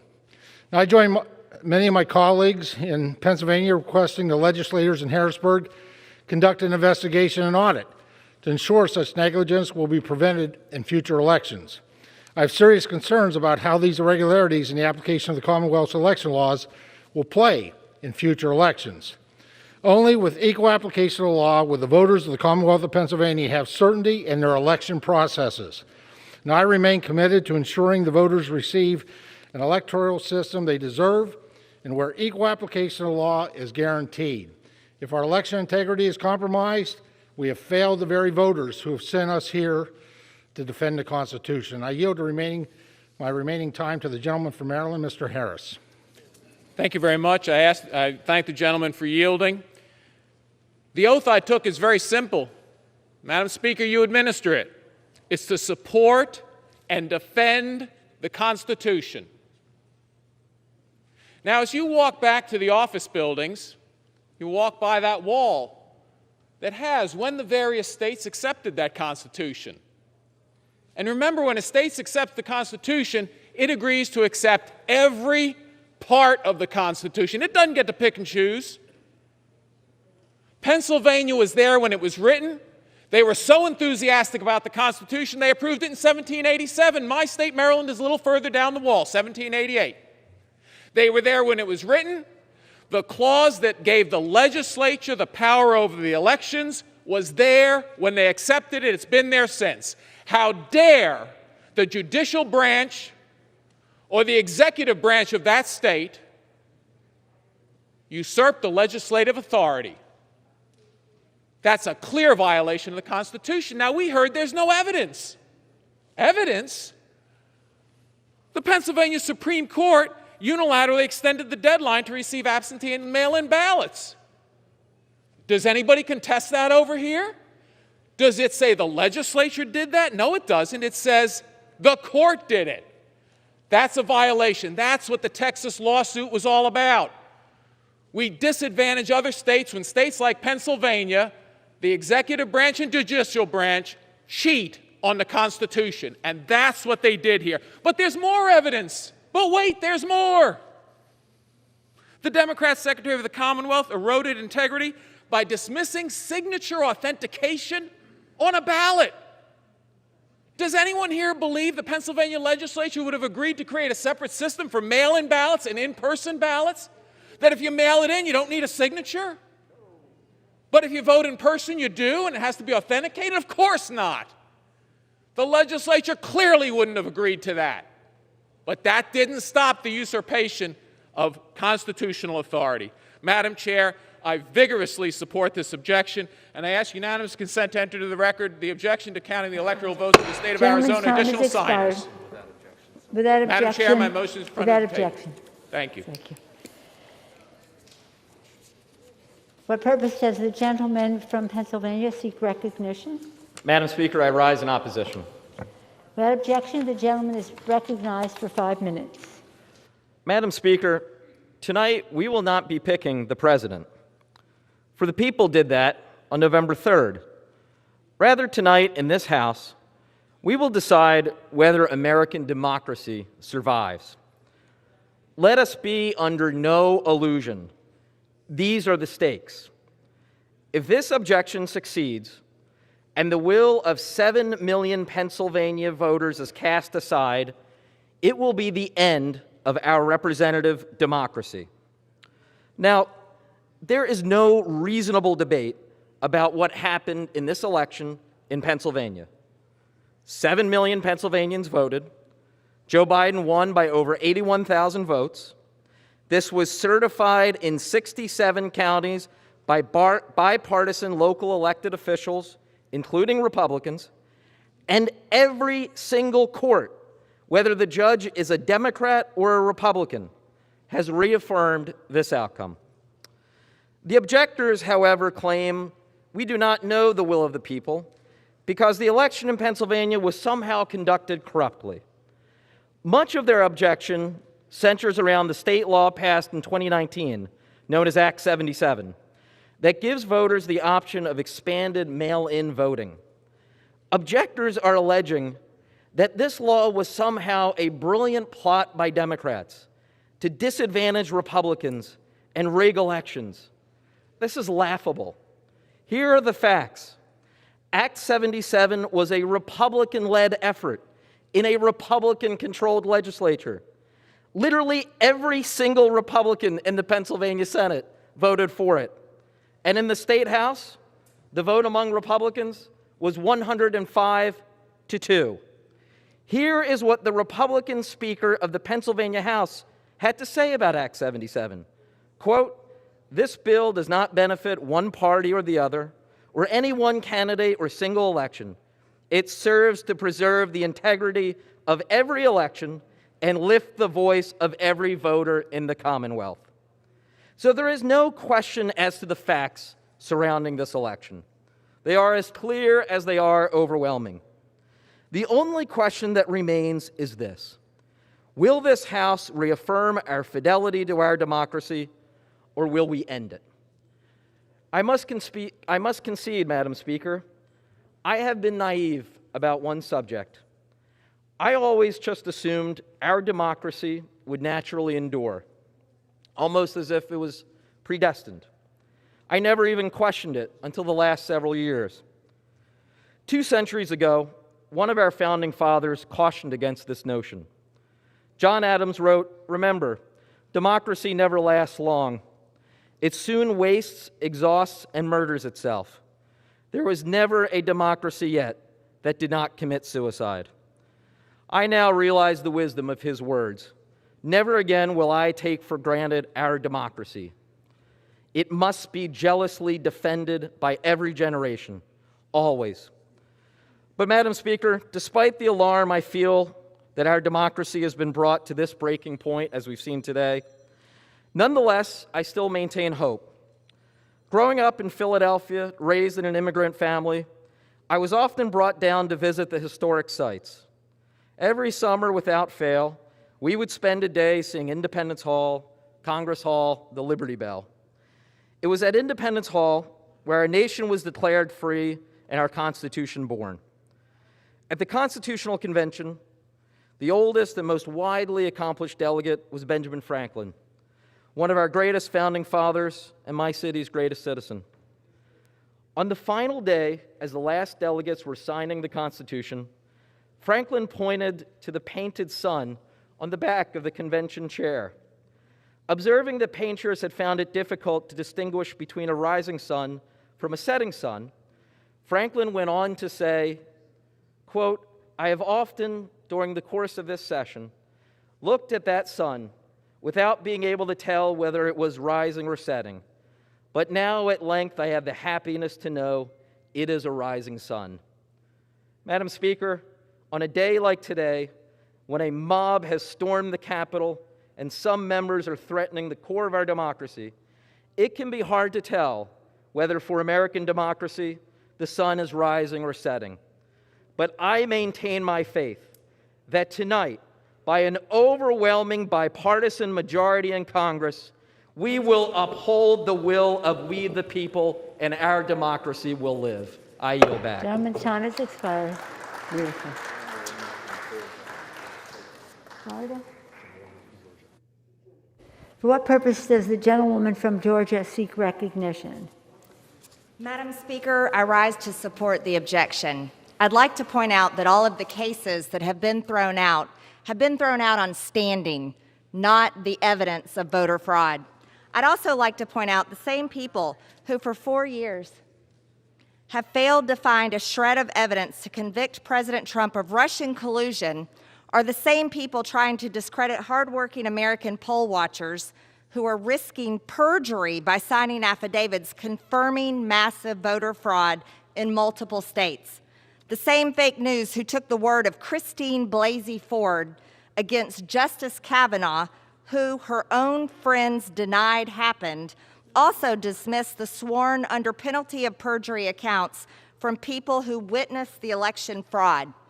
The same fact checkers who told you that Dominion machines weren't connected to the internet and couldn't be hacked are the same people telling you that there's been no voter fraud and no violations of election law.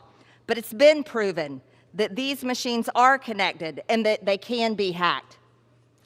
We have heard repeatedly argued that objecting to these ballots is unconstitutional and violates the rights of state legislatures. They would rather us affirm fraud and pass the buck back to states rather than following the process Madison, Hamilton, Jefferson, and the framers of the Constitution designed. When states fail to do their job, we are the last line of defense. Congress is here for this exact situation. We are here to be the fail-safe when states refuse to protect the people's votes. By objecting today, we are telling thousands of witnesses who signed affidavits that we have their back, and we will not allow local officials who violate their own election laws to steal this election from those who lawfully voted. I yield the remainder of my time to the member of North Carolina. I rise today to support the foundation of our democracy, the Constitution of the United States of America. This document is the fabric and the solid foundation of a nation we call America, which has been a beacon of hope and a shining city on the hill for over 230 years. The words of our Constitution, as spelled out in Article 2, Section 1, are very clear when it comes to our elections. Mandating, not suggesting, not implying, but mandating that state legislatures, not secretaries of state, not state commissions, not county officials, not governors, but state legislators prescribe the time, places, and manner of holding elections. This mandate was not followed in the great state of Pennsylvania. If we allow this fraud to go on, in the analogy, a football analogy, in the moving of a goalpost after the ball has been kicked and in the air, the preview of coming attractions will be future elections that do not adhere to honest and open voting by we the people and the loss of our great republic. As a lady told me not long ago, don't spit in my face and tell me it's raining. This is exactly what's happened to the American people in this election. In the words of Winston Churchill, when Great Britain was under siege by Germany, he said, there will be a time when doing your best is not good enough. We must do what's required. And we must do what's required to save this great republic.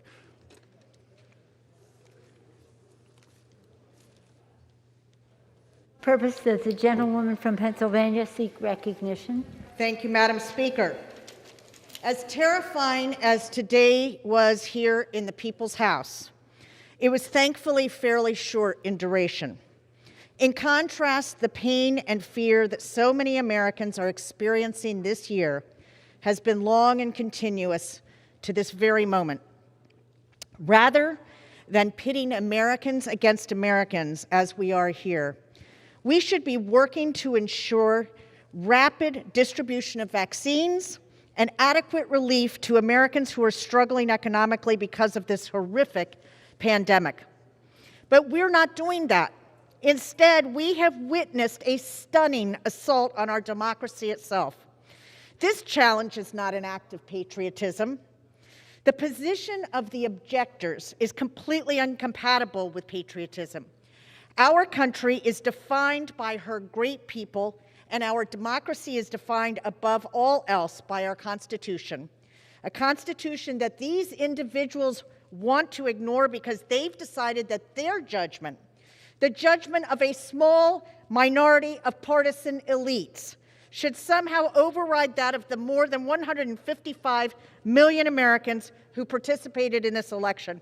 That, my friends, is not democracy. We should all remember, this country's founding was a rejection of monarchy, a rejection of the notion that any one person could be all-powerful. Our commitment to self-determination is what gave rise to our Declaration of Independence and our Constitution. It's why our founders made the choice to build a country anchored in respect for the rule of law, rather than one tied to the whims of men. It's why we have free and fair elections that allow us to vote out those who hold office. I am proud to join the vast majority of my colleagues in both chambers, Republicans and Democrats alike, in making it clear that our democracy is bigger than any of us. Let's be clear. Joe Biden and Kamala Harris won a victory of 306 electoral votes in the Electoral College, the same margin that President Trump won by in 2016 when he called it a landslide. Nearly 7 million of my fellow Pennsylvanians braved this devastating pandemic and economic crisis to cast their ballots, culminating in a total turnout of more than 70%, the highest in the history of the Commonwealth of Pennsylvania. And nationwide, we saw record-breaking turnout. Both in Pennsylvania and nationally, the president's efforts to overturn the election results in the courts failed resoundingly, with many of the strongest rebukes coming from judges the president himself appointed. In fact, contrary to the assertion of my colleague from Georgia across the aisle, not a single lawsuit in Pennsylvania alleged fraud. She may not be aware of this, but allegations of fraud require specificity and detail, and no lawyer could risk his or her license to make such false claims. I am heartened that several of the country's leading Republicans, including Senate Republican Majority Leader McConnell, Senator Mitt Romney, and former Republican Speaker of the House Paul Ryan, have spoken out against this political stunt. Senator Romney said the egregious ploy to reject electors may enhance the political ambition of some, but dangerously threatens our democratic republic. And as former Republican Representative Charlie Dent from my district said, the claim by the president of voter fraud in our state was simply reprehensible. The truth is that he suppressed his own vote by discouraging mail-in voting. And as Pennsylvania State Senator Gene Yaw, also a Republican, has said, my question is, if the mail-in voting of Act 77 was so bad, why did the Trump organization send out a mail-in ballot application to every registered Republican in the state? Today, I am thinking of all of the people who took the time to do their civic duty and vote, many standing in long lines or painstakingly researching how to vote by mail correctly. We reject these disgraceful attacks on the voters of Pennsylvania and this attempt to throw out their votes. To those in this chamber who may cynically believe that stoking the forces of disinformation and division may be worth a short-term benefit to their political careers, I would urge serious self-reflection. Our democracy is one of the most precious resources of the American people, protected against enormous odds and at great sacrifice by each generation of service members and everyday citizens who put their lives on the line to build a freer and more equitable nation. They deserve better than what is happening in this chamber today. Gentlewoman's time has expired. Thank you, Madam Speaker. I yield back. Thank you. For what purpose does the gentleman from Pennsylvania seek recognition? Madam Speaker, I rise today to support the objection. The gentleman is recognized for 5 minutes. Thank you, Madam Speaker. I'd like to start by making two basic points. Number one, individual states who administer elections must ensure that they're conducted fairly, uniformly, and in accordance with the law. And number two, every American wants to be and deserves to be confident that our elections are secure and that all eligible legal votes are counted accurately and in a transparent manner. And I'll say this, in my district, in Lancaster and York counties, I think that occurred. I'm very proud of my county election officials who upheld the Pennsylvania Constitution and followed the letter of the law. But unfortunately, that sentiment is not shared across the Commonwealth. And today, my objection is not about voter fraud. It is grounded in unconstitutional measures taken by bureaucrats and partisan justices in the Commonwealth of Pennsylvania that have unlawfully changed how this election was carried out.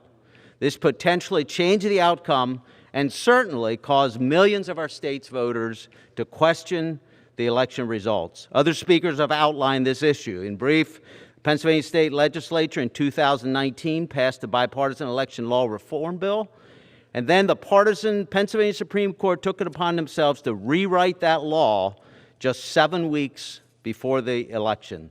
They unlawfully legislated from the bench and made substantive changes to the law, including allowing for unsecured drop boxes and ordering that ballots received after the election be counted, among other things. And the Pennsylvania Secretary of State took it even further. Her unilateral unconstitutional changes resulting in counties treating ballots differently, so that some voters had the opportunity to change mail-in ballots to correct deficiencies, while in other counties their ballots simply were not counted. As members of Congress, we serve as a voice for our constituents. This is the one time I have a voice in this process, and I cannot simply look away when tens of thousands of my constituents have real and legitimate concerns about how this election was conducted in Pennsylvania. And in fact, I think inadequate response to those concerns by Pennsylvania's officials is one of the major problems. Simple measures like audits should be routine and random and supported by both parties, and I believe they are critical for restoring faith in elections, in Pennsylvania's elections moving forward. The bottom line for my constituents is that Pennsylvania's officials at all levels failed to conduct a uniform and legal election, and for that reason, they inappropriately and unlawfully certified the state's electors. And with that, Madam Speaker, I'd like to yield the balance of my time to my colleague from Pennsylvania, Mr. Keller. I thank the gentleman from Pennsylvania. Madam Speaker, the violence that occurred in the Capitol today was shameful, unacceptable, and un-American. We are a nation of laws, not lawlessness, and we will never give in to the mob. Thank you to the men and women of our Capitol Police and other law enforcement agencies who heroically defended this building. The criminal behavior we witnessed today before us does not erase the facts before us. I'm objecting to the certification of Pennsylvania's electoral votes because Governor Tom Wolf, Secretary of State Kathy Boockvar, and the Pennsylvania Supreme Court violated the state legislature's clear constitutional authority to set election proceedings. Under the Pennsylvania Constitution, only the General Assembly has the power to set election law. Additionally, Article 2 of the U.S. Constitution explicitly grants state legislatures, not the governor acting alone, and not the courts, the explicit power to determine the manner of appointing presidential electors. Pennsylvania's court unlawfully extended the deadline to receive absentee and mail-in ballots. Governor Wolf's administration dismissed signature authentication procedures for absentee and mail-in ballots, allowed for the uneven administration of the election across counties, and unilaterally changed Pennsylvania's election code without the state legislature's consent. The Constitution is clear, and the facts are indisputable. This past weekend, each member of this body stood in this chamber and swore an oath to protect and defend our Constitution. I intend to fulfill my constitutional oath, which the people of Pennsylvania have entrusted in me. My objection is grounded in the Constitution and rule of law. If we allow the governor to violate constitutional rights of the General Assembly, what is stopping him from violating the constitutional rights of the 12.8 million Pennsylvanians our state legislators were elected to represent? Thank you, and I yield back. The gentleman's time has expired. Thank you. For what purpose does the gentleman from Pennsylvania seek recognition? That I oppose. Gentleman is recognized for 5 minutes without objection. Thank you, Madam Speaker. Madam Speaker, I represent the 3rd District of Pennsylvania, which includes part of Philadelphia, the birthplace of America.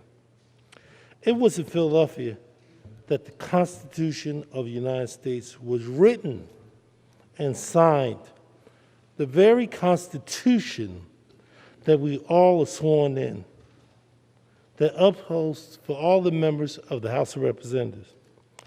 We are elected to serve by our constituents, and that it is our job to represent them and their interests in Congress. Yesterday, I spoke to the son of the late Dick Thornburgh, who was a 2-term Republican governor of Pennsylvania and was Attorney General under President Ronald Reagan and President Bush. His son stressed to me that his father would have wanted the rule of law to prevail regarding political outcomes. But because he cares so much about safeguarding democracy than partisanship. Let me repeat that.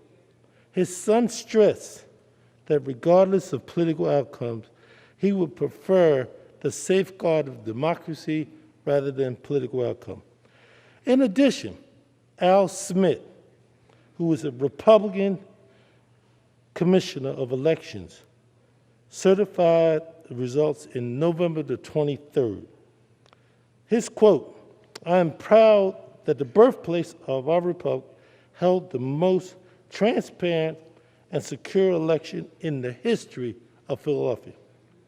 Instead of using this time to dispute the results of our fair and lawful election, we should be spending this time making vaccines that are quickly given to essential workers in our most vulnerable communities. People are getting homeless. We should look at rental assistance. We should ensure that that's available. Small businesses, the engines of our economy, are needed grants and loans. That should be our focus. Hospitals desperately need support and help. We should be paying attention to the needed hospitals.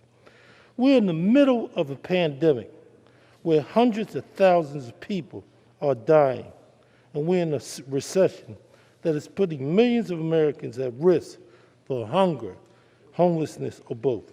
It's time we start legislating for the people. And one last person I want to mention is our junior senator, Senator Toomey. Very few things that he and I agree, but he has stated very clearly that Joe Biden has won this election. He has stood up on the Senate floor and he has stated that. So it needs to be very clear that the late Governor Thornburg, Alfred Smith, the commissioner, and our current junior senator all have one thing in common: democracy first, partisanship second. Let's keep that in mind. Thank you, Madam Speaker.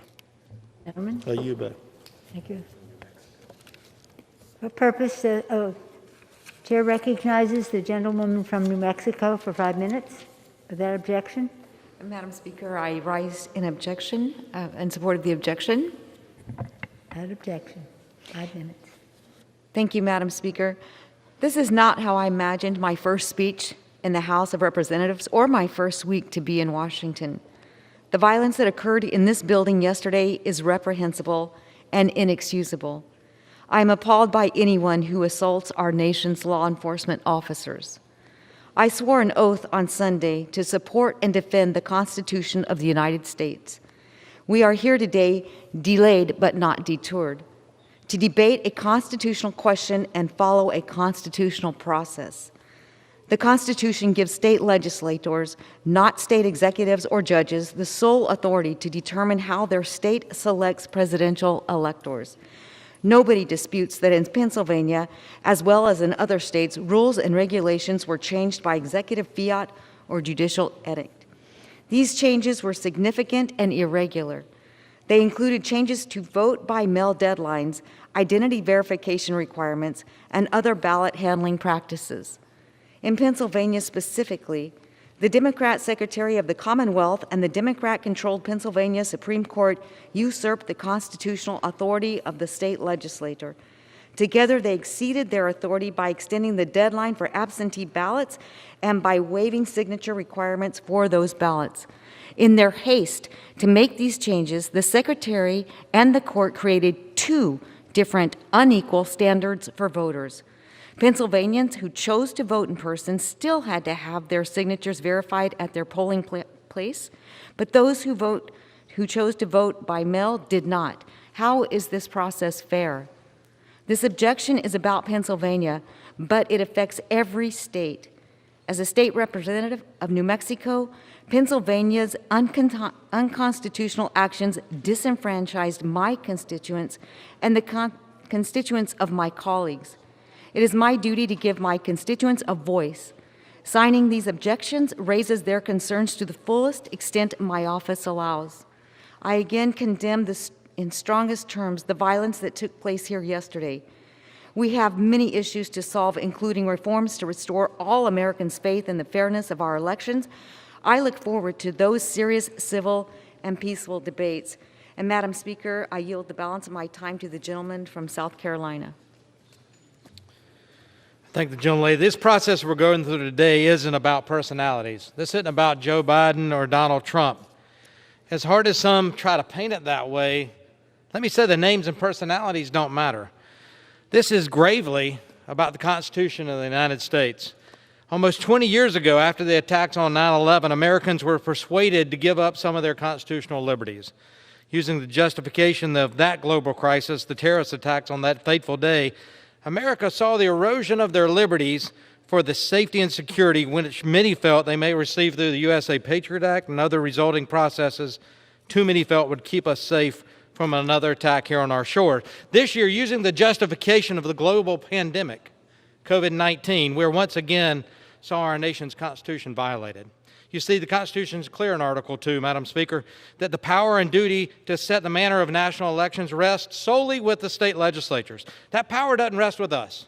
That power doesn't rest in the hands of unelected county election officials, secretaries of state, or Supreme Courts, but rather in the hands of the state legislatures which pass laws setting the manner of elections held in their states. This year, using the extraordinary circumstances of the COVID-19 pandemic, we witnessed these duly passed laws circumvented and usurped time and again, not by having the laws changed in the respective state legislative bodies, but those laws arbitrarily and unilaterally changed by county clerks, secretaries of state, and in this case of Pennsylvania, an unelected or an elected Supreme Court, which is supposed to interpret the law, not make law. And when those non-legislative entities change the laws without getting the General Assemblies to change the law, in my opinion, the resulting ballots cast, either by mail or in person, those ballots were illegal under the law. Illegal ballots should not be counted, and therefore the resulting electoral votes should be considered invalid. What bothers me is that so many of you are okay with that. That so many Americans, because their person won, you're okay with the manner in which that victory was gained. It's politics. Look, I get it. But we didn't swear an oath to play politics. We swore an oath to the United States Constitution. As George Washington said, the Constitution is the guide which I will never abandon. I yield back. Gentlewoman, therefore, the gentleman's time has expired. For purpose, does the gentlewoman from Pennsylvania seek recognition? Madam Speaker, I rise in opposition to the objection. The gentlewoman is recognized for 5 minutes. Good evening. And first, I do want to acknowledge the devastating events of the last 12 hours and to express my deep appreciation for those who have worked to secure this building and safeguard our democracy. And on behalf of my colleagues, we are all grateful for your service. I ran for this office on a platform of civility and decency, and many of my colleagues and constituents know that I'm a third-generation veteran, and I grew up in a military household. What you may not know, though, is that I grew up in a divided household. Throughout my childhood, one parent voted Democrat and the other Republican. In my purple household, I learned that duty to country was far more important than party allegiance. And with each election, my father would say, "And when the election is done, we salute smartly and we carry on." Now I live in and I serve in a community that has a lot in common with the home that I grew up in. It too is a purple place that honors civility and decency. Pennsylvania's 6th District is in many ways a microcosm of the Commonwealth and of our nation. Our voter registration in Chester County is 40-40-20 R, D, and I. Voters across my district commonly split their ticket, some voting for President-elect Biden while also voting down ballot for Republicans for our state legislature. What some of my colleagues are arguing today is that those ballots, those very ballots, are illegitimate. My colleagues cannot honestly believe that. In fact, just this week, they joined me on the House floor to be sworn into this hallowed body, and they trusted that the votes cast in their favor were legitimate, and they're right. If those votes counted, so too must the votes for President-elect Biden. We have also heard today concerns about mail-in ballots, and I'm not a lawyer, but I am an engineer and therefore a student of numbers. It wasn't just Democrats who voted by mail. It was not a free-for-all, as was described earlier. 600,000 Republicans in Pennsylvania across the state voted by mail. By questioning the election results, you're telling those Pennsylvanians that the hours they spent online to cast their ballot or the trip that they took to the post office in the middle of a pandemic just didn't matter. Alan Novak is a man who served as the chair of the Republican Party in Pennsylvania for nearly a decade. I'll say that again. The chair of the Republican Party of Pennsylvania for a decade is one of those voters I'm talking about in Pennsylvania.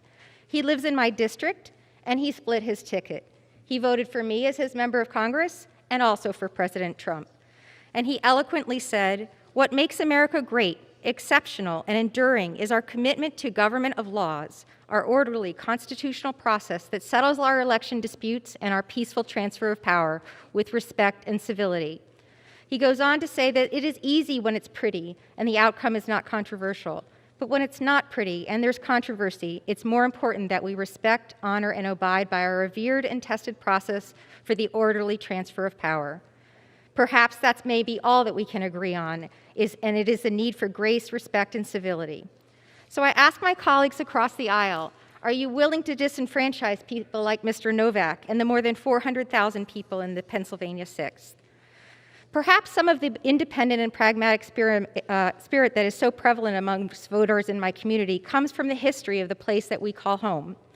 Many Americans have visited Philadelphia and our historic sites, but very few make it out to my community, which is the home of Valley Forge.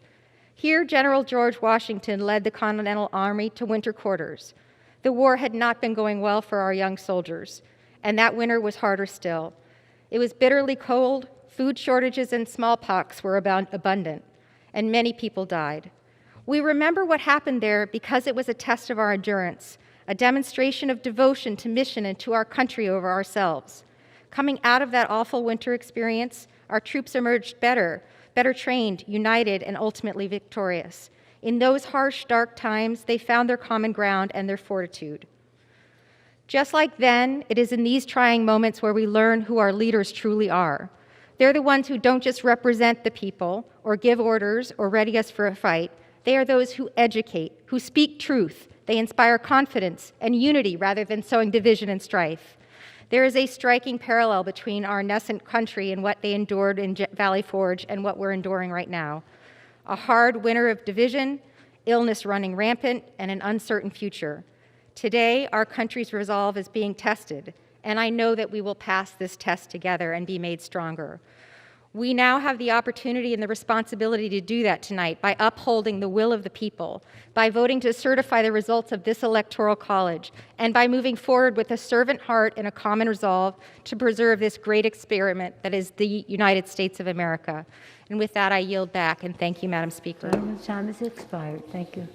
What purpose does the gentleman from Texas seek recognition? Madam Speaker, I rise in support of the objection. Gentleman is recognized for 5 minutes.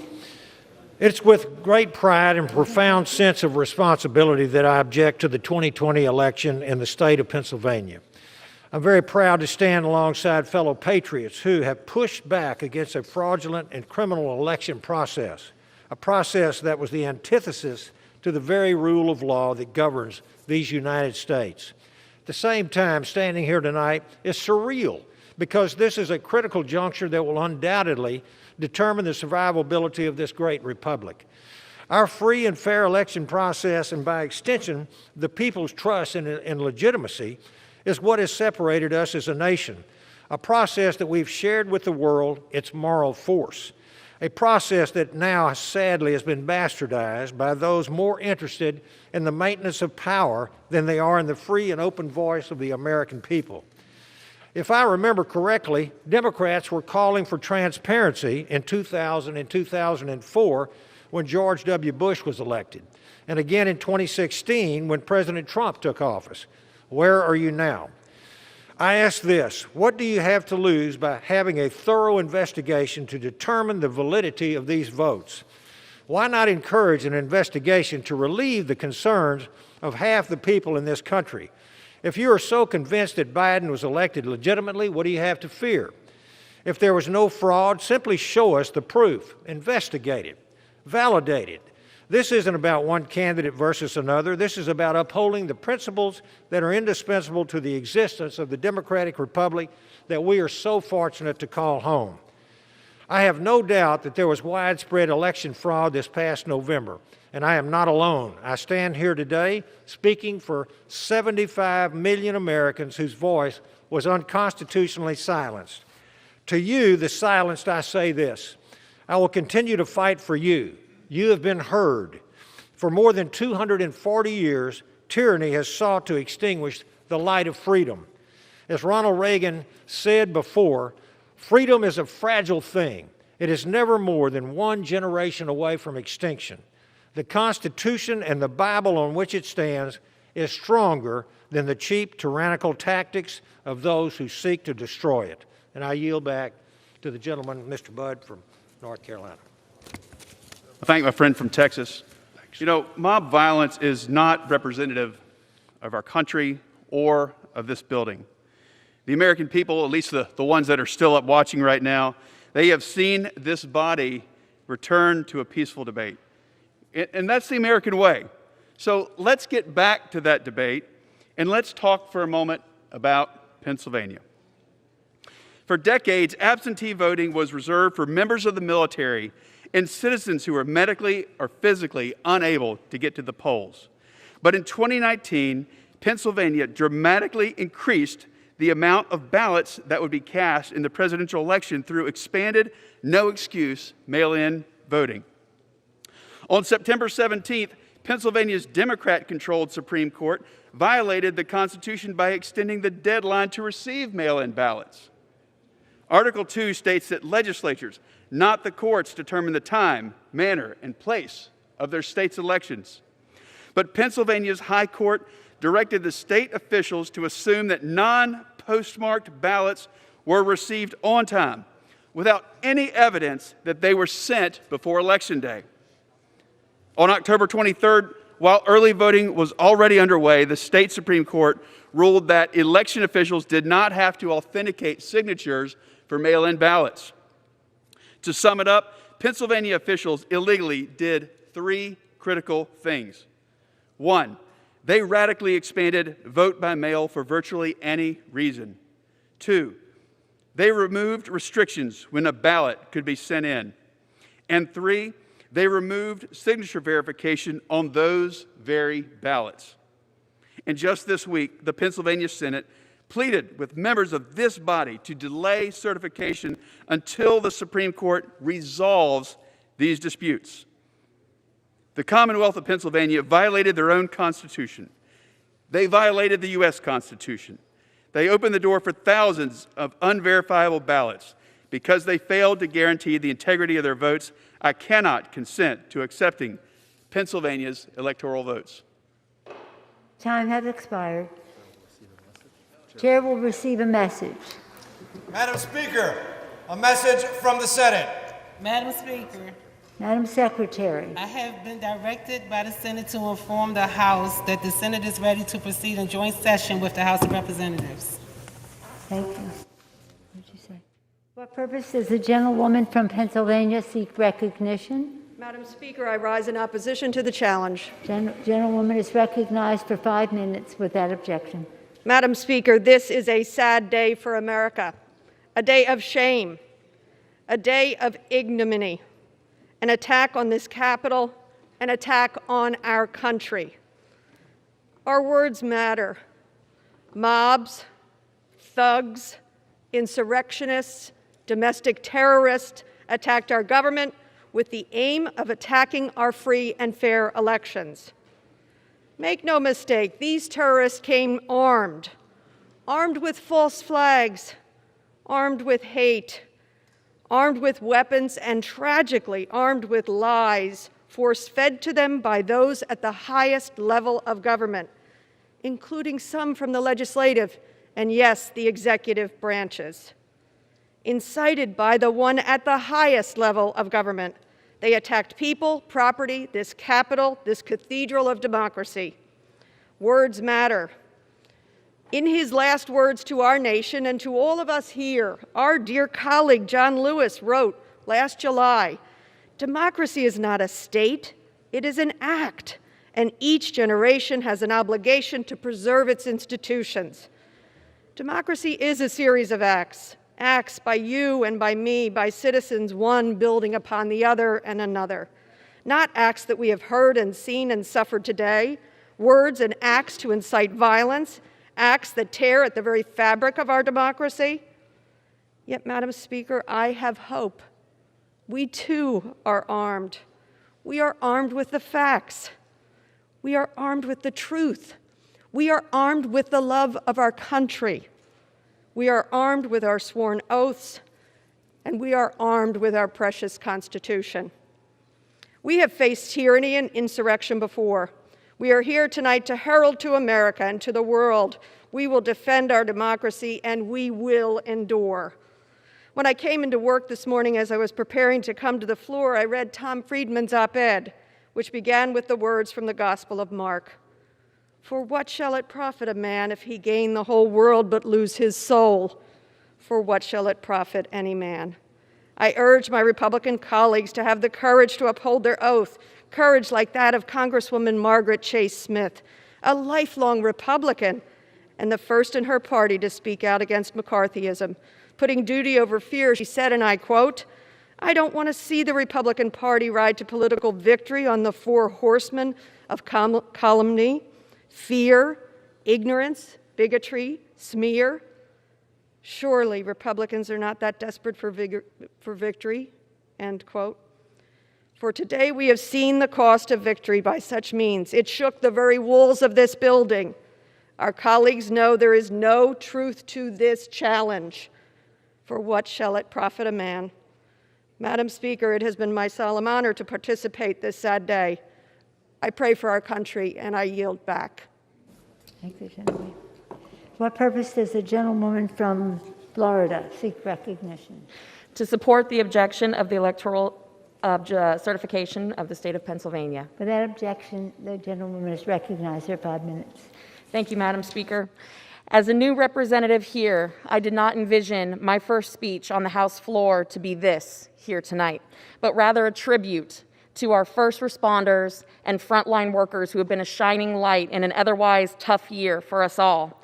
After the events tonight, I am especially grateful for our men and women who put service above self, confronting lawlessness and danger while protecting this very chamber, its members, and our constitutional republic. As a member of the People's House and the wife of a first responder, thank you to our law enforcement here today. But especially after tonight's unacceptable breach of the People's House, I am furthermore resolved in the fact that we, as representatives of the people, must take a stand for every American's right to a free and fair election as guaranteed by the Constitution. Article 1, Section 4, Clause 1 of the Constitution explicitly rests the time and manner of our elections in the hands of our state legislatures. However, state law in the 2020 election was modified or circumvented without approval of the state legislatures. These actions are in clear violation of the Constitution, specifically Article 2, Section 1, Clause 2, which grants state legislatures the sole authority to establish how state presidential electors are appointed. These changes, along with other election irregularities throughout the 2020 election, require me, as a member of this body, to object to the certification of these electoral votes, just as my colleagues across the aisle have objected to every Republican presidential election over the last 20 years. Tonight, as we undertake the very serious responsibility of debating these states' electoral certifications, I want to urge my colleagues to listen earnestly and with an open mind, remembering that just 3 days ago, we swore an oath to the United States Constitution, not a political party. Our constituents are counting on us. Our country is counting on us. Our children are counting on us, and we cannot let them down. In December, 25 of my freshman colleagues and I sent you, Madam Speaker, a letter imploring you to investigate these election irregularities. And to date, we have not received a response. That brings us to today. My colleagues across the aisle have repeatedly invoked our founding father, Benjamin Franklin, who famously said, "We have a republic if we can keep it." I say, let's keep it, and it is with that sentiment in mind that I ask my colleagues to defend the power vested in this legislative branch by the U.S. Constitution and reject the certification of the electoral votes of the state in question. It is our responsibility to have courage in the face of adversity and bring integrity back to this process, and with that, I yield the balance of my time to the gentleman from the great state of Texas. I thank the gentlelady, my friend from the great state of Florida. As Americans, we believe governments receive their just powers from the consent of the governed.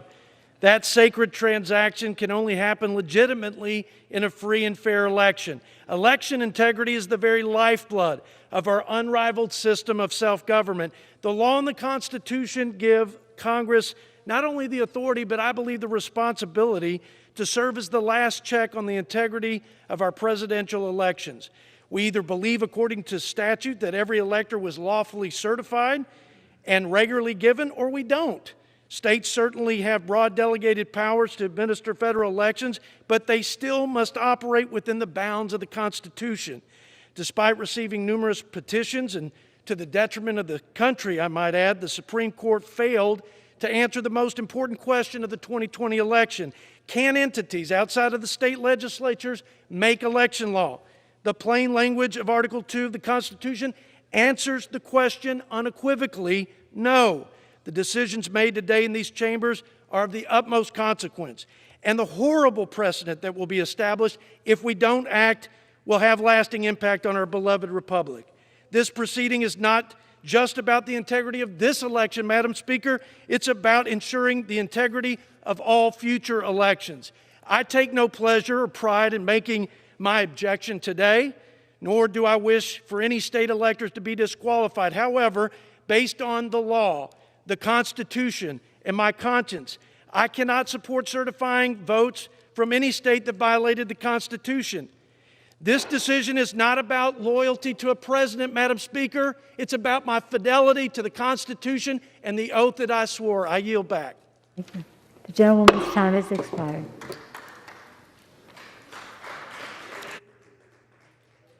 Does the gentleman from Pennsylvania seek recognition? Madam Speaker, I rise in opposition. Without objection, the gentleman is recognized for 5 minutes. Madam Speaker, I came here tonight prepared to talk about the place I represent and how well the Democratic and Republican county officials ran our election. I wanted to point out that in my home county of Allegheny County, in the place they were counting the votes, there were 31 video cameras, 31 in the same place, just showing people counting votes, every single one of them on paper with representatives from both campaigns watching. I wanted to point out to all these great lovers and supporters of the Pennsylvania legislature that it was the Republican Pennsylvania legislature that passed a Republican bill that they all voted for and supported, that set up the system under which we just ran the election, and that the reason the president lost was because he was not as popular as other Republicans in our state. He got fewer votes than all of them. I wanted to lay out all this evidence, Madam Speaker, because I thought it was a sign of respect for my colleagues, for all the Americans out there who don't know who to trust. I was raised on that. I was raised on that respect, which makes this a hard speech for me to give. Because to do this with any kind of honesty means admitting and declaring in this House that these objections don't deserve an ounce of respect. Not an ounce. A woman died out there tonight, and you're making these objections. Let's be clear about what happened in this chamber today. Invaders came in for the first time since the War of 1812. They desecrated these halls and this chamber and practically every inch of ground where we work. And for the most part, they walked in here free. A lot of them walked out free. And there wasn't a person watching at home who didn't know why that was, because of the way that they look. House will be in order. My point, Madam Speaker, is this. Enough has been done here today already to try to strip this Congress of its dignity. And these objectors don't need to do any more. We know that that attack today, it didn't materialize out of nowhere. It was inspired by lies, the same lies that you're hearing in this room tonight. And the members who are repeating those lies should be ashamed of themselves. Their constituents should be ashamed of them. And we know what's going to happen as soon as I walk away, what's happened all night tonight, what will continue to happen. They will take these same symbols, these same concepts, they'll smuggle them into their arguments, they'll make the same arguments, And I want people at home, anyone who is still watching, to know these arguments are not for them. They're for you. None of the evidence we wanted to discuss here tonight will change their opinions or what they're about to say. But you need to know that's not the end. It's not as if there's nothing we can do because of that, and if there was, I don't think this nation would have made it to almost 250 years. The fact is, Madam Speaker, the fact is that at the end of the day, people... Gentleman from Virginia. Gentleman will say this point of order. Gentleman will say his point of order. Yes, ma'am. Point of order, the gentleman said that there were lies on this floor here today. Looking over this direction, I ask that those words be taken down. We may have a disagreement on matters, but Mr. Mann, it's not timely. This side of the aisle liars. No, the gentleman's name was not timely. You didn't register an appropriate time. The gentleman will proceed. Thank you, Madam Speaker. Madam Speaker, the fact is that at the end of the day... Yeah, look, you it's say sad, but that it's about true. me every single day. So The truth just hurts. Hold your tongue. The gentleman will proceed. It hurts. Okay. It hurts them, it hurts this country, it hurts all of us. But the fact is that the people have made this country work by not giving in. Go ahead, shout it out. Say The one thing gentleman that's is true. not in order. The gentleman will proceed. The gentleman will proceed. One last thing to say, Madam Speaker, and I thank you for your patience. All people need to know, all they need to know tonight, Madam Speaker,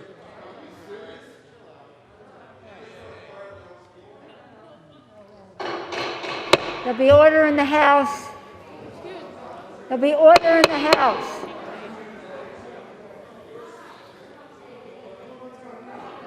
There'll be order in the House. The gentleman will clear this chamber. The gentleman will clear the chamber. Gentleman will proceed. thank you, Madam Speaker. The truth hurts. But the fact is this. We want this government to work more than they want it to fail. And after everything that's happened today, we want that more than ever. Know that, the people watching at home. We want this government to work. We will make it work. They will not make it fail. Thank you, Madam Speaker. I yield back.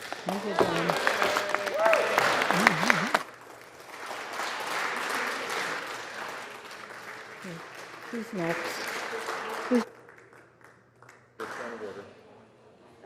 Who? Parliamentary inquiry. Pennsylvania, okay. When is the appropriate time to ask that the words be stricken and taken down? Exactly when the words are spoken. You are late. It's got to be. For what purpose does the gentleman from Louisiana seek recognition? Are you seeking recognition? Who seeks time to speak on the objection? Gentleman from Louisiana? I rise, Madam Speaker, in support of the objection. Gentleman is recognized for 5 minutes without objection. Thank you, Madam Speaker. My. Let us take a deep breath, shall we? Madam Speaker, the cornerstone of the strength of our American Republic is not only the peaceful transition of power, but it's the peaceful transition of a lawful power. And it's within the parameters of our oath, indeed, is our duty to inquire if we suspect that perhaps our elections have been compromised. Much has been said about what we do not know.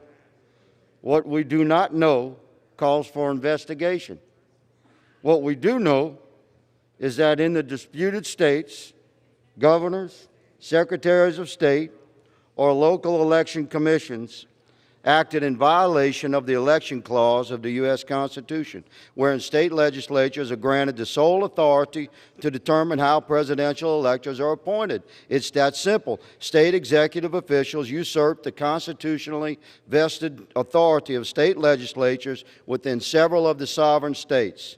Now, why are we involved in Congress? Because the founders gave us a narrow role.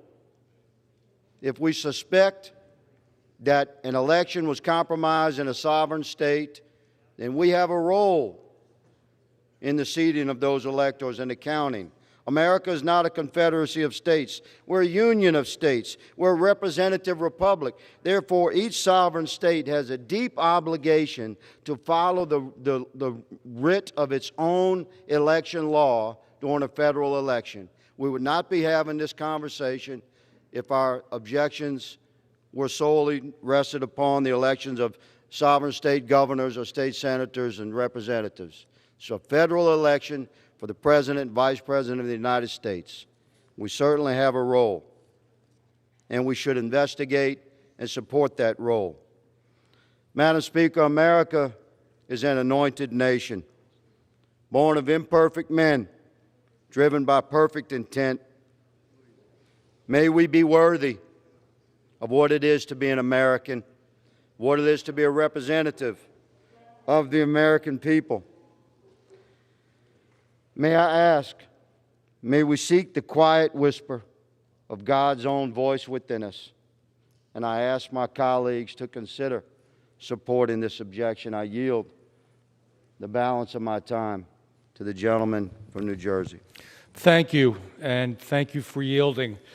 Before I start, something I didn't plan on saying, this is a debate. It's a discussion.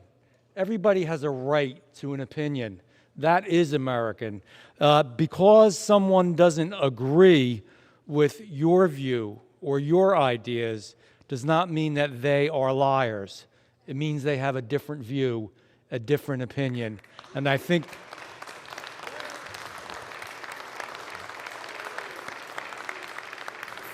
for God's sake, as people watch this or see it or hear it, they expect more from us than that. We can disagree at a certain level. There is nothing worse than moral pomposity. You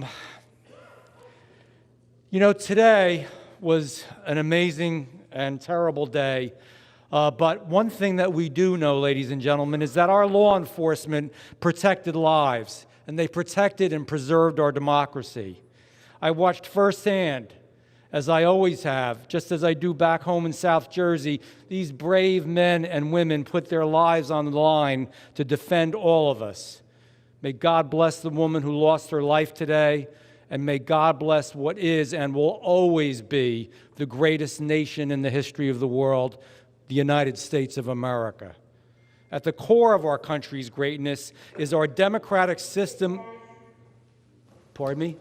The rule of the House, you must use your mask. At the core of our country's greatness is our democratic system of government. Without faith in the integrity of our elections, Americans will not have faith in our democracy. The United States of America is the international embodiment of freedom and opportunity, the shining city on a hill. Free and fair elections have always been a hallmark of America's greatness. After this past presidential election, approximately 60 million Americans have serious doubts about the outcome. That is a number that we cannot ignore. Gentleman's time has expired. Pardon me? The gentleman's time has expired. That gentleman, and therefore your time. What purpose does the gentlewoman from Pennsylvania seek recognition? I rise in opposition to the objection. Gentlewoman is recognized for 5 minutes without objection. Thank you. I started this day disheartened that our colleagues were going to drag us through this cynical political charade of objecting to duly certified electoral college votes. But I was ready and eager to defend Pennsylvania's elections and the will of Pennsylvania's voters. Never did I expect to be answering calls from family and friends concerned for my safety, or to have to barricade myself in an office. But most important of all, never did I expect to see our capital overrun by armed insurrectionists intent on disrupting our government at the urging of the president. What happened here today has made me heartsick for our country, but it only strengthens my resolve to uphold the rule of law and to protect the decision of Pennsylvania's voters. Earlier this week, we raised our hands and swore an oath to bear true faith and allegiance to the Constitution of the United States. But today, those who are blocking the counting of electors from Pennsylvania are showing that their allegiance lies not to the Constitution or to their constituents, and many would argue not even to the Republican Party, but to their own political fortunes and the outgoing president. Pennsylvania's voters, not members of Congress, are tasked with choosing Pennsylvania's presidential electors, and particularly not congressmen from other states. The people have spoken, and Pennsylvania certified our electors. We must respect our oath here by rejecting this unfounded objection to Pennsylvania's electoral votes and not substitute Congress's judgment for that of the people of Pennsylvania. Legal challenges to elections are serious matters, and that's why there is a place to consider those challenges in courtrooms before impartial judges. And Pennsylvania's legal process has worked. The pseudo-legal arguments that are being raised by the objectors here today are not new. Over the past 2 months, the president and his allies have filed more than 20 lawsuits to challenge the Pennsylvania election. Those challenges have been rejected in federal courts, state courts, appellate courts, and the United States Supreme Court. Challenges have been rejected by judges who are registered Democrats, Republicans, Independents, and who've been appointed by Democratic and Republican presidents. And why did they lose all those cases? As Third Circuit Judge Bibas, a Trump appointee, wrote, "Free, fair elections are the lifeblood of our democracy. Charges of unfairness are serious, but calling an election unfair does not make it so. Charges require specific allegations and then proof. We have neither here." What the court said points to an important distinction about when and how claims of election misconduct are made. It's easy to make wild claims of election fraud on cable television or Twitter, but those claims are not facts. And while there may be no immediate consequences for misleading the public with such statements, there is certainly a penalty for misleading the courts. A lawyer faces fines, jail, and loss of his or her license for making frivolous or false claims. The lawyers for the Trump campaign never alleged widespread fraud or illegal voting had impacted Pennsylvania's elections, because those claims are false. When our colleagues indulge in this political theater and endorse fringe conspiracy theories, they may think there are no consequences because they know that this time the majorities of the House and Senate will overrule them. But as the entire world saw today, their baseless claims of election fraud do have consequences. They undermine faith and respect for our elections and our government. They chip away at the foundation of our constitutional republic, and they take a sledgehammer to the peaceful transfer of power. It is our job to respect the rule of law and reject this political charade. Finally, I want to offer my deepest respect to our Republican colleagues in both the House and the Senate who have withstood intense political pressure and today honor their oath in the rule of law by rejecting these unfounded objections. I yield back. The gentleman's time has expired. For what purpose does the gentleman from Texas seek recognition? Madam Speaker, I rise in favor of the objection. Without objection, the gentleman is recognized for 5 minutes. I would first like to say to my colleagues on the other side of the aisle who said we should be ashamed over here I'm not ashamed, and neither are my colleagues over here. We're actually proud of what we're doing and what we're standing for. So I hope the record will show that. Yesterday's cowardly attack on our American democracy was a horrible act. While Congress attempted to execute their constitutional duty to debate and vote on the certification of the Electoral College, violence interrupted the proceedings in an attempt to stop the democratic process. Those who committed these acts are domestic terrorists and should be prosecuted to the fullest extent of the law. And I thank the Capitol Police and all of the law enforcement organizations that pushed back against this mob. I can't help but be reminded of the bravery during the baseball shooting on myself and my Republican colleagues in June of 2017. I thank God every day for their presence. The American people deserve full transparency in the electoral process, with confidence that any irregularities and inconsistencies in that process will be fully investigated. As a former Texas Secretary of State, I know the electoral process well, and above all, I know what the courts, the executive branch, and elections officials can and cannot do without approval by the state legislature. During my tenure, I knew that my authority was confined to the powers the legislature provided me. If states fail to abide by the Constitution and follow their own laws, it calls into question whether the votes in Texas or any other state are fairly represented.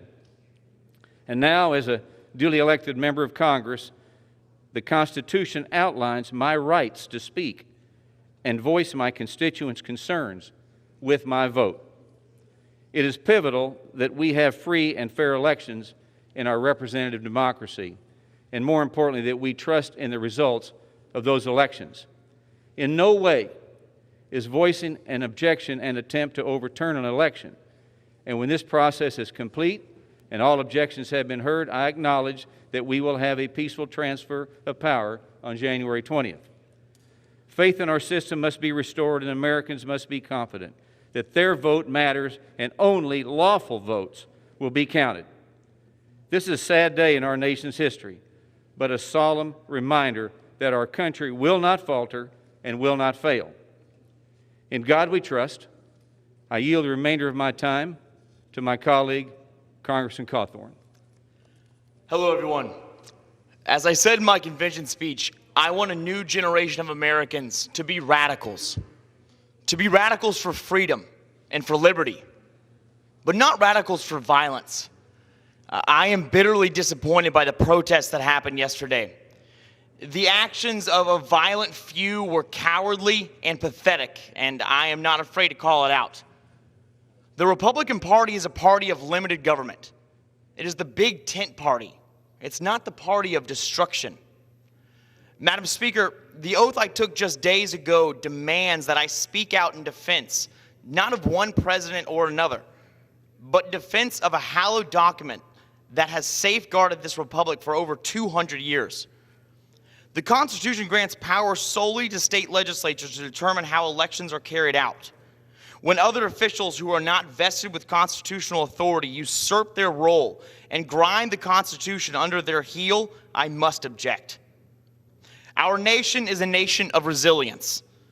In Valley Forge, George Washington prayed for a republic to be formed from the ashes of a monarchy.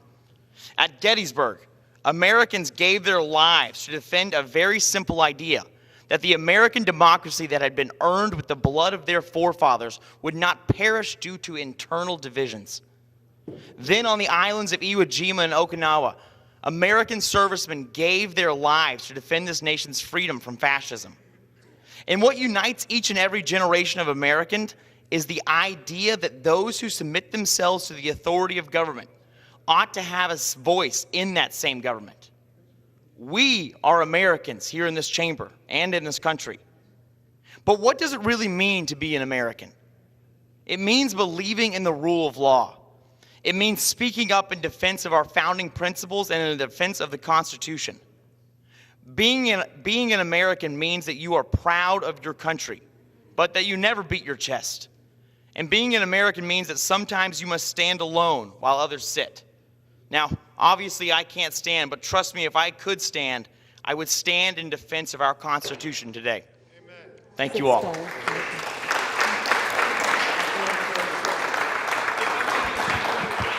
For what does the purpose does the gentleman from Pennsylvania seek recognition?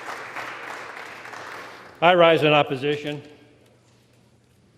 Without objection, the gentleman is recognized for 5 minutes. Thank you, Madam Speaker. I completely agree with my colleague, Representative Dwight Evans, and I remind this chamber that Pennsylvania is the cradle of American democracy. We can't claim to be the birthplace of American democracy. That would be a disservice to James Otis Jr., who in 1761 stood up in a Massachusetts courtroom and argued against the king's writs of assistance. But Pennsylvania is the cradle of democracy. It is where we hosted the signing of the Declaration of Independence and the American Constitution. And it was Pennsylvanians who immediately went to battle to defend this idea of democracy. They went right after Bunker Hill to the siege of Boston. American riflemen were instrumental at the transformational battles of Trenton and Saratoga in victory.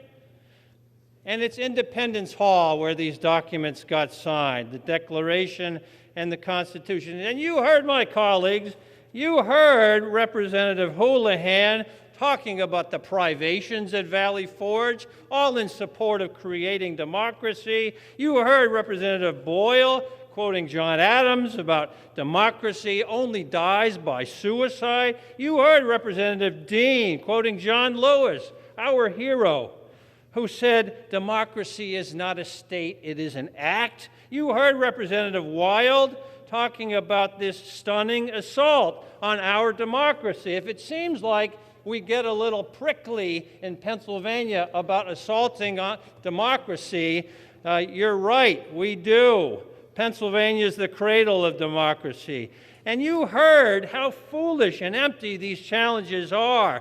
Representative Lamb said it, 31 cameras filming the place where the count was happening, resulting in thousands of hours of videotape. You can see it on YouTube, proving there was no fraud. You heard Representatives Doyle and Brendan Boyle talking about Act 77, how the Republicans in Pennsylvania were falling all over themselves to pass this law for mail-in voting because they thought it would help them. And you heard Representative Scanlon explaining why there were no allegations of fraud made in court, because a lawyer going into court, lying to the court, gets his or her ticket to practice law punched. They can be disbarred. Politicians can say anything on cable TV, but they have to be darn careful when they're in court. So all these big TV talkers never alleged fraud in court. Let me tell you about one court case. It was a case where they brought on their best legal talent. It was a case where they drew as a judge a staunch, principled, conservative Republican, Judge Matthew Brann. He called this case strained legal arguments without merit and speculative accusations. He called it like Frankenstein's monster, haphazardly stitched together case. Judge Brann said he, quote, has no authority to take away the right to vote of even a single person, let alone millions of citizens. And on appeal, Judge Bibas, a Trump appointee writing for the Third Circuit, agreed. He said, calling an election unfair does not make it so. Charges require specific allegations and then proof. We have neither here, he said. So we have judges, dozens and dozens of them, federal judges, state judges, Democrats, Republicans, turning away these challenges. All they ever wanted was evidence. And here's the number one rule when you go to court. Don't forget to bring the evidence with you.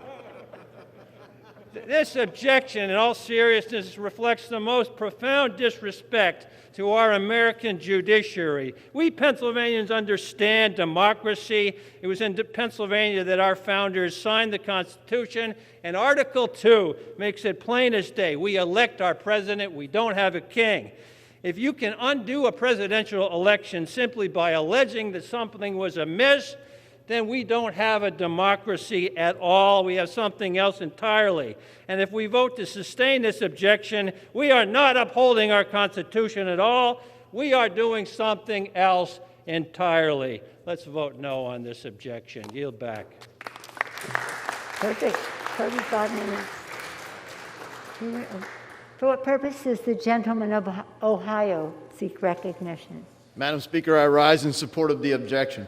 Without objection, the gentleman is recognized for 5 minutes. Thank you, Madam Speaker. Every one of us swore an oath to support and defend the Constitution of the United States against all enemies of foreign and domestic. I swore that oath in uniform, and in the first part of it is the same that we swear here in Congress. The last time we needed to defend our Constitution against a domestic enemy, we fought a civil war.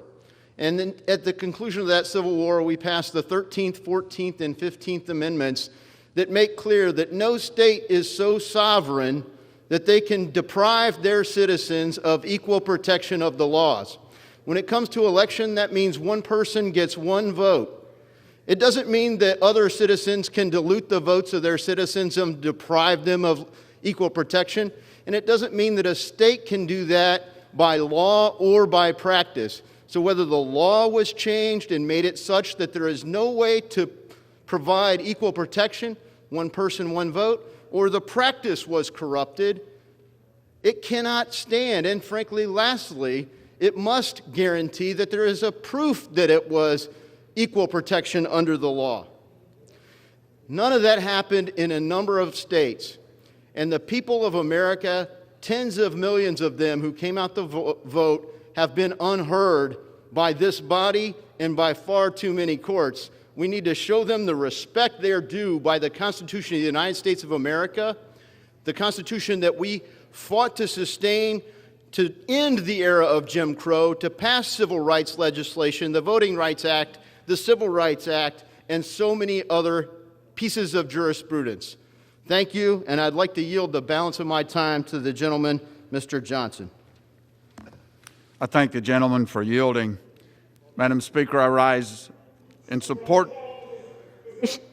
Control of the time. You have to stand there.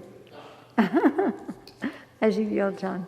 Thank you, Madam Speaker. I rise in support of this objection and to give voice to the 249,386 men and women of Ohio's 6th Congressional District who've had their voices silenced by the rogue political actors in Pennsylvania, who unilaterally and unconstitutionally altered voting methods to benefit the Democratic candidate for president.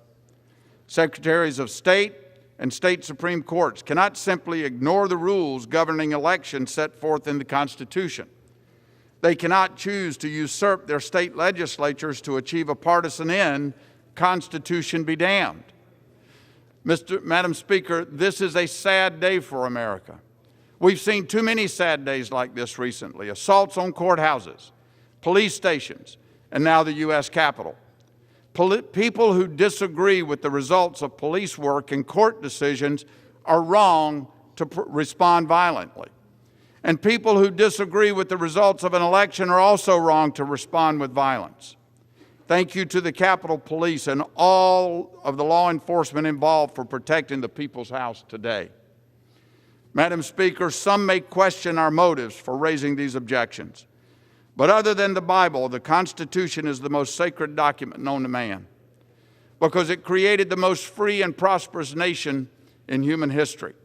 And 2021 has the chance to be remembered for when the leaders of a deeply divided America came together to defend that sacred document and to ensure that the integrity of future presidential elections is ensured. It is imperative we take this opportunity. The future of our republic depends on it. Benjamin Franklin, in the summer of 1787, during the heated debate to create our sacred Constitution, said these famous words: "I have lived long, sir, and the longer I live, the more convincing proofs I see of this truth, that God governs in the affairs of men. And if a sparrow cannot fall to the ground without his notice, is it probable that an empire can rise without his aid? We have been assured, sir, in the sacred writings that except the Lord build it, they labor in vain that build it." Madam Speaker, I pray that we would turn to the God Almighty that ordained our nation into being to help us in our time of need.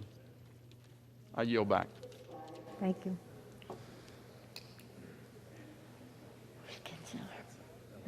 Is that he? What purpose does the gentleman from Illinois seek recognition? Madam Speaker, I rise in opposition. Without objection, the gentleman is recognized for 5 minutes. Madam Speaker, as a student of foreign policy, if somebody described to me the actions that we saw, I would have assumed we were in a failed nation or a banana republic. Storming past police, some carrying the flag of the Confederacy, a mob breached this House. But there is good news: the democracy held today. For the last few years, misinformation and fear has been fed into people for profit and power, and for too many years, leaders around the country said nothing and sometimes echoed those messages because of the belief that winning, no matter the cost, was worth everything. Today, we saw the result of ignoring these warning signs. People look to Washington to give hope. Instead, we simply amplify fears. People look to us for expertise on what can and can't be possible. Sometimes it's easier to say what makes people feel good instead of the hard facts. Today, some members of Congress argue that we can unilaterally pick the next president, that our glorious wisdom, armed with Twitter, we know better than the American people. Some have shown that if conspiracies are repeated enough, they become facts and they aren't disputed. Even here in this chamber, after the events today, some speeches have been shockingly tone deaf. I've seen people applaud cheap political lines that are embarrassing. Power and cultural fights have divided us so much that they're the ultimate goal now, and sometimes the oath we swear to uphold feels like a prop. People have been lied to by too many for too long. So here's the truth: Joe Biden won this election. The effort will fail, and everybody knows it. For some out there, this isn't about making a statement for the betterment of our country. It's about avoiding the pain of leveling with the people and telling them the truth. The emperor has no clothes. I know many are disappointed in the result, but what legacy are we leaving? Have our kids seen the day where Ronald Reagan and Tip O'Neill had a beer over their differences, or have they learned that to lead you must tweet, and sometimes all in caps, because now this is Hollywood. Fame is the ultimate goal. But the first step that we can do to restore this is to reject the charade, and what happens next is up to us. We get threatened with primaries, we worry about the political implications, but our names will long be forgotten. The legacy of now will exist. The bottom line, if we ask men and women to be willing to give their lives for this nation, and we talk about their service with tears in our eyes, shouldn't we be willing to give up our jobs to uphold that Constitution? And with that, I yield my remaining time to Representative Herrera Butler from Washington. Thank you, Madam Chair. You know, is this an America that we want to give to our children? A country of lawlessness, of might makes right, of mob rule? Previous generations of Americans have laid down their lives to answer no to that question. I do not want to be the first generation of Americans so selfish as to answer yes. Nothing is more important to me than preserving this constitutional republic as a representative. Article 2 of the Constitution states, each state shall appoint in such manner as the legislature thereof may direct a number of electors. Meaning that it's the duty of the state legislatures to select their electors in the manner they stipulate. It's right here. The founders of our republic did not want to federalize elections, which is why they reserved the selection of electors to the state legislatures. Historically, when Congress intervened in the electoral process, it was in the Civil War, it was when states were sending multiple slates of electors. But that is not the case today. Of the 6 states actively being contested, 5 have Republican legislatures. 5 are controlled by one party. 5 have the authority to get together and to vote to change the elector that they sent to us. How many of the 6 did? Not one. Pennsylvania did not get together and vote as a body and send us a new slate of electors. They did not send us a bill or a resolution citing injustice at the state level. None of them. Are they cowards? Do they not know the Constitution? Have they not read it like you and I? Or are they merely passing the buck? Here's the reality. Look, I believe this was not a fraud-free election. I believe that there were problems in Pennsylvania and in Georgia, but the Constitution gives us the right to fix that at the state level, not throw out the Electoral College. We do not want to absolve the responsibility of the people in those states to hold their own lawmakers accountable. I, as a Washington State Congresswoman, don't know better than the people in Pennsylvania and Georgia. Folks, we can't vote to undermine the Electoral College today. We have to uphold it. With that, I yield. Thank you.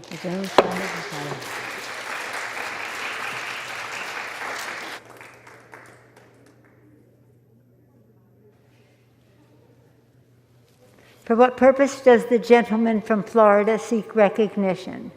I rise in support of the objection, Madam Speaker. Without objection, the gentleman is recognized for 5 minutes. Thank you, Madam Speaker.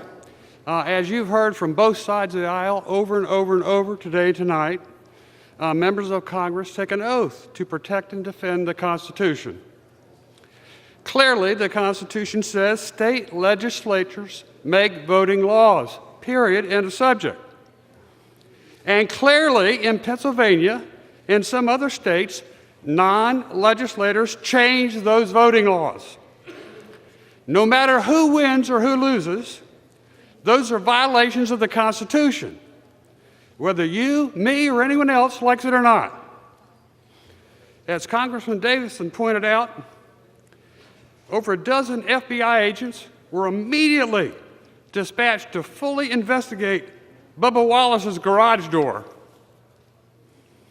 But sadly, the FBI never responded to my request to investigate massive voting irregularity accusations, like the video footage from Georgia that we all wish we didn't see. Neither has the Department of Homeland Security, the Department of State, the Postal Inspector General, the Director of National Intelligence, the CIA, and Sasse of all, the U.S. Department of Justice. The right to vote is not only a constitutional right, it's also a civil right, and we must protect it. Running a fair and transparent election is not something America should run away from. It's something we must live up to. Every eligible American has a right to have their vote counted and the right to feel confident that his or her vote was counted, not neutralized by an illegal vote. Otherwise, I fear our republic is doomed. That's why I implore you to support a full investigation. And I yield the balance of my time to the fine gentleman from Pennsylvania, Mr. Kelly. I thank the gentleman. This has been an interesting day, and I know we want to debate this, and we brought up all kind of things, all kind of points of history and what happened and where it happened and all the rest of this, and we're very, very grateful to the Capitol Police and all those who came in to protect us.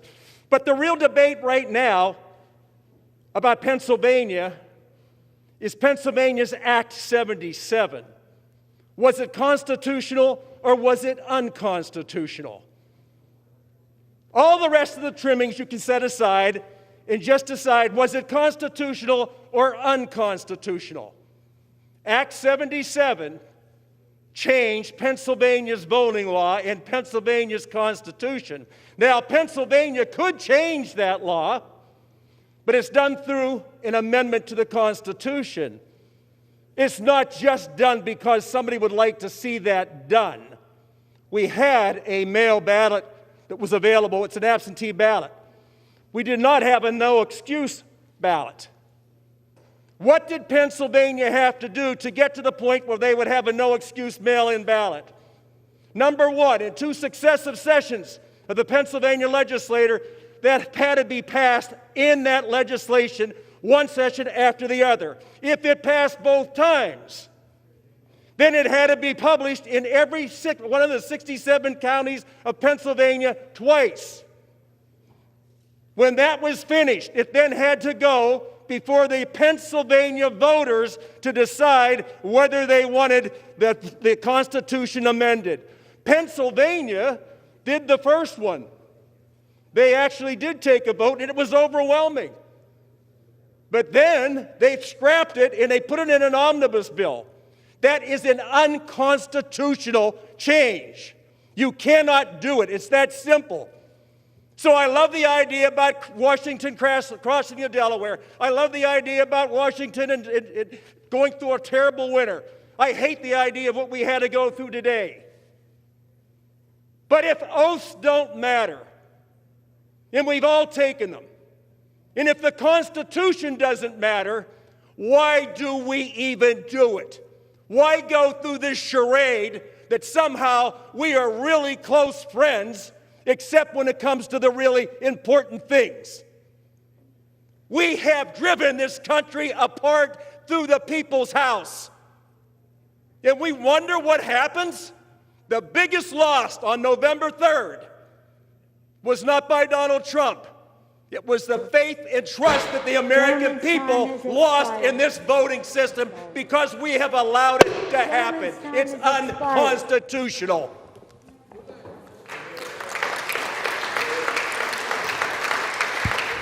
For what purpose does the gentleman seek recognition? I rise in opposition. Without objection, the gentleman is recognized for 5 minutes. 80 years ago today, Franklin Roosevelt delivered his third inaugural address. Every realist knows, he said, that the democratic way of life at this moment is being assailed in every part of the world, assailed either by arms or by the secret spreading of poisonous propaganda by those who would seek to destroy unity and promote discord in nations that are still at peace.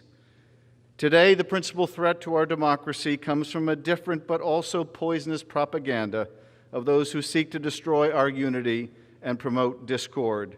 According to this propaganda, America cannot conduct a free or fair election. Our elections are rigged and doomed. According to this propaganda, the voters can no longer decide who shall be president. The Congress must decide for them. At a time when our nation faces an unprecedented health crisis with thousands dying every day, with Americans struggling to put food on the table and keep a roof over their head, who are we to say that the man America chose to lead us out of this calamity shall not take office? The coronavirus will claim more American lives than all of the casualties in World War II. To meet that moment will require unity, not discord, will require an abiding faith in our country, in our democracy, in our government's ability to function and provide for the needs of its citizens. The members of this body cannot continue to challenge the merits of an election that was fairly conducted and overwhelmingly won by Joe Biden. It must stop. Look at the damage that was wrought in this House today, to this country today. Is that not enough? Roosevelt said this nation has placed its destiny in the hands and heads and hearts of millions of free men and women. Our strength, he concluded, is our unity of purpose. Let us unite once again in defense of the greatest hope of freedom-loving people around the world, this precious democracy. I yield to Jamie Raskin. Madam Speaker, the baseless attack on Pennsylvania and its electors brought to mind for me the great Tom Paine, the champion of popular democracy, who came over to America to fight with us in the revolution against the king. And he lived in Philadelphia, where he wrote Common Sense and the Age of Reason. And Paine said, in the monarchies, the king is the law, but in the democracies, the law will be king. When you think about it, the peaceful transfer of power is the central condition of maintaining democracy under the rule of law. That's why the famous election of 1801 was such a big deal. When John Adams relinquished the presidency to his passionate adversary and lifelong friend, Thomas Jefferson, it was the first peaceful transition of power between democracies in a democratic republic in the history of the world. And he said, as he rode back to Massachusetts from Washington, Adams said that he did this because we are a government of laws and not of men.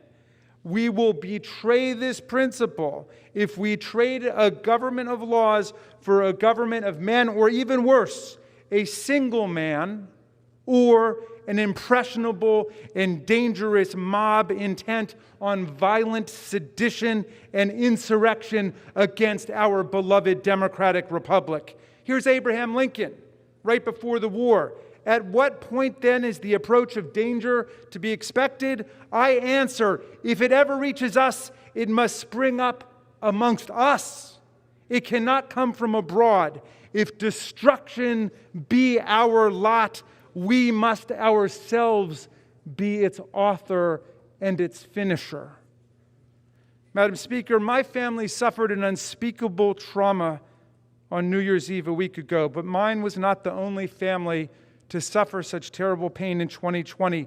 Hundreds of thousands of families in America are still mourning their family members. Many families represented in the Congress are still mourning their family members who've been taken away from us by COVID-19, by the opioid crisis, by cancer, by gun violence, by the rising fatalities associated with the crisis in mental and emotional health. Enough, my beloved colleagues. It is time for America to heal. It is time for our families and communities to come together. Let us stop pouring salt in the wounds of America for no reason at all. Let us start healing our beloved land and our wonderful people. I yield back. Thank you, Ellen.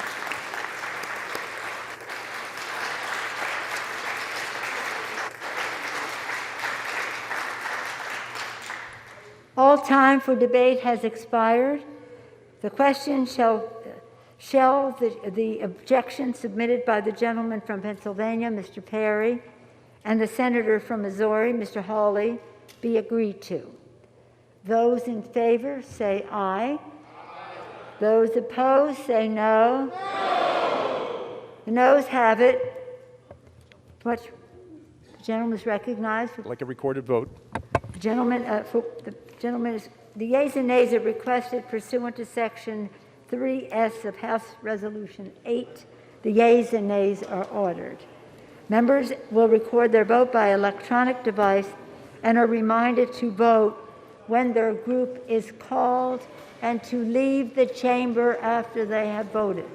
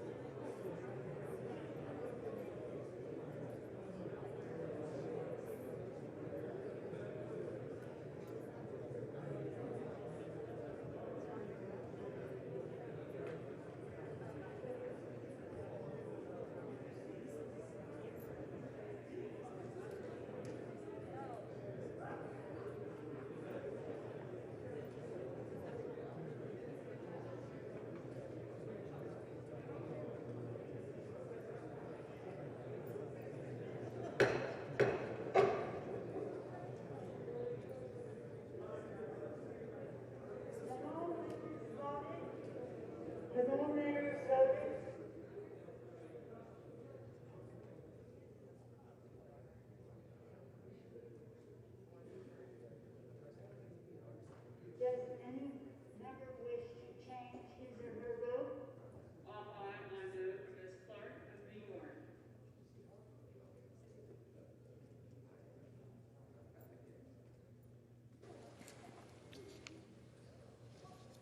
What are we doing? On this vote, the ayes are 138, the nays are 232, 282. The noes have it. The noes have it. The objection is not agreed to, and with that objection, a motion to reconsider is laid upon the table.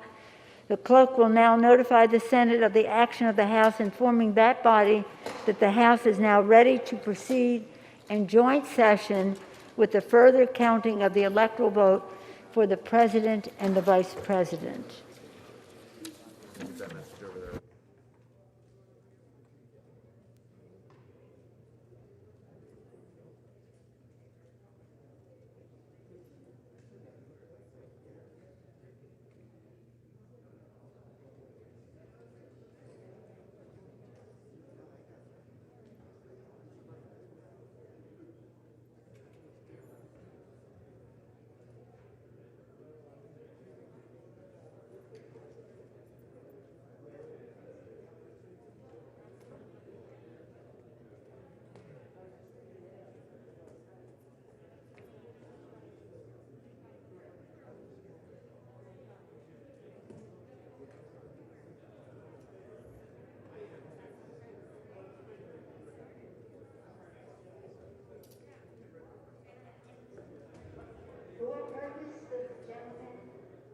Maryland seek recognition.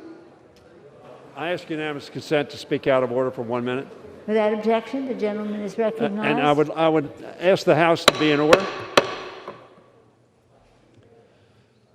Madam Speaker, this would not be the time I would have chosen, but it may be the last time that we're in session before the new administration comes in. We are losing an extraordinary young woman who has been with us, been with me for over a decade, and who is our floor leader, our floor director. All of you know her. Her name is Shaheen Goff. And she has been with me for a significant period of time. She is a wonderful, wonderful person. And the problem with having wonderful, talented, good staff and administrations change, they steal your people. It's just a terrible thing that happens. I have two of my staff, Marielle Saez, will be going to the administration as well. And I've asked the administration, please do not take any more of my people. But Shaheen Goff has just been extraordinary. Those of you who have dealt with her understand how bright she is.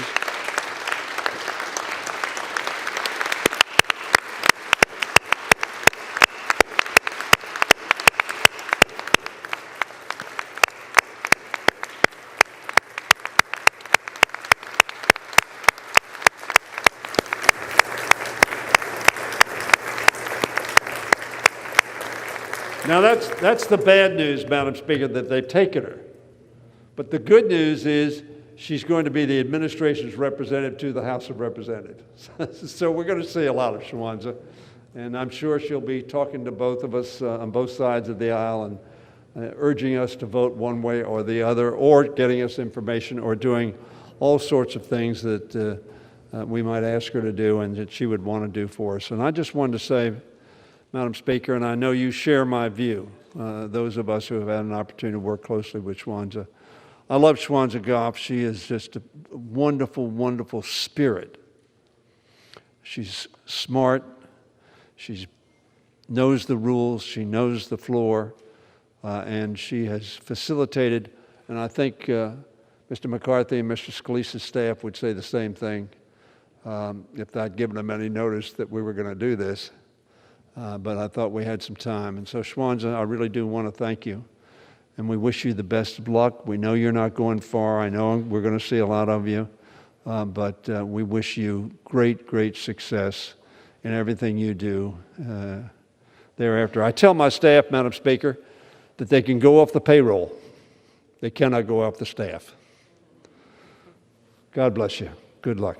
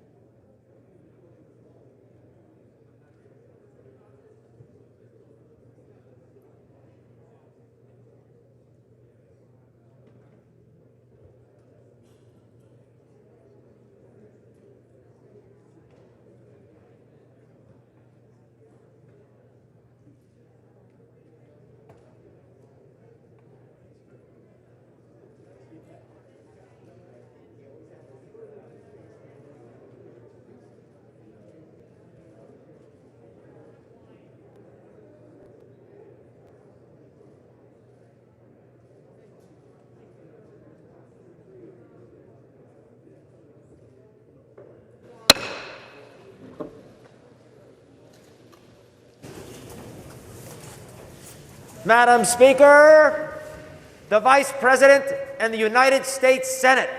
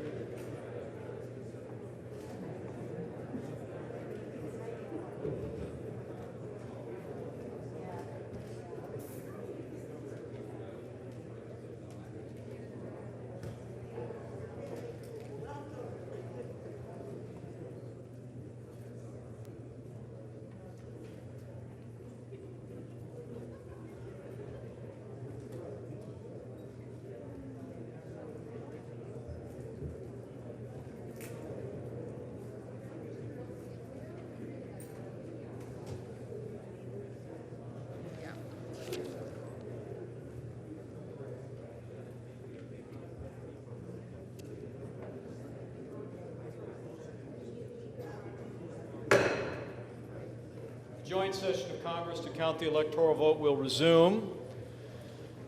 Tellers having taken their seats. Two houses retired to consider separately and decide upon the vote of the Commonwealth of Pennsylvania to which objection has been filed. The Secretary of the Senate will report the action of the Senate.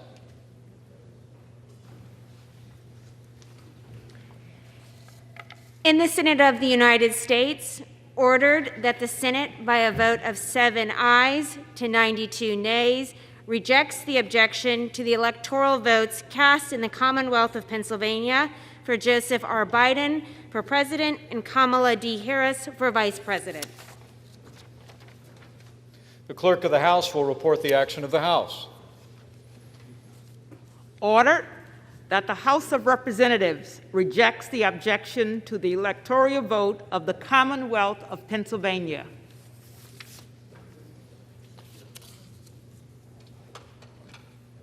Pursuant to the law, Chapter 1 of Title 3, United States Code, because the two houses have not sustained the objection, the original certificates submitted by the Commonwealth of Pennsylvania will be counted as provided therein. Tellers will now record and announce the vote of the State of Rhode Island for President and Vice President in accordance with the action of the two houses. This certificate from Rhode Island, the parliamentarians advise me, is the only certificate of vote from the state that purports to be a return from the state. It has annexed a certificate of authority from the state purporting to appoint and ascertain electors.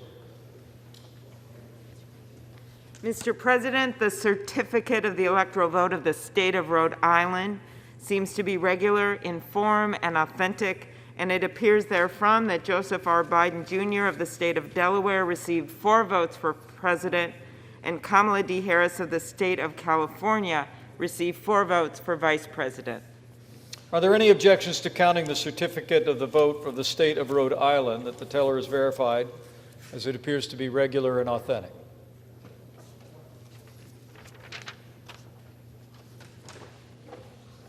The certificate from South Carolina, the parliamentarians advise me, is the only certificate of vote from that state that purports to be a return from the state, and has annexed to it a certificate of authority of the state purporting to appoint and ascertain electors. Mr. President, the certificate of the electoral vote of the state of South Carolina seems to be regular in form and authentic. And it appears therefrom that Donald J. Trump of the state of Florida received 9 votes for president, and Michael R. Pence of the state of Indiana received 9 votes for vice president. Are there any objections to counting the certificate of the vote of the state of South Carolina that the teller is verified, appears to be regular and authentic? Hearing none, this certificate from South Dakota, the parliamentarians advise, is the only certificate of vote from that state that purports to be a return from the state, and that is annexed to it a certificate of authority from the state purporting to appoint and ascertain electors. Mr. President, the certificate of the electoral vote of the state of South Dakota seems to be regular in form and authentic, and it appears therefrom that Donald J. Trump of the state of Florida received 3 votes for president, and Michael R. Pence of the state of Indiana received 3 votes for vice president. Are there any objections to counting the certificate of the vote of the state of South Dakota that the teller is verified, appears to be regular in form and authentic?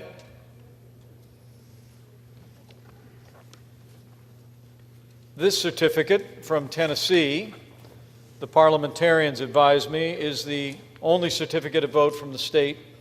It purports to be a return from the state, has annexed to it a certificate of authority of that state, purporting to appoint and ascertain electors.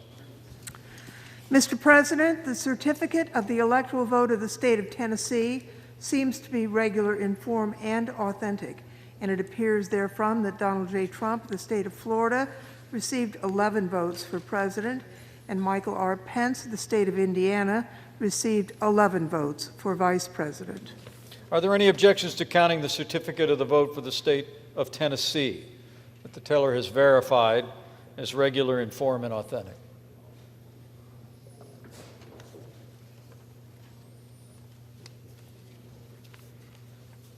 This certificate from Texas, the parliamentarians advise me, is the only certificate of vote from the state. It purports to be a return from the state, has annexed a certificate of authority of that state, and purports to appoint ascertain electors. Mr. President, the certificate of the electoral vote of the state of Texas seems to be regular in form and authentic, and it appears therefrom that Donald J. Trump of the state of Florida received 38 votes for president, and Michael R. Pence of the state of Indiana received 38 votes for vice president. Are there any objections to counting the certificate of the vote of the state of Texas that the teller is verified and appears to be regular in form and authentic? Hearing none, this certificate from Utah, the parliamentarians advise me, is the only certificate of vote from that state that purports to be a return from the state, has annexed a certificate of authority from the state purporting to appoint or ascertain electors. Mr. President, the certificate of the electoral vote of the state of Utah seems to be regular in form and authentic, and it appears therefrom that Donald J. Trump of the state of Florida received 6 votes for president, and Michael R. Pence of the state of Indiana received 6 votes for vice president. Are there any objections to counting the certificate of the vote of the state of Utah that the teller is verified to be regular in form and authentic? Hearing none, this certificate from Vermont, the parliamentarians advise me, is the only certificate of vote from the state, purports to be a return from the state, has annexed a certificate of authority from that state, purports to appoint or ascertain electors. Mr. President, the certificate of the electoral vote of the state of Vermont seems to be regular in form and authentic, and it appears therefrom that Joseph R. Biden, Jr. of the state of Delaware received 3 votes for president, and Kamala D. Harris of the state of California received 3 votes for vice president. Are there any objections to counting the certificate of the vote of the state of Vermont that the teller has verified as regular in form and authentic?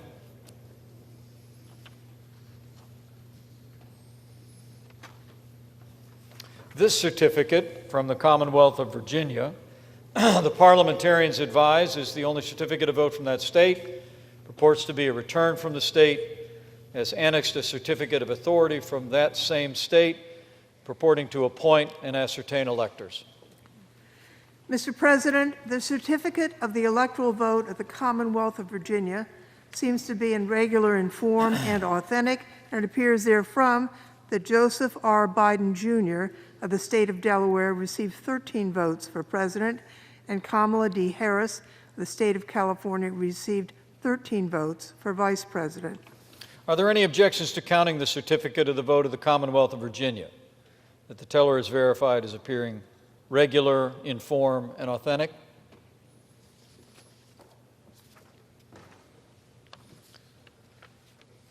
This certificate from Washington, the parliamentarians advise, is the only certificate of vote from that state, purports to be a return of the state, has a certificate of authority from the same state, purporting to appoint or ascertain electors.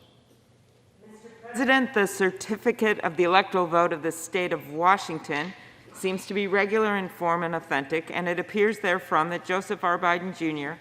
of the state of Delaware received 12 votes for president, and Kamala D. Harris of the state of California received 12 votes for vice president. Are there any objections to counting the certificate of the vote of the state of Washington that the teller is verified and appears to be regular in form and authentic?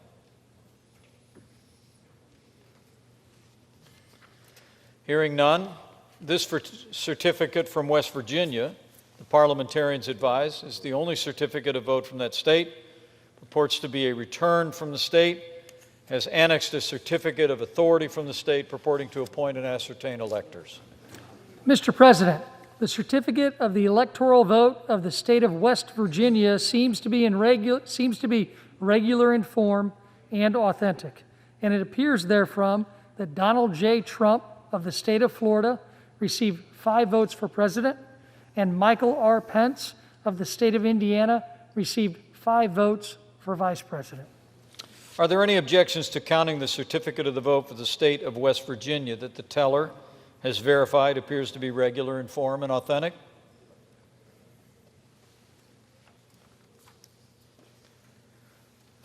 This certificate from Wisconsin, parliamentarians advise, is the only certificate from that state, purports to be a return from the state, and has annexed to it a certificate of authority from the state purporting to appoint or ascertain electors. Mr. President, the certificate of the electoral vote of the state of Wisconsin seems to be regular in form and authentic, and it appears therefrom that Joseph R. Biden, Jr. of the state of Delaware received 10 votes for president, and Kamala D. Harris of the state of California received 10 votes for vice president.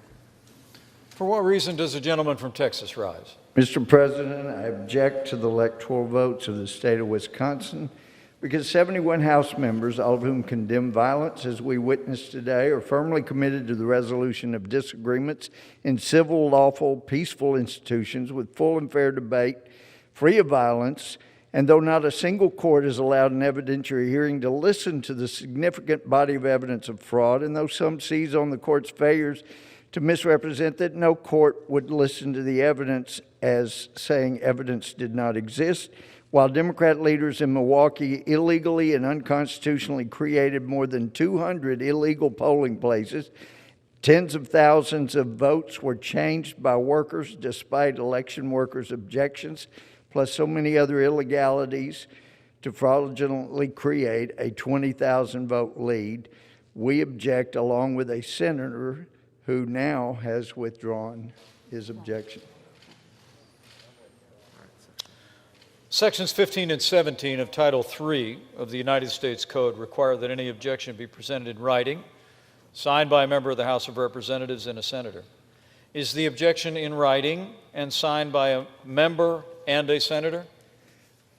It is in writing. It's signed by a member, but it is not signed and objected to by a senator, Mr. President. In that case, the objection cannot be entertained.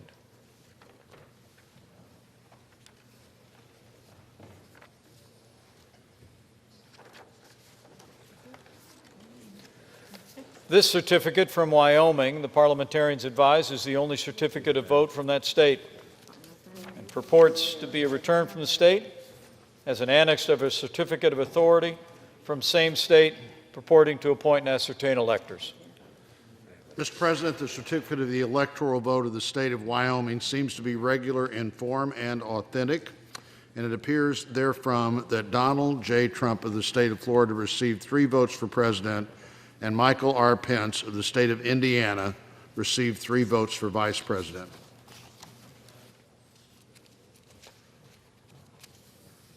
Are there any objections to counting the certificate of the vote of the state of Wyoming that the teller has verified? It appears to be regular in form and authentic.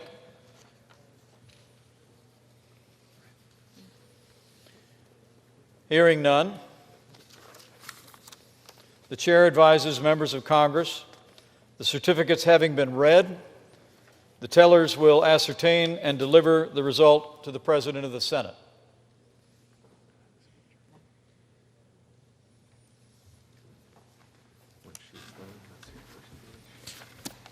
The undersigned, Roy Blunt and Amy Klobuchar, tellers on the part of the Senate, Zoe Lofgren and Rodney Davis, tellers on the part of the House of Representatives, report the following as a result of the ascertainment and counting of the electoral vote for President and Vice President of the United States for the term beginning on the 20th day of January, 2021. The report we make is that Joe Biden and Kamala Harris will be the president and the vice president according to the ballots that have been given to us. He has a statement.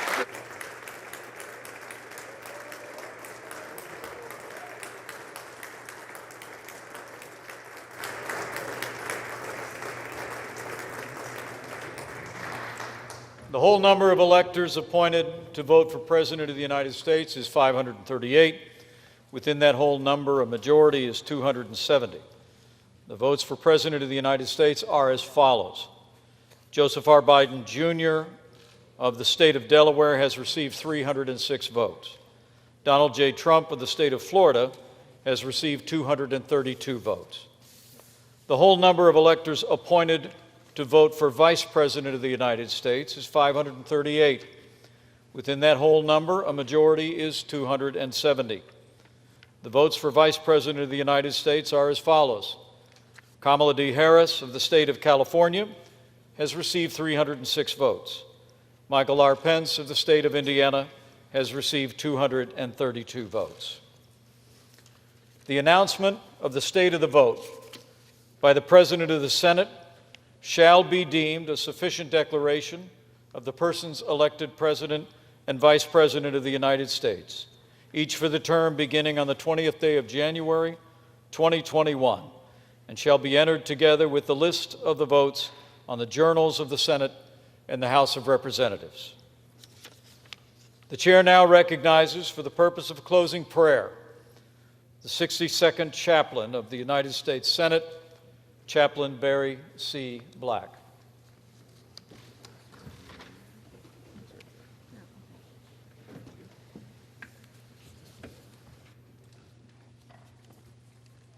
Let us pray.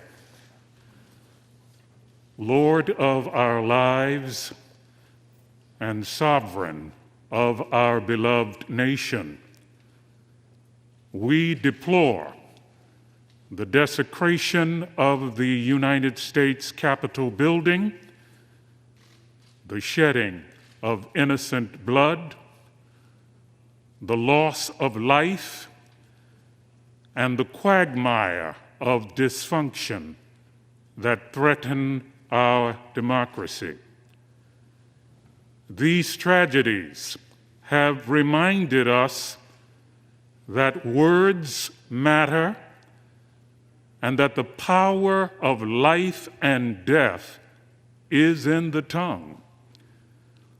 We have been warned that eternal vigilance continues to be freedom's price.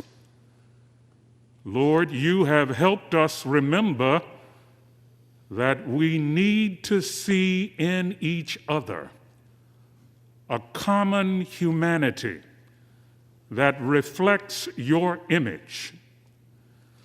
You have strengthened our resolve to protect and defend the Constitution of the United States against all enemies, domestic as well as foreign. Use us to bring healing and unity to a hurting and divided nation and world. Thank you for what you have blessed our lawmakers to accomplish in spite of threats to liberty. Bless and keep us. Drive far from us all wrong desires. Incline our hearts to do your will and guide our feet on the path of peace. And God, bless America. We pray in your sovereign name. Amen. The purpose of the joint session having concluded, pursuant to Senate Concurrent Resolution 1, 117th Congress, the chair declares the joint session dissolved.